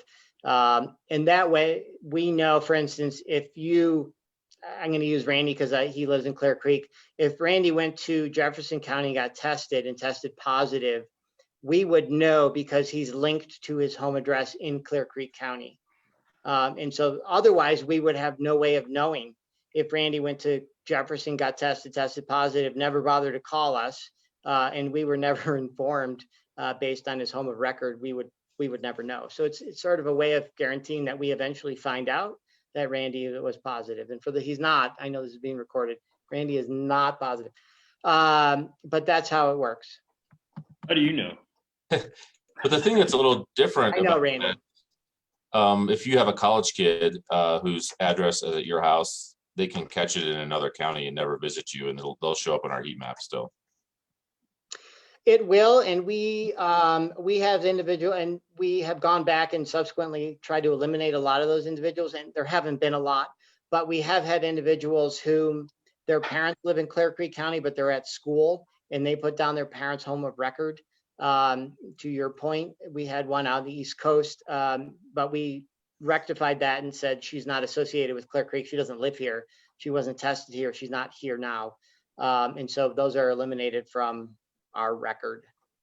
So it's not 100% elimination, but if it's not that large a number to begin with, or that higher percentage, and then you rectify it to the extent you can, then that probably doesn't skew the data too much. And I want to be really clear here. When people say this heat map that you can go look at that we showed earlier on the screen today, and they talk about identifying the homes in the record, the map that was displayed up here is very generalized and just shows general trends and general area locations in the county. So there's no way that map can be used to identify any particular person. You can't see anybody's home on the map. It's all just a big diffused bubble that says there's this many within this area and this many in this area in concentrations. So there is no connection between what we published on the site today and showed publicly and anyone's home, anyone's address, anything like that. Yeah, and Department of Health would never put anyone's public information, personal information out there like that. Right. I just wanted that description to not lead anybody to the conclusion that we were publishing maps with people's addresses or homes on them, showing COVID positivity. Correct. Nor will we. I think we lost Sean, it looks like. Mm-hmm.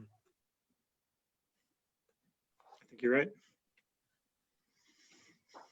So, you know, as far as messaging is concerned, to bring us full circle back to that, we're doing our best, and Chris and her team are doing an absolutely fantastic job trying to digest all of this information and to not get gross, but to regurgitate it in a way that is understandable and digestible by everybody.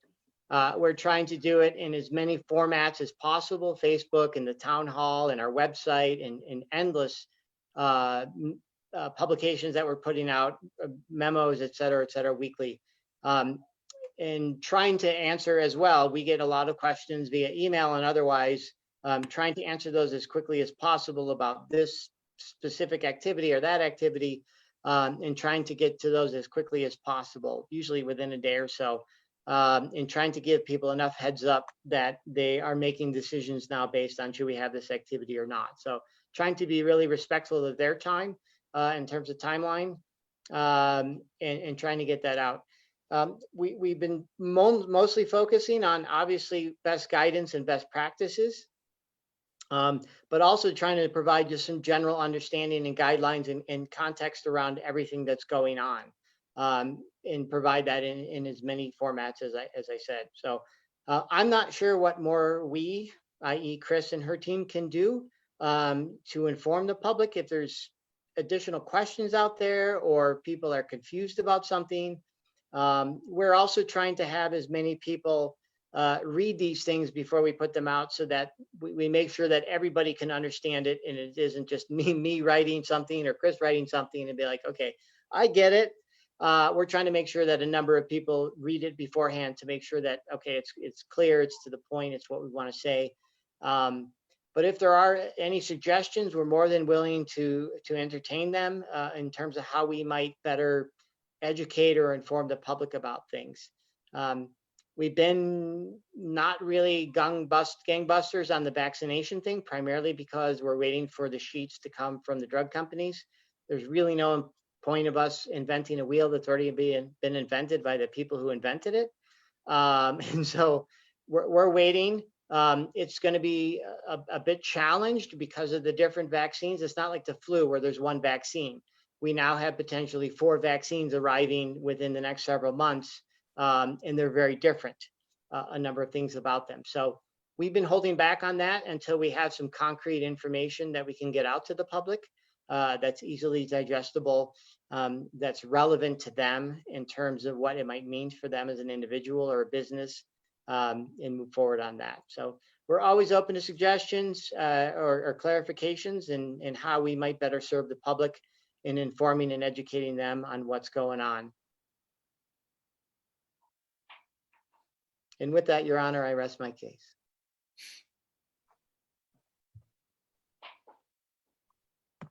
I call on the prosecution. Any more questions today on this topic?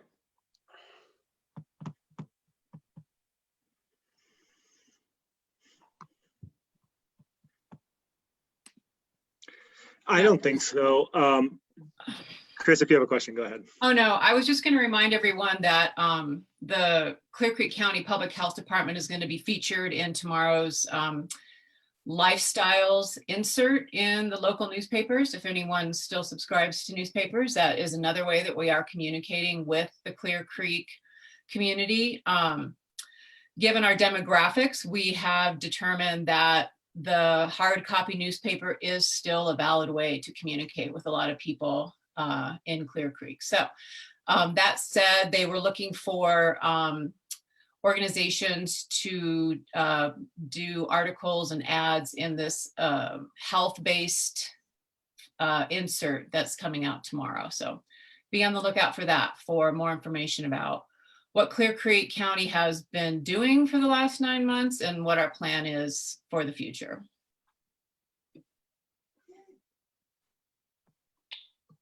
Okay, and with that, we are at 1:59. Thanks, Chris. Thanks, Tim, everybody today for good questions and good answers. And Sean's back. We found him. He fell off the planet for a minute there. So our next item we're coming up to today is a work session for Mountain Youth Network, presentation by Laura Robertson. And I see Laura's in here now. I see Emma Sander and I think Becca. And so you folks take it away. Sounds good. Hey, Beth, do you need emails for, I've got 7 students that are joining. Do you need those emails or can you recognize their names? I need their names. Okay, so we've got Bodie Dalton. Got it. We've got Seattle Schuessler. I do not see that person on here yet. Okay, Seattle. He wouldn't. I wonder if he'd be as Sandy possibly, but no, probably Seattle. Looks like he's with Bodie. Oh, he's with Bodie, together with Bodie. Awesome, perfect. What about? Oh, there you are. Cooper and Chloe are coming on together too. Okay, Cooper and Chloe. Cooper, Fry, and Chloe Allspaw. Did you intend for Mitch to be on? Yeah, Mitch is absolutely welcome to listen in. He is. What about Benjamin Shea? Ben Shea, Hannah Jensen. Hugh Pettikenny. Yep, Hugh. Charlene McCown. I don't have that name. Charlene, okay.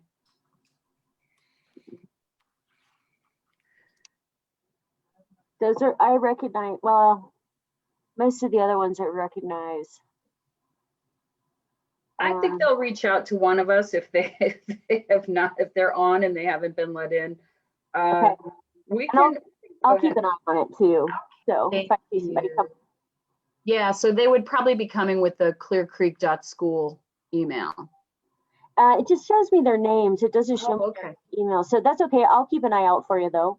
Okay, thank you. All right, well, let's go ahead then and get things started. I mean, really, I'm not gonna make you all listen to me today. I like it better when the whole team presents and the youth have a part to play. So what I'm gonna do first is let the students that are on introduce themselves and tell us what part of the county they live in and what grade they're in at Clear Creek High School. So I think you guys know your lineup, don't you? Yep. Go. So I'm Bodie Dalton. I'm a senior at Clear Creek High School, and I live in Echo Hills, up Mount Evans. Is Cooper there yet? They just got Wi-Fi. Yeah, I think they're still working on it. Okay. Go ahead in any order then, it's fine. I'm Seattle. I'm a senior as well, and I live in Idaho Springs. Great. Hi, my name is Emma Sander. I'm currently in Idaho Springs, but for the past couple months, I've been a freshman at Colorado School Mines living in Golden. Awesome. Yay, Emma. I'm Hugh Pettit-Kenny. I'm a senior also at Clear Creek, and I live right next to the school on Floyd Hill. Awesome. Is that everybody? Okay, well, that's everybody for now. So, Hannah, I think you had Charlene planning to present a little bit of your information. So I guess just do what you got to do and we'll roll through it. Seattle, are you ready to get started? Let's go. All right, let me get the presentation up. I think Chloe and Cooper just were able to get on, so I think they're in the same place as well. Chloe and Cooper, can you hear us? We are here. You guys? Yeah. Yeah. Sorry, we had some complications. Well, we're glad you're here. Go ahead and introduce yourselves and then we're going to start. You say I'm gonna start? I said, go ahead with introductions and then we'll start. Okay. I am Cooper Fry. I'm a senior at Clear Creek High School, and I live over on the Shadow Mountain area of Clear Creek Clear Creek County. And I'm Chloe Alspa. I'm also a senior at Clear Creek High School, and I live in Georgetown. Okay, very geographically dispersed here with this group, so that's good. All right, go ahead, Seattle. Well, welcome everybody. So we're Mountain Youth Network. We were formerly known as CDC of Clear Creek County. And basically, a few years ago, my freshman year to be exact, we through the youth, we rebranded into Mountain Youth Network and Trek Teen Council. And this is our presentation about all the stuff that we've done for the past year. This is our mission statement. I can't actually see it fully, but we're fine. Together in Clear Creek County, we inspire and support our youth to find their path to hope, health, and happiness. And we actually revise this mission statement every year, or almost every year. I don't know if we'll do it this year, but at a student-led gathering in December. Awesome. Sorry, I was on mute. This is a couple pictures of our Trek youth drop-in space. It's fairly new. We created it this summer, and it's been actually great for a lot of youth. We come in, we do some homework. We've held interviews here. We've had meetings about careers here. We have places to just hang out, have fun. And it's just a place for youth to get away and kind of just experience free time, but also study and work time if needed. Awesome. Okay, well, this is me. I'm just going to tell you about our staff and our kind of our newly grown team. So of course we've got the MYN coordinator, and that's me, and I manage all of the grant programs. We also have Becca Bernal, the MYN Assistant Coordinator, and she is considered and will be taking on the role of the CTC Community Mobilizer. And so when we get this next grant, did you notice how confident I am when we get this next grant? She will be really taking on all the pieces of the CTC process. The youth programs coordinators are new. We ended up hiring 2 coordinators, and they're going to handle the creation and development of Trek Outdoors. This is really, we picked 2 wonderful, perfect people for this. Their skill set just perfectly complements each other for doing just exactly this, bringing outdoor leadership to the youth in Clear Creek County. So they'll do that through Trek Outdoors. And then they also handle everything youth involvement, which means they will be taking over the Trek Teen Council as well. And that is Ben Shea and Hannah Jensen. I don't know if you guys, if your cameras are on, please wave. And then we'll also end up with a youth advisor again. Emma was our youth advisor, our first official Clear Creek County employee youth advisor, and she went away to the School of Mines, for heaven's sakes. Oh well. And so we will be replacing that position in the very near future. And in fact, I think we're probably going to try to have 2 youth advisors as well. So we will be trying to get that done by January, I believe. All right, Becca. Hi, everyone. I'm going to do a quick overview on our funding, one part of how we can do our work. So in 2016, we started with Communities That Care funding, or CTC funding, through Colorado Department of Public Health and Environment. This funding is really for the planning and process associated with forming and maintaining a community coalition to address universal prevention and substance use in young people. Quite a mouthful, but it is really great because it's customized for our community's needs.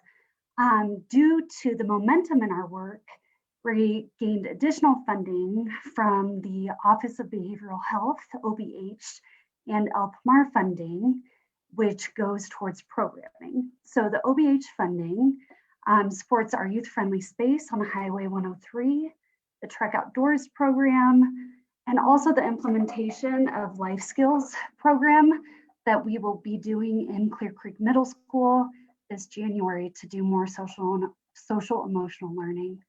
And then the LPMAR funding supports our programming by targeting middle school students, which is also really exciting.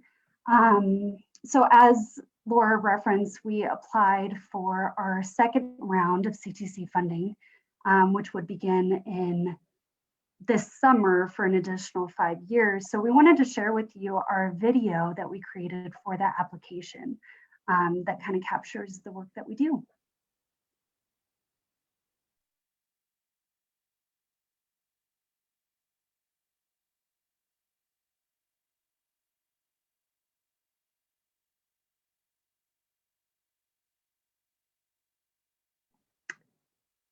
Can everyone hear the video? I'm not getting the audio, Laura.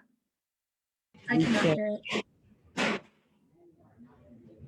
Try that again. Sorry.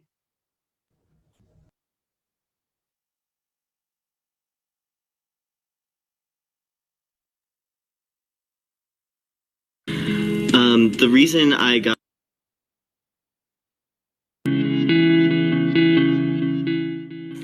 Hi, my name is Hugh Kenny. I'm a senior at Clear Creek High School, and I've been working with Trek with the Community Mapping Project, Trek Talks, and the Data Work Group.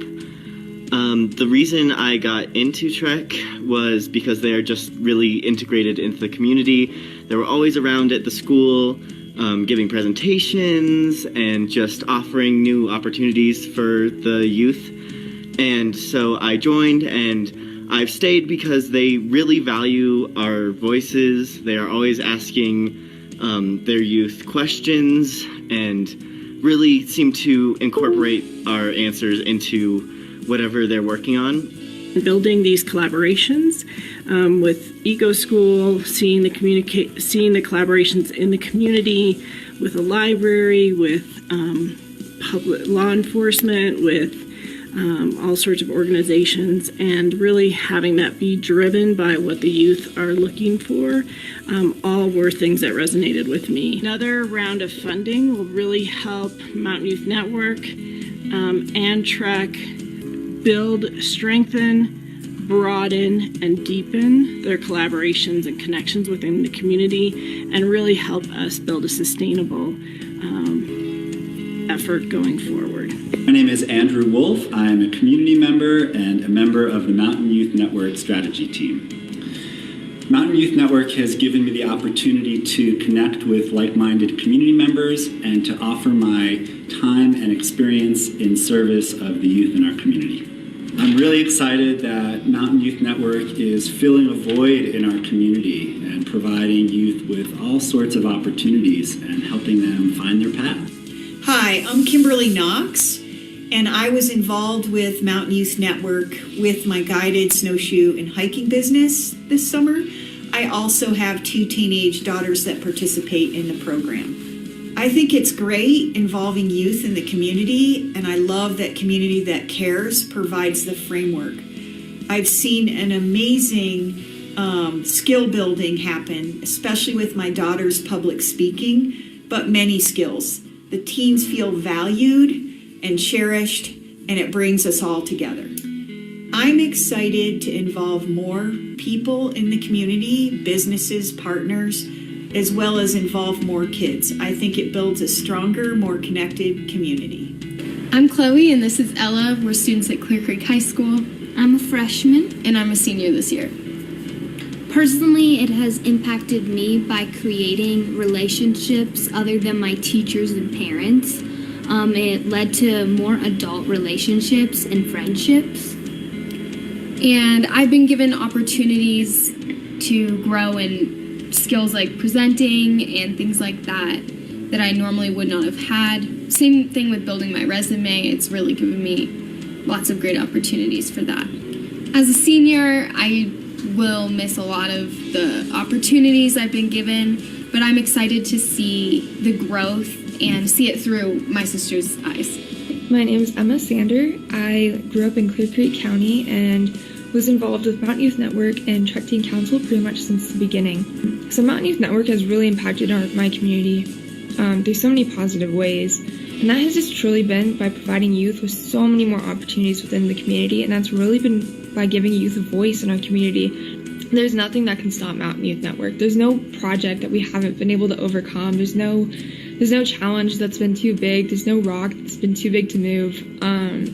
So I think no matter what happens in the future, that Mountain Youth Network will always continue to do the best they can and continue the efforts that they've already continued so far. Hello, my name is Chris Gould, and I'm the new principal for Clear Creek Middle and High School. It has been great to be able to partner with Mountain Youth Network as we think about how to meet student needs during a time of COVID, all this craziness that's going on. It's great to have a partner that functions outside of the school, that is in the community, and that has grabbed student attention in the past. So it gives them some insight, and it helps me as a new leader in our school district to have some of that insight readily available. I just am so excited to have this type of group in our community connected to our school district, and chances for some synergy for us to both grow on both sides, on the Mountain Youth Network and on the school side, so that our students have the best opportunities available in our small rural community, those opportunities to grow and to have more available to them, to have their options open when they leave us and move on in the world. So thanks. Go get 'em, gold diggers.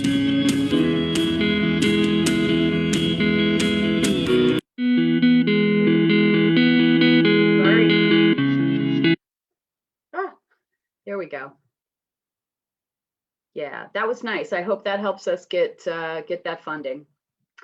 So now we're gonna have a handful of kiddos cover the update on the community mapping project. You guys might remember hearing a little bit about this when it was just kind of underway, but I'm gonna go ahead and link to this.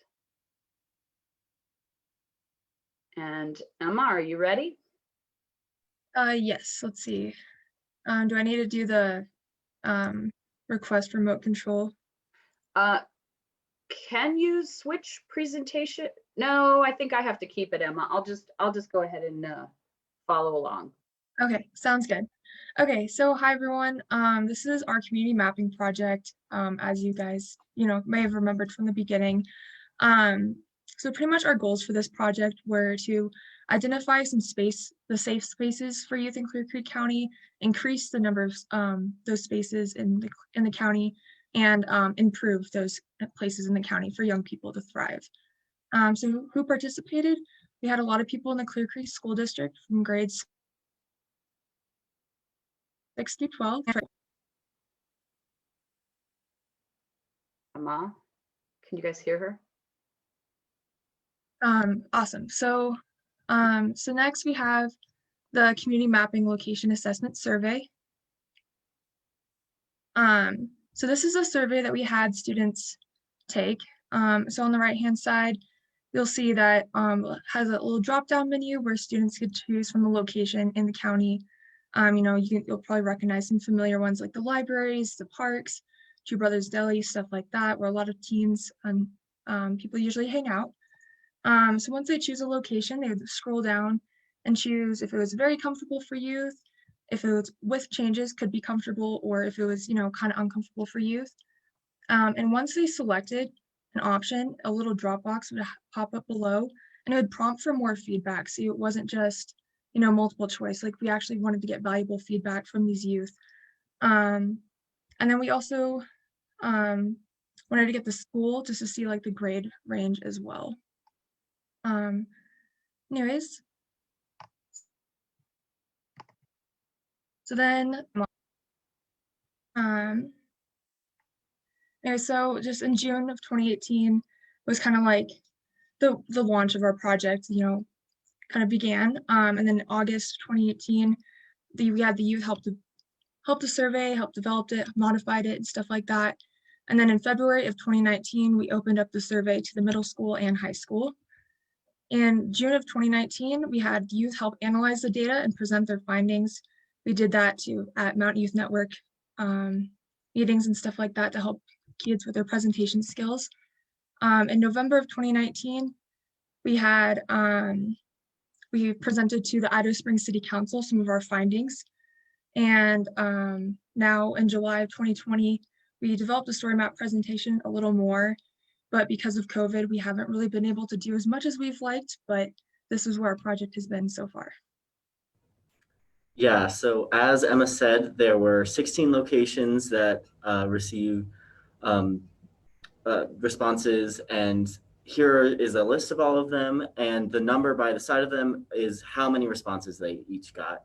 And this map over here just shows sort of hotspots for where all of those responses were.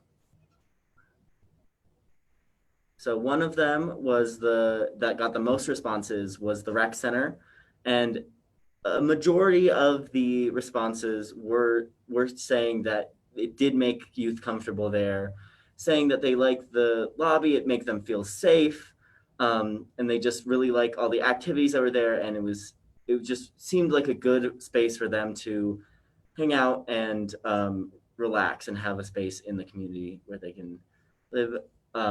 And there were also some improvements that were suggested, asking for different pricing and other stuff like that. But overall, it was very positive with it. Another, I think this is the second most responded to, was the public library. And again, it received a lot of positive comments, commenting again on safety and feeling that the environment was very open to the youth, and they liked that it made them comfortable in there. And there's some asking for maybe a no smoking zone or some sort of cleaning up routine that would help it make it even more comfortable. Our next location was our Idaho Springs Skateboard Park. We got a lot of responses on this. Unfortunately, a lot were focused on how it's uncomfortable for youth, which I think is so important, why we should focus on helping benefit this place and make it a comfortable place for youth to be able to congregate and hang out, regarding COVID guidelines, of course. But we're thinking that if we could have a no smoke zone here, that would disturb a lot of that different crowd, and it would bring in more youth, and would make it more comfortable for younger people to be here.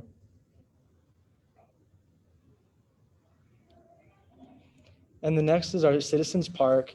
So overall, this is a very comfortable spot for youth and non-youth to be able to hang out. And it's a great spot for photography, as a lot of people were saying. And it's a great tourist spot. When tourists come up, I always see a lot of people taking pictures here. However, we think with just a little bit of work, we can make this even more beautiful, and a great scenic spot right off of Main Street.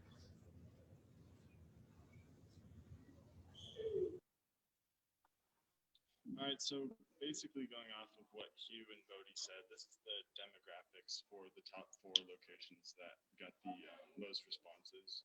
And you can see how the skate park was highly interested in, and kids really want that to become a youth-friendly environment and a place to hang out, along with our new youth drop-in space. And you can see it drops down back to the library, which in my experience is mostly for the younger kids, which I think is even more important because they don't have the resources that the high schoolers have. So in incorporating that and making that a better space for them will be a great project. And then you can see it goes to Citizens Park, and then we have the drop-in space at the bottom, and I think it has the lowest now because we definitely have dropped that now that we actually have one.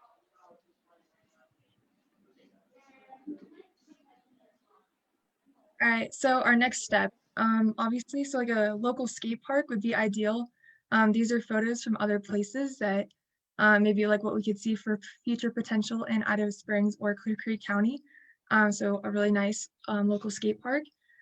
So then a new youth drop-in space, which we can check off the list. The top right photo is the new Mountain Youth Network and Trek headquarters, which has been an amazing youth drop-in space and headquarters for Trek.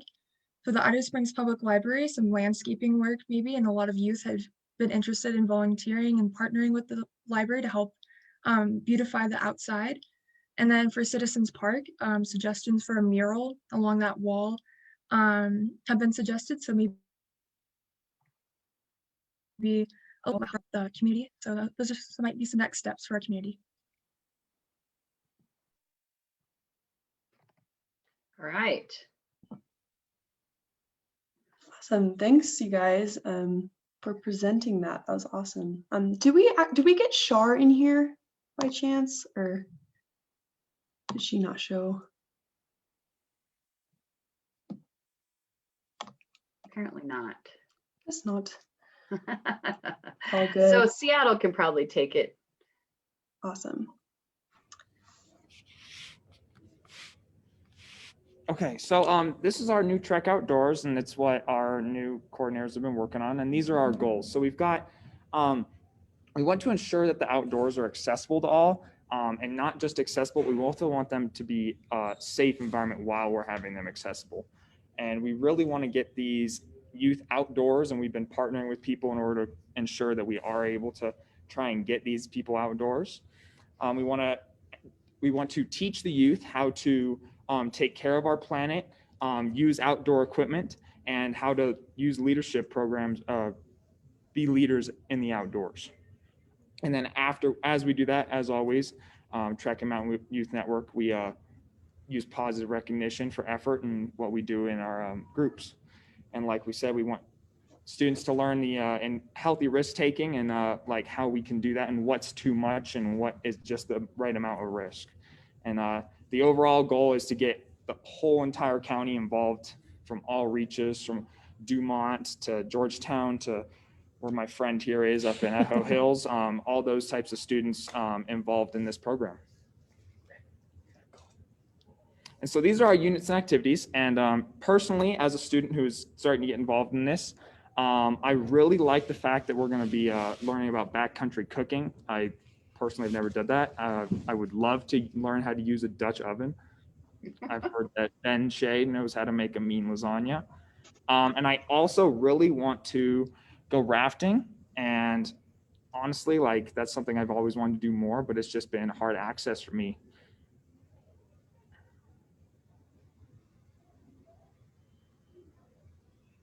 Are you ready? Next slide. No. I think Ben, are you still there? Yeah, sorry, it took me a second to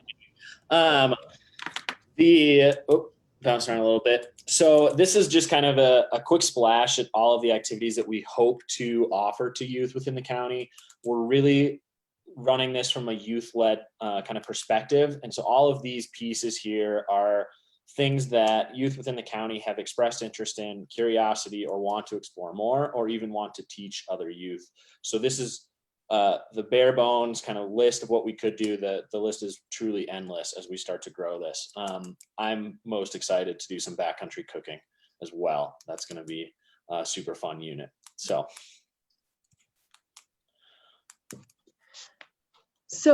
what we're thinking structure-wise is three main ways to engage our students. One would be after-school programming, and we're hopeful actually that we might be able to get in school for access hour, which would solve a lot of our issues around transportation. So that would be a great accessible way to get involved with youth at the school. And surely the new trail that's going around the school and coming in this spring will be a really awesome asset for that. And as I was going to say, we do have a lot of interest in backcountry cooking, which we're thinking might be able to happen right outside the lunchroom. Then we've got some day trips on our minds. So our county already offers so many great outdoor opportunities, we won't need to go far. And we would be partnering with a lot of local organizations or companies like Kimberly Knox to take us out snowshoeing or hiking as well.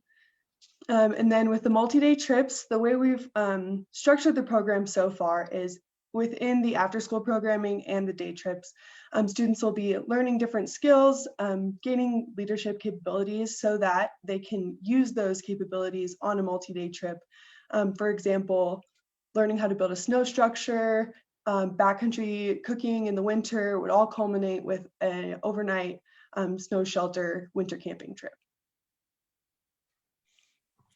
So rolling this out right now with COVID and getting the program off the ground, there's kind of this phase one stage that we find ourselves in, which is all about those drop-ins, those day trips, programming that really boosts youth engagement and youth involvement and creates that accessibility point for everybody and anybody to get involved. It also gives us a lot of data to further develop our kind of phase two stage of this, where we dive much more into those multi-day programs, those harder skills, and some of those clinics and certifications. We've got a lot of interest in wilderness first aid and things of that nature, connecting students to potential careers in the outdoor industry. While phase two rolls in, hopefully within kind of a 3 to 6 month stage, depending on COVID, we'll continue to work with our phase one stage and offering drop-in sessions and school programs and day trips. So a dream of ours for Trek Outdoors would be to get our gear needs met and eventually develop a gear rental program for the community. Gear can be a barrier to many outdoor activities for students, and the reason many students don't get outdoors is because this gear is often expensive. So we've created a list, and it's an ongoing process of gear needs to get 10 students outdoors through a full year of programming. And some of these items we might be purchasing. One big push would be to go to the thrift store and get a bunch of layers from the thrift store. And part of that would be just to show students you don't need to have the nicest name brand gear in order to get outdoors. And thrift stores and secondhand shops are a really viable option for those type of things. And as far as the gear rental program, many of the same pieces of gear that we'd be using for programming would be able to be rented out to students while it's not in use for programming. And ideally, we would want this to be a low or no cost rental, potentially with a collateral item just to make sure that the gear comes back, because again, we don't want cost to be the barrier for students to be getting outdoors. And we also are thinking about opening this up to school faculty to be able to use some of those resources as a thank you for all that they do. And then eventually opening this program up to be a community-wide program for rentals. So to take a quick kind of look at what a month in Trek Outdoors would be, it's really seasonally driven to kind of capitalize on what's most readily available to us within the county. But it's also focusing on offering a variety of either low entry or higher skilled activities. And so April could be something where you do a belaying course for those who've never rock climbed and learn how to safely belay. We would do a backcountry cooking kind of day, learning how to operate stoves. Every month we're doing a Get Stoked film night, just to come together and get people who maybe have never skied excited about skiing, those who are super excited about skiing to learn more about it and share their stories. Focusing on mental health, and then going out and doing a rock climbing day with those belaying skills we learned, and maybe coming together and doing a unit where we go out and we do a climbing trip for a couple days, kind of bringing those skills to their kind of prime there. And then every month we have an outdoor leadership committee meeting, which is youth and community partners coming together and looking at what we're doing, what's been done well, what needs some work, and constantly kind of evolving our programs. So December looks very similar, just much more winter driven, with some snowshoeing expeditions, some wilderness first aid, and then a hut trip as kind of that unit program. So hopefully a lot of ways for youth to engage, either just day to day or say, wow, I really want to dive fully into this and show up for every offering. Awesome. Yeah, as a program, Trek Outdoors aims to improve individual and community well-being as a whole, give students the hard skills that they need to perform in the outdoors, and to empower them to lead others. Awesome. So yay, bravo, new youth programs coordinators. You guys are rocking it already. They've been on board for just a little over a month, and look at the awesome planning they've done. And this program is it's happening. We're excited. Thanks, you guys. All right, so next we're going to talk about our presentation team. This year, we've really been able to adapt and take off and thrive. We've done everything from COVID to census to SOAR, and then our No Vape squad is returning, not in November, but in December. We've changed by basically presenting all our stuff either in live meetings or recording it and posting it, and trying to get information available to people through our website, Facebook, and all those things. We each have goals for every specific one, but it's cool because students can give their input. And, this year specifically with our No Vape squad presentation, we've changed lots of parts that either we thought were unnecessary or just things that need to be updated. And it's a cool way to have that student to student interaction still, but also get your voice heard. And it's pretty cool. We've also seen a lot of growth with new people who are ready to present and join the team. And it's really exciting to see all the new faces. Chloe has done an amazing job leading this presentation team. In fact, Gilpin County was looking for some advice on how they might go about some vaping prevention in their youth demographic. And Chloe attended their health advisory committee meeting and explained all of the strategies we've used in our No Vape November campaigns over the last couple of years. So great job, Chloe.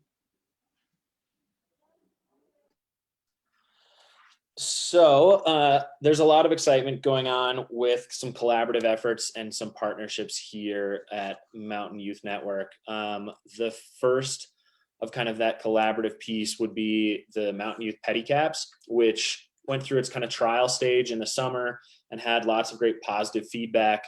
And so with that, we're trying to get that reignited for even this winter, as one of our other partnerships you'll see in just a second can fit pedicabs into it really nicely. And then ultimately offering this as an ongoing thing throughout the summer. So lots of excitement there. Further development will come, and we'll be seeing more pedicabs on the streets in Idaho Springs, hopefully here shortly. As mentioned earlier, we have the school property trail that's going to be developed and put in.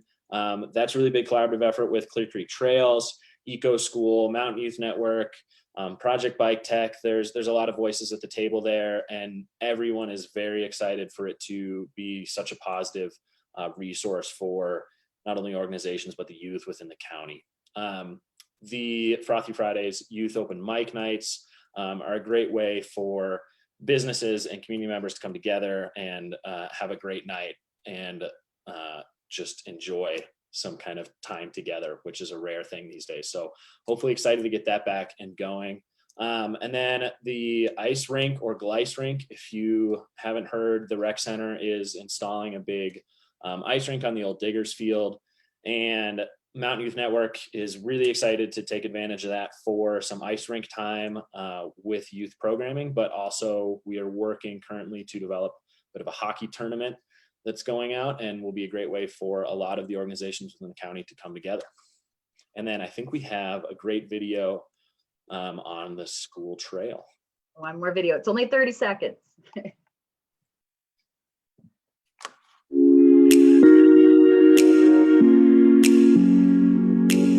Hi guys, it's Chloe and Robin. We're both seniors at Clear Creek High School. We're both involved in Trek and Eco School.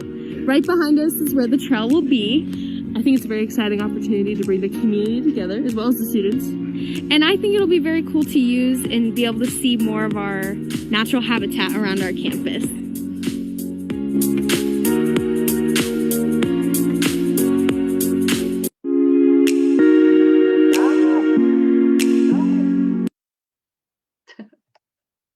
Okay.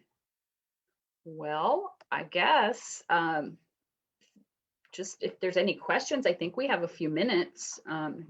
We kind of cruised through that. That was good. Thanks, everybody. It's amazing to have young people join us to talk about the things we're doing for young people. So we always show up with a crew, don't we? Any questions?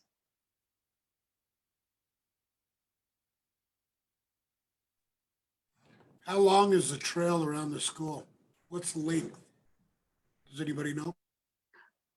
I do know, but I'm going to let somebody else answer. No? I can't remember. Was it just over a mile? We made it exactly a mile. And then recently we heard from Open Space. They met with Al Fry, and he owns a lot of that property in the front there, right along the highway, and that they're going to allow the students to use that property as well. So we might add another loop that maybe will add another mile to the fitness component of the trail. It's really cool though. It's really exciting. Everybody's working together and it's just so fun. Thank you. I had a question. I think the gear rental idea is a great one. I mean, it is a huge barrier for people who aren't gear geeks to be able to get outside safely. What are your thoughts about how much that's going to cost and how you're going to fund it? Well, Ben and Hannah can probably answer that because I do believe they've worked up a budget for gear. I can take that one. So we have an amount in our budget right now, I believe from Office of Behavioral Health set aside for gear specifically. And then there are upcoming grants like what's the grant that you were looking into, Ben? The GoCo grant. Yeah. And so looking at our needs right now and what's more pressing, just what we'll be using sooner, and then applying to more grants to be able to get the rest of the gear. And I think just to add on to that a bit, a lot of the gear needs we're highlighting are kind of like not your 10 essentials, but in that same kind of area. They're layers, they're snowshoes, things like that are really simple gear to maintain, but gear that not everybody has. It becomes a bigger challenge when we talk about like climbing gear or skiing equipment. I think for us, our long-term goal looks like partnering with organizations or companies in the community to kind of help reduce that as a barrier. I will just add that our relationship with the Clear Creek School District and getting such a great deal on the lease for the space opened up several $1,000s in our budget, because we really thought we were going to have to pay a lot more to lease the space for the youth drop-in center, and so that's huge. Thank you, Mitch. Thank you, Karen. Anything else?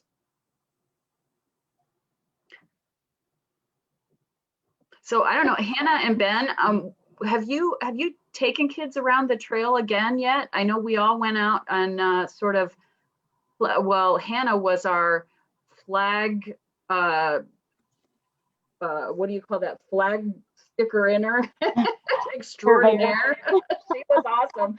It was freezing that day too. Her hands had to be ice, but it was great. We all kind of walked around together and kind of determined with James's expert advice, of course, just exactly where the cutbacks should be and whether we should go, how far we should go. And then of course he used his awesome trail building technology to show you a picture. I don't know if you noticed, it was on that slide. It showed an outline of the actual trail. So very exciting.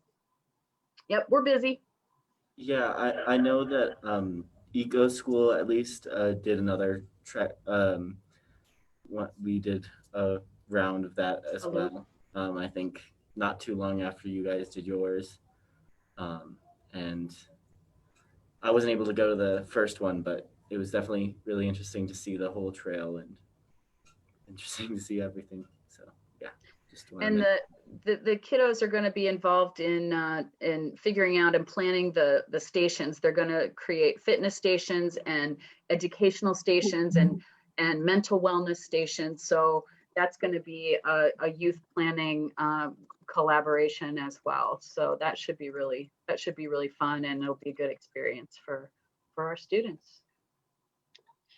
Hey Laura, would you guys be open to accepting good quality used gear?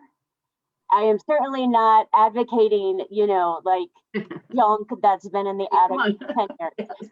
But like, for instance, I know my husband's got some Sweetie Pie skis in the garage. He hasn't skied in like 10 years. I mean, they're not old, they're new, they're nice. So I'm just thinking about if we did a rally for you guys to, reach out to some of the families in Clear Creek and say, hey, do you want to donate your snowshoes that you never use or your skis or your, I'm thinking about a lot of like the hot chilies, the layers and stuff that you wear with skiing, things like that. I know you guys are going secondhand for tents and stuff like that already, but I think there's a lot of good inventory sitting in our county right now that nobody's using. And I'd be happy to do an email out to our group and try and rally some good quality gear for you guys if that would help. That would be awesome. I mean, let Ben and Hannah jump in. They have ideas about this. I don't want to get too junk. No, thanks for bringing that up. We're actually working on a list right now of items that we would be accepting for donations. We would just want to make sure that those items, like, for example, we wouldn't accept a climbing harness because we don't know the history of if it's right about to break and then we're going to take a student out and put them in it. Doesn't seem wise. But for other gear, such as layers and things like that, we would absolutely be accepting stuff for that. So if you could send me that list, I'd be happy to put something together to send out to a few hundred people and see if they've got any donations for you guys. That's a great idea. We've got a lot of gear freaks in this county that have cool stuff piled up in the garage. Yeah, I've never parked in my garage. There's gear in there. That's right. So, and you know what we found? I mean, on just about every one of our projects, the more we talk to people and the more we talk to more people and the more they talk to people, you know, we're getting things done just by word of mouth on something that's happening in this county for young people. I mean, the pedicabs are a perfect example. Interstate parking has basically taken care of the equipment for that. That has not been a cost at all. And we've got our kids getting ready to go to city council and try to change the sign ordinance, get a variance so that they can sell advertising once they get pedicabs rolling again. And if they can sell advertising, there won't be any, I shouldn't say that. You know, you always bite your tongue when you say there won't be any cost, but I wasn't really going to say that. But anyway, it will be, this collaboration is incredible in terms of assisting with these projects. It's been amazing. Thank you, County. Well, and as Laura said, with the collaboration, it just shows how much our community cares and we care for each other. So we're really lucky to come together in support of our young people. Are you all able to hear me? Okay. Again? I wanted to make sure you're all able to hear me. My connection's kind of poor. I wonder about, there are existing services and programs like, I'm struggling to remember the name, Snow Dodgers. Is it possible for this program to like subsidize entry to Snow Dodgers? And otherwise like maybe subsidize annual ski rentals for kids who are trying to ski, that kind of thing? We'd probably have to check with our funders, but I mean, if we keep getting El Pomar Foundation funding, I think they're a little more flexible. It's not so much based on a specific line item all the time, but it's possible we could look into something like that. I mean, we're going to do something like that for the skating rink, but you know, we're buying a banner. We're going to have punch cards. We're going to call the ice time a meeting, and we're going to get kids together and brainstorm while we skate, or you know, make it some sort of a productive time together that we can really call a work session or a workshop. So we'll be able to figure out ways to make things work. But I think that Hannah and Ben can probably be creative and brainstorm a way to make that fit into our scope of work. And I think just to jump on that too, in terms of skiing, since it is such a hard entry in terms of gear, skiing and snowboarding, we've already started the conversation with Echo Ski Area and Loveland Ski Area to look at ways that we can offer those passes, either day passes or season passes, while also filling that gear need. And so we're working on those conversations now, and hopefully have a solution for this season, if not next season. Okay, thank you. And I would be on camera smiling if my internet connection was up to the task. We'll just picture it. Right. You're very handsome today. I was kind of picturing like a big yellow smiley face. No? No. Okay. Randy, can I ask one more question? Sure. I kind of helped with the mapping. Matt Taylor and I at the start, and I kind of dropped off. Now that COVID is here, I know that it's kind of plateaued. Is there anything that you guys are doing now to kick that back up and get that back going when this COVID stuff is gone? I'm just curious. Oh yeah, no, you should be curious. And actually, Sheriff was officially the evaluation guy for the community mapping project. And so that's the question you should be asking. And we are kind of at the tail end of the first cycle of community mapping, in that we took that whole survey all the way through and ended up with suggestions and ideas for community improvement projects, and even got a couple of things accomplished. And we have city council in Idaho Springs wanting to include youth on a committee where we will be planning a new skate park for either the county or the city. So that is still like hanging out there. We are working with a organization in Colorado that they work on social media campaigns, and they work on big art projects like murals, and potentially we've been talking to Jonathan Kane at the city about a possible mural in downtown Idaho Springs at some point. So these are these improvement projects that sort of were recognized as good ideas out of the results of this project, but we're we're kind of just on a holding pattern with them. Obviously, we at least created a new space for youth, so that's been done, and that's still a work in progress. So kind of back to, like, if anybody has an air hockey table, we still don't have one of those. we've got ping pong, we've got pool, we've got lots of things, and we're still working on getting some study stations together in a COVID safe sort of way. So that's just kind of talking about it.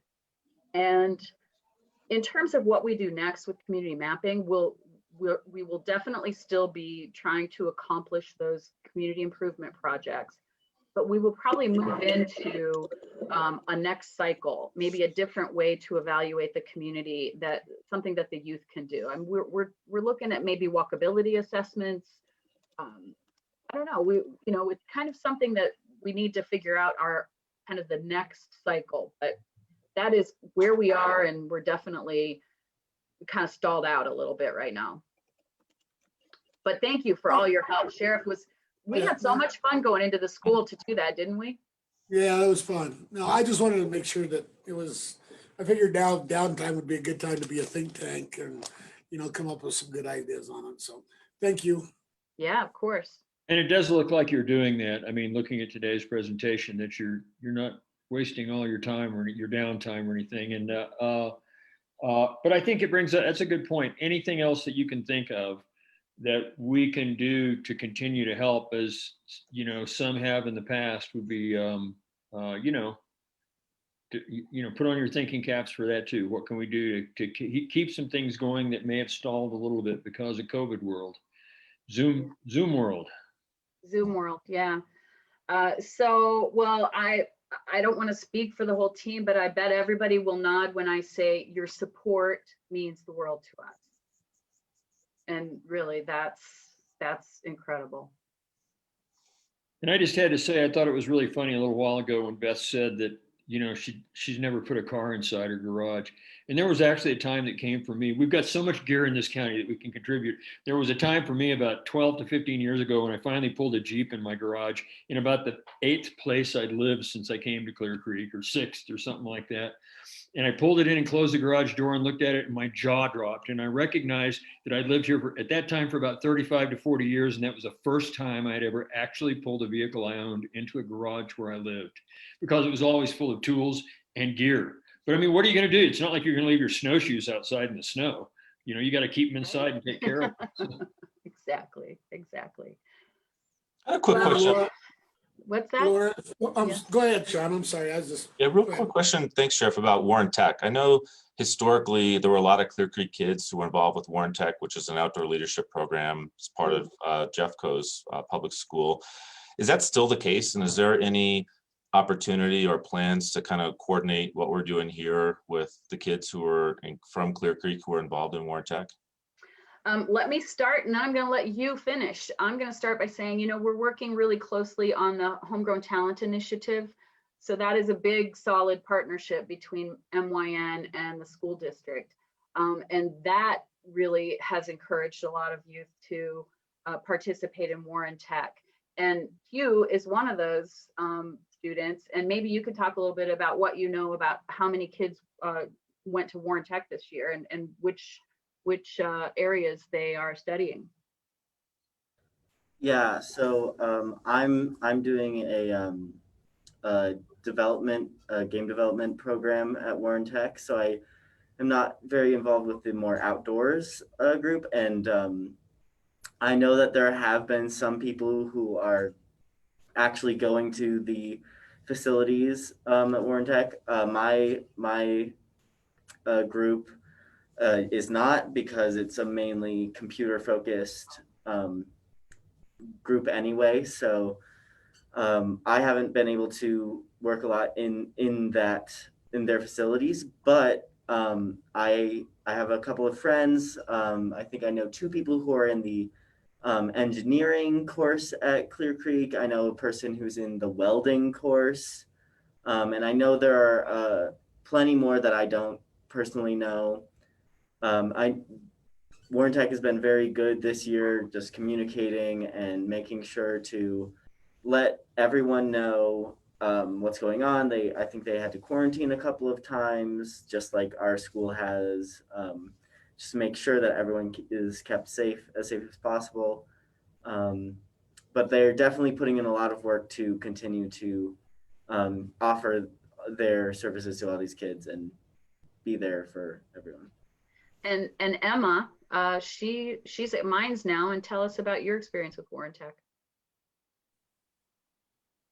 Yeah, I was just gonna say when I was at Warren Tech, I went to Warren Tech my senior year of high school for their engineering program there. But the problem kind of with, I guess not the problem with Warren Tech is that because it is a Jeffco school, Clear Creek can only send maybe about 5 kids there per year. So I'm not sure, like maybe that could be a homegrown talent initiative collaboration that maybe we could send more kids there and partner with the outdoor leadership program there. Maybe that would be something that would be better. But Warren Tech would be definitely a great collaboration effort, I think would be for the future. And they also have a farm on Warren Tech. So I don't know if anyone would be like for sustainable farming and stuff like that. So I don't know if that would be interesting for anyone, but I think that's also really, connected to outdoors as well. So the Warren Tech was a huge part of my life. Emma did. Connection with Warren Tech would be amazing. So. And she landed at Mines. How about that? Just to jump in on that too, Brian Graham, who's the new teacher for outdoor leadership at Warren Tech, lives on Floyd Hill, and he's on our list to reach out to and start that conversation. And so, yeah, if we can funnel more students into outdoor leadership or have a partnership where the outdoor leadership program can work with Trek, it would be great. And then Graham's a really cool guy. I met him last year. Last but not least, I mean, Hannah, it hasn't been that long since you went there and we're in the outdoor leadership program. Maybe you could say a few words about it. I think that some of the ideas that, at least that I've contributed to this program proposal for Trek Outdoors were birthed from Warren Tech and what I took away as really important from the program. So hopefully we're not duplicating efforts, but just providing that similar experience to students who either don't want to commit to a full semester or year of Warren Tech, just kind of pushing more into that accessibility piece for some of those similar experiences. Absolutely. Well, thank you, Warren Tech, because we are so excited about the Trek Outdoors program. And I mean, Ben and Hannah couldn't be more perfect for making it happen. So yay, just keep your eyes open for what's going on with the Trek Outdoors program, because everybody's gonna be really happy about it. I just know it. So, all right, anything else? I know, yay. I just want to, we have an educational fund here at the Sheriff's Office. Diane Lee just dropped me a note, and we can contribute a little bit of money to like maybe sponsor one of your stations on the track or the walk around course or something. I'm just throwing it out there, ideas or something like that. Get a hold of me and I'll see what I can do for you. That is perfect. You're ahead of us. That is exactly what we had in mind for those stations, is to have some sponsorships, but we also weren't 100% sure this was the best time to start reaching out about that. But yes, we'll be in touch, Sheriff. Thank you. Perfect. Thank you. Good job. Well, thank you, team. Thanks, everybody. Thank you. Thanks for the visit today. It's always fun. Of course. We'll see you soon. Bye. Thank you. Bye-bye. Bye. Thank you all so much. Bye. Thank you. Well, our next item is, I think, manager update. We're getting down to it today. Keith? Yeah, thanks, Randy and board and everyone else. it's great to have everyone here. And this won't take long because I know it's been a long day so far. And I know we also have an executive session coming up after this. So I'll just take a few minutes, but there's a few things that I wanted to, oh, there he is. I was looking for Peter. There's a few things I wanted to accomplish today. The first thing being introduction of our new county attorney who will be joining us the first of the year. And I think everyone knows that Mr. Loeffler is retiring. And of course, we had to replace a very difficult job to replace Bob Loeffler, but we did it.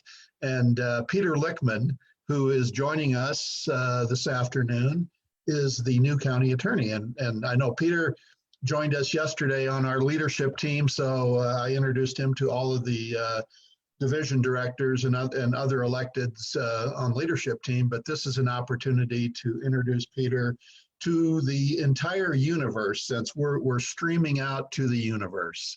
And again, I think all of us are very excited to welcome Peter.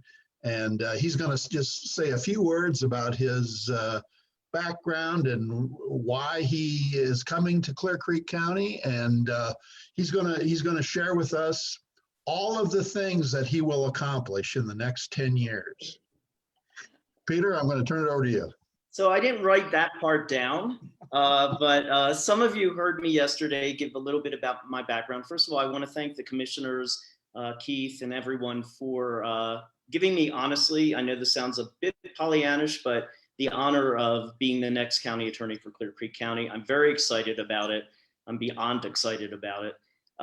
As far as my background goes, I've been an attorney for a little over 27 years. I started my practice in Florida. I worked as a prosecutor when I first started, and then worked for some private law firms that actually represented municipalities until I eventually started switching to county governments. And I moved out to Colorado a little over 5 years ago and started working with El Paso County, Colorado, doing litigation as well as general government work. And then the past year and a half have been assigned to their sheriff's office.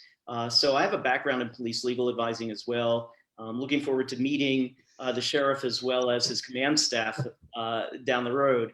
But as far as that, my general reasoning for even moving to Colorado was I love the mountains. I was very tired of the heat and humidity of Florida, and my sister and the rest of my family had moved out here. And I didn't think I would stay in El Paso County originally. I thought I would move up to exactly where I'm moving to. I've always wanted to be in the mountains. And this is kind of a dream come true in terms of being able to marry both what I do professionally and what I love personally. And that, of course, and I'm sure a lot of people in Colorado say this, I love the hiking, I love the mountains. I love everything, honestly, about Colorado. So I'm really, really excited for this. I think I have some very, very big shoes to fill. Bob is a legend in the county attorney community. I know you all have relied on him heavily. I will rely on him during this transition period. As I mentioned to staff yesterday, it's nice to know he's only a few blocks away. So even though he thinks he's retiring, he's still available. And I'm just very excited to be working with staff, the departments, the department heads rather, elected officials. It's going to be great. So I want to thank you again. Thank you, Peter. We are very anxious, obviously, to get you on board and to acclimate yourself to Clear Creek County. And as I indicated, one of the first things we'll do is figure out what that game plan is for the next 10 years, right? Yes, absolutely. Anyway, thanks, Peter. It's great to have you here. And yeah, we are very lucky that Bob is just a few blocks away, and obviously we'll be tapping into his resources as we go through the transition. So thank you, Peter. Thank you, Bob, as well, for almost, I think we talked yesterday, almost 20 years of providing legal advice and your wisdom and your expertise to Clear Creek County. It's much appreciated. I just want to add something really quick to that. Bob kind of like attempted to retire on us a couple of years ago, and we went through a whole process, and Bob set a really high standard around here, and we just didn't find anybody who we felt lived up to that standard. And through the process, we gathered a bunch of good candidates. But Peter, you really distinguished yourself in that group, and the conversation among the commissioners and the staff, we kind of triangulated on you as the best candidate pretty quickly, and we're all thrilled that you're here. Well, I really appreciate that. Thank you. So, and we'll be hearing much more from Peter down the road. So again, thank you, Peter. Real quick, I also see Alyssa on the screen, and we wanted to provide you just a quick update on all things COVID recovery. So Alyssa, take it away, girl. Thanks, Keith. Looking forward to working with you, Peter. Just a couple things to update you on, and I'm going to bucket this by business support and individual support. So let's start with businesses. As you all know, we are now in round 2 for our business grants. I just wanted to give you a quick update on round 1, and then I'll give you an update on round 2. So for round 1, we have cut checks for $460,874 of Clear Creek County allocated CARES dollars. Idaho Springs is also helping fund a portion of these with CARES dollars that they received, and they have spent about $187,000. This is 38 businesses, so we're really excited to be able to help all of them. One of the really cool things that we were able to do, because we were awarded the second round of CARES dollars, we were able to give all of these businesses the amount that they were requested versus the amount that was recommended by the EPC loan committee to give to them. So we're really excited to be able to give them the amount that they requested. For round 2, so far we have 16 applications for a total of 80, I don't have that total number, but and as of right now, $80,000 has been cut to businesses in round 2. For everyone that's listening, this is a first come first serve basis. So I'm processing the applications as I receive them. We do have 16 applications. I believe that is 4 businesses that we've cut checks for, which means that I'm waiting on documentation for a handful of others. As soon as I have that documentation, I will get those checks cut. When we originally opened this round, it was only open to restaurants. We are reevaluating that right now and actually going to open it up to businesses that have not received funding. We have loosened the eligibility requirements a little bit, and those eligibility requirements are listed on the application if businesses have not received funding and are interested in applying. So I think that is my update for round 2. Do you have any questions about the business grants? No? Okay. All right. Quickly, we do still have some business toolkits available for anyone that is listening and hasn't received one. This is hand sanitizer, face masks, a thermometer, social distancing stickers, as well as resources on how to keep yourself as well as your employees and customers safe. We have about 40 kits left, and so any business in the county that's interested, you're more than welcome to get them. They are free, and pick up is at the resource center. You just need to coordinate with us on when you're picking them up. And then last thing that I have for marketing, for the businesses, is a marketing program that we are doing. It's free to businesses in the county. And the whole goal of this is to help you have a better presence online. And so making sure that you have claimed your Google website, making sure you've claimed your Yelp website. And so that if people are driving through the county and they're in the mood for a burger and they Google burger in Clear Creek County, if you have burgers, your restaurant shows up. So this is a free service to any business in the county that's interested. Again, reach out to me and I will put you in contact with the person that is coordinating this program. We're really trying to help people survive the winter, and this is one of the ways that we're doing that. So that's all I have for businesses. Any questions about any of that? Thank you, Ben. I know it's a long day, so I'm sure you guys are tired. I'm trying to go quick. Moving on to individual support, we have seen a lot of applications, as you might imagine, with the shutdowns with restaurants or Code Red. So I just wanted to quickly give you some of those numbers. We have received 34 applications as of right now. The application has only been live for about a month, so we have received a lot of interest. So 34 applications, and then I just quickly wanted to break down the percentages of ask per category. 60% of the applications are asking for rental support. So there's definitely a very strong need for housing. 23% is going to mortgage assistance. And then the rest is about 2 to 5%. So just as a reminder, childcare reimbursement, pre-K, transportation, mental health support, eviction fees, water and sewer support, gas bill, and internet bill. So those are all between 2 and 5%. So the majority of the requests are going to housing related needs. As you all know, we did have $31,000 at the Grand Foundation for a housing specific program.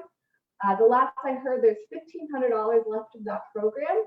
And the goal is that this program will pick up when that program drops off. So any housing related requests that we've received up until this point have been funded through the United Way grant, and then our grant will pick up the rest after that grant is exhausted. We did submit an application last week for $100,000 to Help Colorado Now, which is funded through the United Way, but it's the state of Colorado's granting program. $100,000 to continue this program through next year. As you all know, this money expires at the end of the year, and so we're trying to find additional funding sources to be able to continue to fund this through next year. So that is my update on that. Do you have any questions on the individual support program? No? Okay. We're going to keep pushing it. If you hear of anyone that has a need, please encourage them to reach out.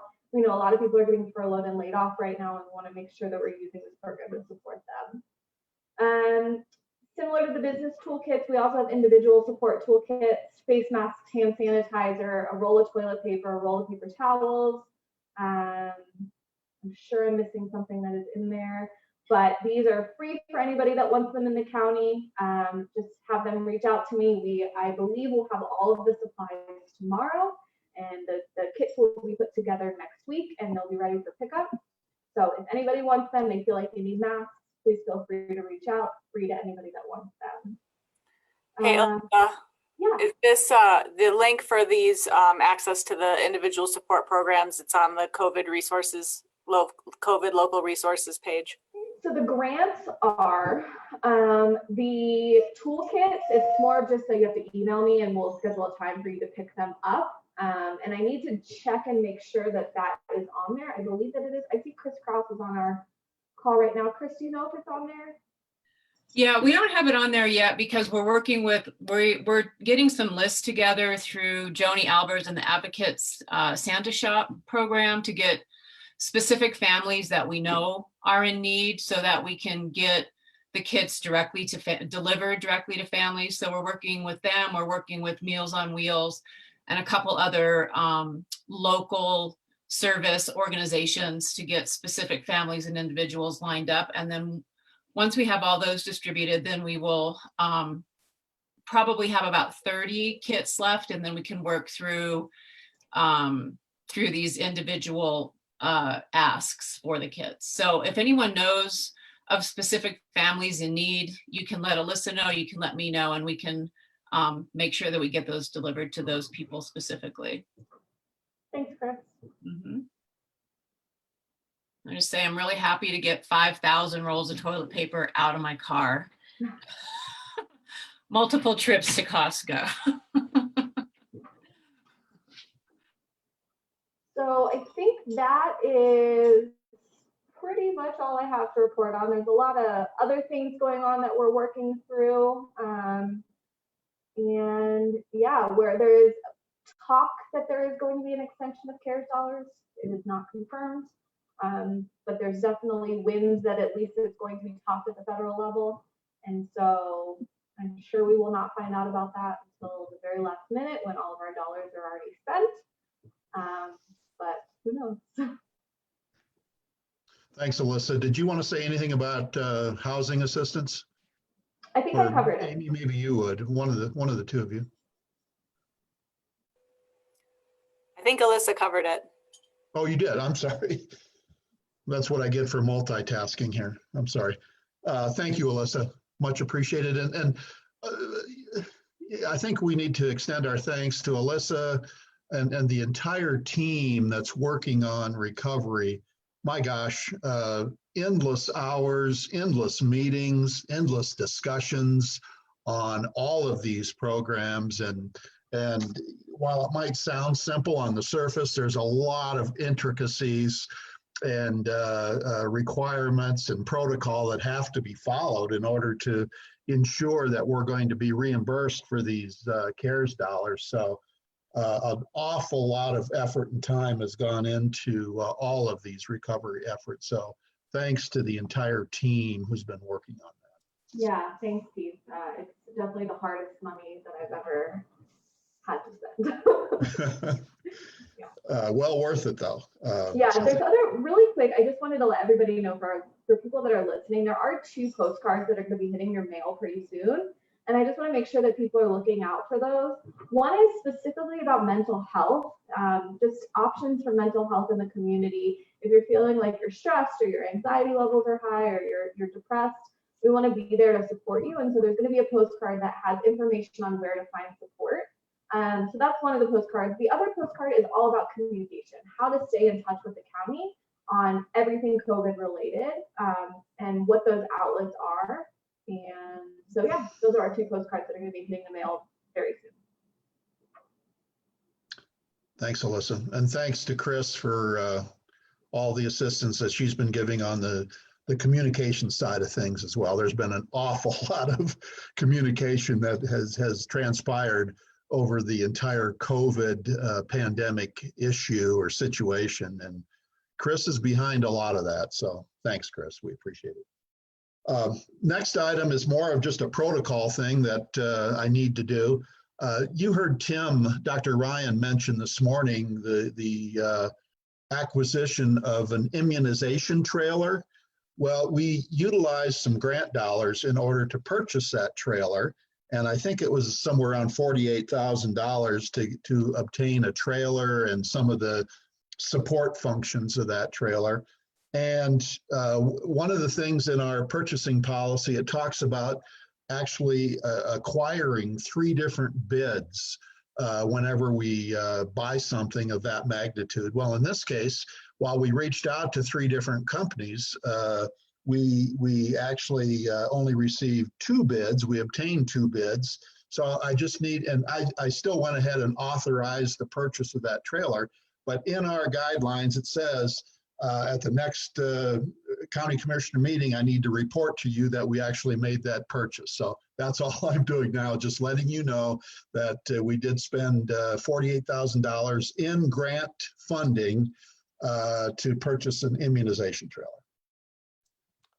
I think that sounds fun. I have a quick question about that. Does this ever happen? Is this the first time this has ever happened, or has this happened once in a while? No, in fact, I don't remember the specific circumstances, but a couple of weeks ago, I did the same thing where I reported to the board that, gosh, I don't remember what the item was or items, but it was one of those things where we had to have it immediately, and we didn't have the necessary time to solicit the number of bids that we needed to do. And I don't know if someone else can remember what the heck it was, but anyway, it happens infrequently. I think during this pandemic, it's probably happening a little bit more just because of the timing associated with it, that, you know, we need this stuff and sometimes we don't have time to follow every rule and regulation in our policy. But I do have the policy does indicate that I've got the authority to go ahead and do this, and I just need to report it to the board. And Sean, it was the mental health study was the other one. There it was. Yeah, thanks, George. Yeah, and kind of where I'm going with that, maybe for the larger ticket items, I don't, if it's not that much more work to send out for, I mean, potentially that gives us, you know, perhaps a better deal and not running into this in the future, but I'll just make that observation and leave it at that. Okay, thanks, John. I know that also some of the things that we've, especially during the pandemic, things that are pandemic related, we've seen periods of time where you couldn't find any sources to buy a particular thing from, and you had to get it somewhere. But at least if in the course of the purchase or afterwards, we can at least confirm, the standard going rates for things, even though they're not even available from those sources that you can get the rates from, to at least have it documented is another way. And we've done that a little bit retroactively at times when we've stumbled across the opportunity to get something. Still a good policy. 3 bids is a pretty standard policy throughout all industries if you can get them. But it's an interesting time. So thanks, board. Thanks for those comments. Moving on, as you know, the fire ban has been rescinded. I just wanted to mention that we took action on that this morning, I believe, as part of the consent agenda. And then I see Kate on the line as well. I just wanted to quickly mention something about health insurance. And before we spend much time or effort in doing anything relative to this, the question, I guess, would be if you would consider the concept of implementing or providing health insurance on the first day of employment for our new employees rather than waiting 60 days, which is the current policy. And Kate tells me that this would really assist with our recruiting efforts when new employees know that they will be covered with health insurance on their first day of employment. And I see Peter is still on the line, and I'm sure he's very interested in this one as well. But Kate, did you have anything you wanted to share? Yes, I also looked into the costs that would be associated with that and whether or not we would just change the health insurance or maybe, I don't know, whatever you would think anyway. But if we started the health insurance, I just took a little quick survey of those that had been hired this year. And if they all went for family coverage, it would cost us about $81,000, $80,000, give or take. But is everybody that's going to come on brand new going to take family coverage? Probably not. I would venture it's going to be anywhere about half that cost, or just slightly, around 50 grand or something like that for that. So obviously we don't need a decision today. We just wanted to see if it's something the board would want us to put a resolution together and bring it to you for action. Just a quick little extra thing too, that I did reach out to fellow HR on this question. When do they start their new employees on their health insurance benefits? There was probably a majority of them said that they start them either right away or within 1 month. There was extremely few. I think we're one of 2 or 3 that do the 60-day wait. So just thought I'd throw that out there. Does anybody remember where that came from? Because, I had lots of different jobs in my life, and I don't think I ever ran into one that didn't start on day 1. I'm not sure where it came from. I know it had started out as 90-day when I was first here, and then I got it changed down to 60-day wait. And I thought that was doing something wonderful at the time, but that's been quite, I don't know, some time ago now. So I think it's due time to revisit this again. Quick question, what do employees do who have chronic conditions who are transitioning from one employer to us? So they guys have to take COBRA for 2 months, or how do they solve that? That's it. Basically, they have to take COBRA, and at that full cost of whatever that was for the employer's health insurance, and that can be, it's expensive. Oh my gosh, huge. Yeah, it's really expensive. Yeah, well, I'll just speak for myself. I think we should look at eliminating that waiting period.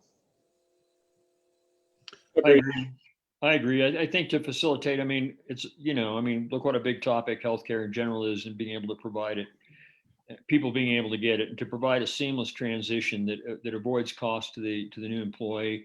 They don't have to spend 60 days, work 2 months worth of an expensive policy to continue something and go through all the paperwork and hassle of just doing COBRA, just move over and get a new policy the next day. It makes all sense in the world. It seems like a responsible thing to do as well as a good recruiting tool. So we'll go ahead and prepare a resolution or whatever we need so the board can take official action, hopefully before the end of the year, before Peter starts, right? Thank you, board. That's all we need on that. Just a couple real quick things. A week or maybe it was a couple weeks ago, we had a conversation about doing some due diligence, doing some investigation on a community communication tool. And I think we had the conversation as part of the road striping discussion up on Highway 103, but the sheriff graciously offered to do a little bit of research. Of course, he turned it over to his staff, which is currently in the process of doing some research on different potential tools and resources. And so we're going to have a kind of a list of options that we're looking at. Amy, I've asked Amy to help us out, and Beth and Chris Kraus as well. So I think it was Tom Dale that was putting that together for the sheriff. And once he collects all the information, then we're going to sit down and review what he's come up with and see if we can't come up with some good recommendations, do a cost benefit analysis and come up with some good recommendations that we'll bring back to the board. So I just wanted to let you know we haven't forgot about that. So that's in the works. And then finally, I just wanted to share with the board and anyone else that might be listening. We've been having some conversations with the fire authority regarding the extension or renewal of an IGA, an intergovernmental agreement between the county and the fire authority regarding a number, and in that IGA is a number of different topics. But one of the things as a result of those discussions, it was determined that we should probably consider doing what we call an RFP, or a request for a proposal, to bring in a consultant to actually evaluate the situation at the fire authority or the fire department, as well as EMS, and just look at whether or not, or have some kind of a consideration as to whether or not there could be a benefit to some type of working together. I don't know if I want to use the word merger, but at least seeing what we can do to maybe work a little bit closer. So I know that staff is in the process now of putting that RFP together. Before that goes out, I want to assure this board anyway that we will have an opportunity to review the draft RFP so that we know exactly what the scope of work or the scope of services will be. So again, I just wanted to let you know that that's in the works, and stay tuned, I guess, as that RFP as the draft is developed. We'll certainly share that with all the applicable people. And that's all I have. I want to follow up on something real quick from our conversation this morning with Nathan Carlson. And Kate and I have been having a little of a side conversation about just financial security and as it applies to our employees and the benefits that we offer. And the question I was going to ask Nathan, and maybe we can get him back at some point. Our plan, our 401A, basically sets aside 4% of salary and it matches it, so the employee will end up saving 8%. And I don't think that's enough. I think even if you kind of started pretty soon after you graduated from college or high school or whatever, saving 8% is not going to replace your income along with Social Security by the time you finish your career. And that's why Colorado Retirement Association makes available a 457 plan, which doesn't have any matching component, but it does allow you to save another, for someone who's over 50 like myself, another $26,000. And one of the things that kind of caught my attention when I was looking through the warrant registers, you see what people's take-home pay is, right? That's public information. And it kind of gives you a little bit of an indication about what kind of savings people are doing above and beyond the 401A, if any. And I circle back with Kate and asked her how widely used is a 457 plan within our county. And I don't remember exactly the number Kate said, but I think it was something like 70% of the people in the county don't use it at all. And anyway, where I'm leading with this is I at least would be interested in having a continuing dialogue that we brainstorm about ways that we can increase the benefits from CRA so that people understand they're not just by default not investigating the 457, but they're making a conscious choice that they want to spend the money now rather and have less money in their retirement. And then another part of that conversation is the 15 years that Nathan brought up this morning, where the 8% goes to 10%, but only in year 15. And I know we talked previously about possibly revisiting that at some point. So I'd be interested in continuing this public conversation and be curious to hear if Randy or George shares that interest. Yeah, I do. I think where we observe things that can be improved, it makes a lot of sense. And so I welcome that conversation. Do I understand that you want to then invite Nathan to come back for that continued conversation, or are you speaking about a continued conversation educating employees about the opportunity they have?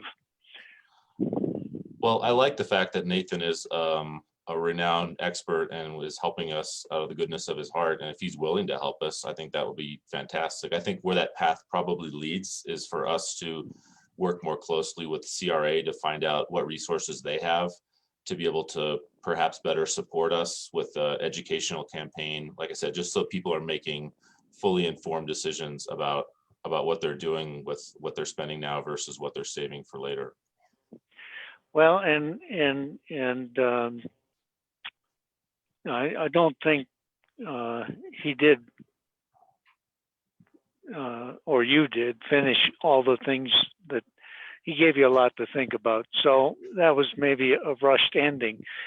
And the point of it was to establish a foundation for this board to consider the larger questions. So yes, Kate came back on. So I think Kate will schedule him to come back to complete a little more of that foundation. And then what I anticipate is probably you're hearing from CRA and hearing from FPPA, and then perhaps a good time to have a public hearing and hear from the employees that are entertaining this idea. Of course, I won't be here. So, but Peter's on the line, so now he knows. And also, can I just briefly throw out there that the 401A does have the possibility of contributions being a lot different than just 4%. 4%. We have the ability as the employer to make the choice of doing more than that, and the employee can, or you can also make it so that the employee has the choice of matching that amount that the employer puts in. That's right. You know, you might recall we changed the agreement a month ago, I think. Yep. And it is through that agreement that that kind of change can be made, and it can be done at any time. Yeah, I remember that conversation. So we will follow up, Kate, and or Bob, maybe reach out to Nathan, see if he can come back and we can complete that conversation. Then at the same time, Bob, as you had suggested, it sounds like we need to see if we can get CRA and the other organization to come in. And is that what you were thinking? Yes, and I haven't talked to CRA, but I've talked to FPPA a number of times, and I told my contact there, Beth Henaway, the first of the year I thought was going to be the way this was going to unfold, and she thought that seemed like a good timetable. So we'll follow up with that. Yeah. It just occurs to me, I know our public meeting schedule gets pretty full. And Sean, I encourage you, you know, and trust you to, you know, dig in and build this concept. And I kind of trust your recommendation on this in a lot of ways. So I don't know that every step of this analysis has to be done in a public meeting is what I'm trying to say. Okay, I'm happy. I mean, Nathan has been a friend of mine for 10 years, and I introduced him to Kate in the first place. And he's passionate about people retiring well. And I think we could probably have a couple of offline conversations to frame the conversation so it would be a really efficient public dialogue. Great. Yeah, and that would be, I mean, I'm going to be very easily persuadable on this one. So, and I know we're getting toward the end of our meeting. I wanted to circle back to the health insurance conversation at a time that's appropriate.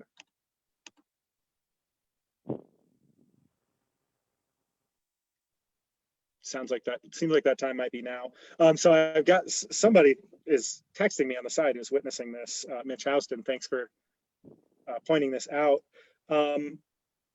Insured rates are really high right now, and when you have an insurance plan, you purchase that insurance plan on a month-by-month basis. It might be wise to say that our benefit is effective on the first day of the month after your employment begins. That might save us a little bit of money, and it might achieve largely the same effect. And I'm not trying to belabor the conversation here. I just thought it was an interesting point that I wanted to raise. Maybe we could give our HR staff the ability to work that out according to the needs of the person we're hiring. You know, depends on when their termination date is and all that kind of stuff. If they can say, oh yeah, my policy will be effective until a given date, then, you know, we can just, whatever we need to do to make a seamless transfer, I think, and make sure that they don't have a lapse of coverages, especially, well, anyway, said it. That happened.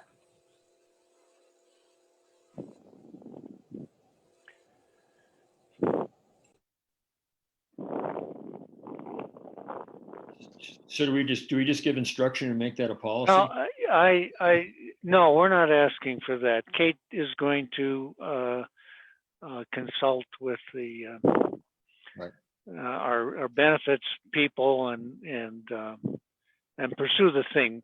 All we were looking for is a show of interest. If you weren't interested, we weren't going to bother. I think that's really at the stage that we were. That sounds good. So find the best viable legal solution that comes the closest to accomplishing our stated intent, right? Okay. You'll hear more. I don't have very much time that I need, but I would like a little more of your time, if you would indulge me. For an executive session, is that correct? Yes. Okay. Do we need to stay awake in it? Oh, we can. Never mind. I'm just.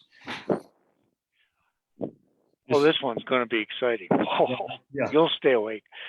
I read the docs. It's a barn burner. Look like the warranty manual for my washing machine. That's where I copied them. Okay. Well, in that case, thanks everybody for being here today for the open session to which we will not return. And I move that we move into executive session for the following purposes. A conference with attorney for the public body for the purpose of receiving legal advice on specific legal questions relating to archiving records pursuant to 42 24-6-402 sub 4 sub B, and personnel matters but not regarding commissioners or elected officials, or the discussions of personnel policies generally pursuant to 24-6-402 sub 4 sub F. Second. All in favor? Aye. Aye. We will now move into executive session. No written minutes will be kept of the session, and for the purpose of archive later, since we will not be returning to the open meeting, we have completed our executive session, and no written minutes were kept of the session.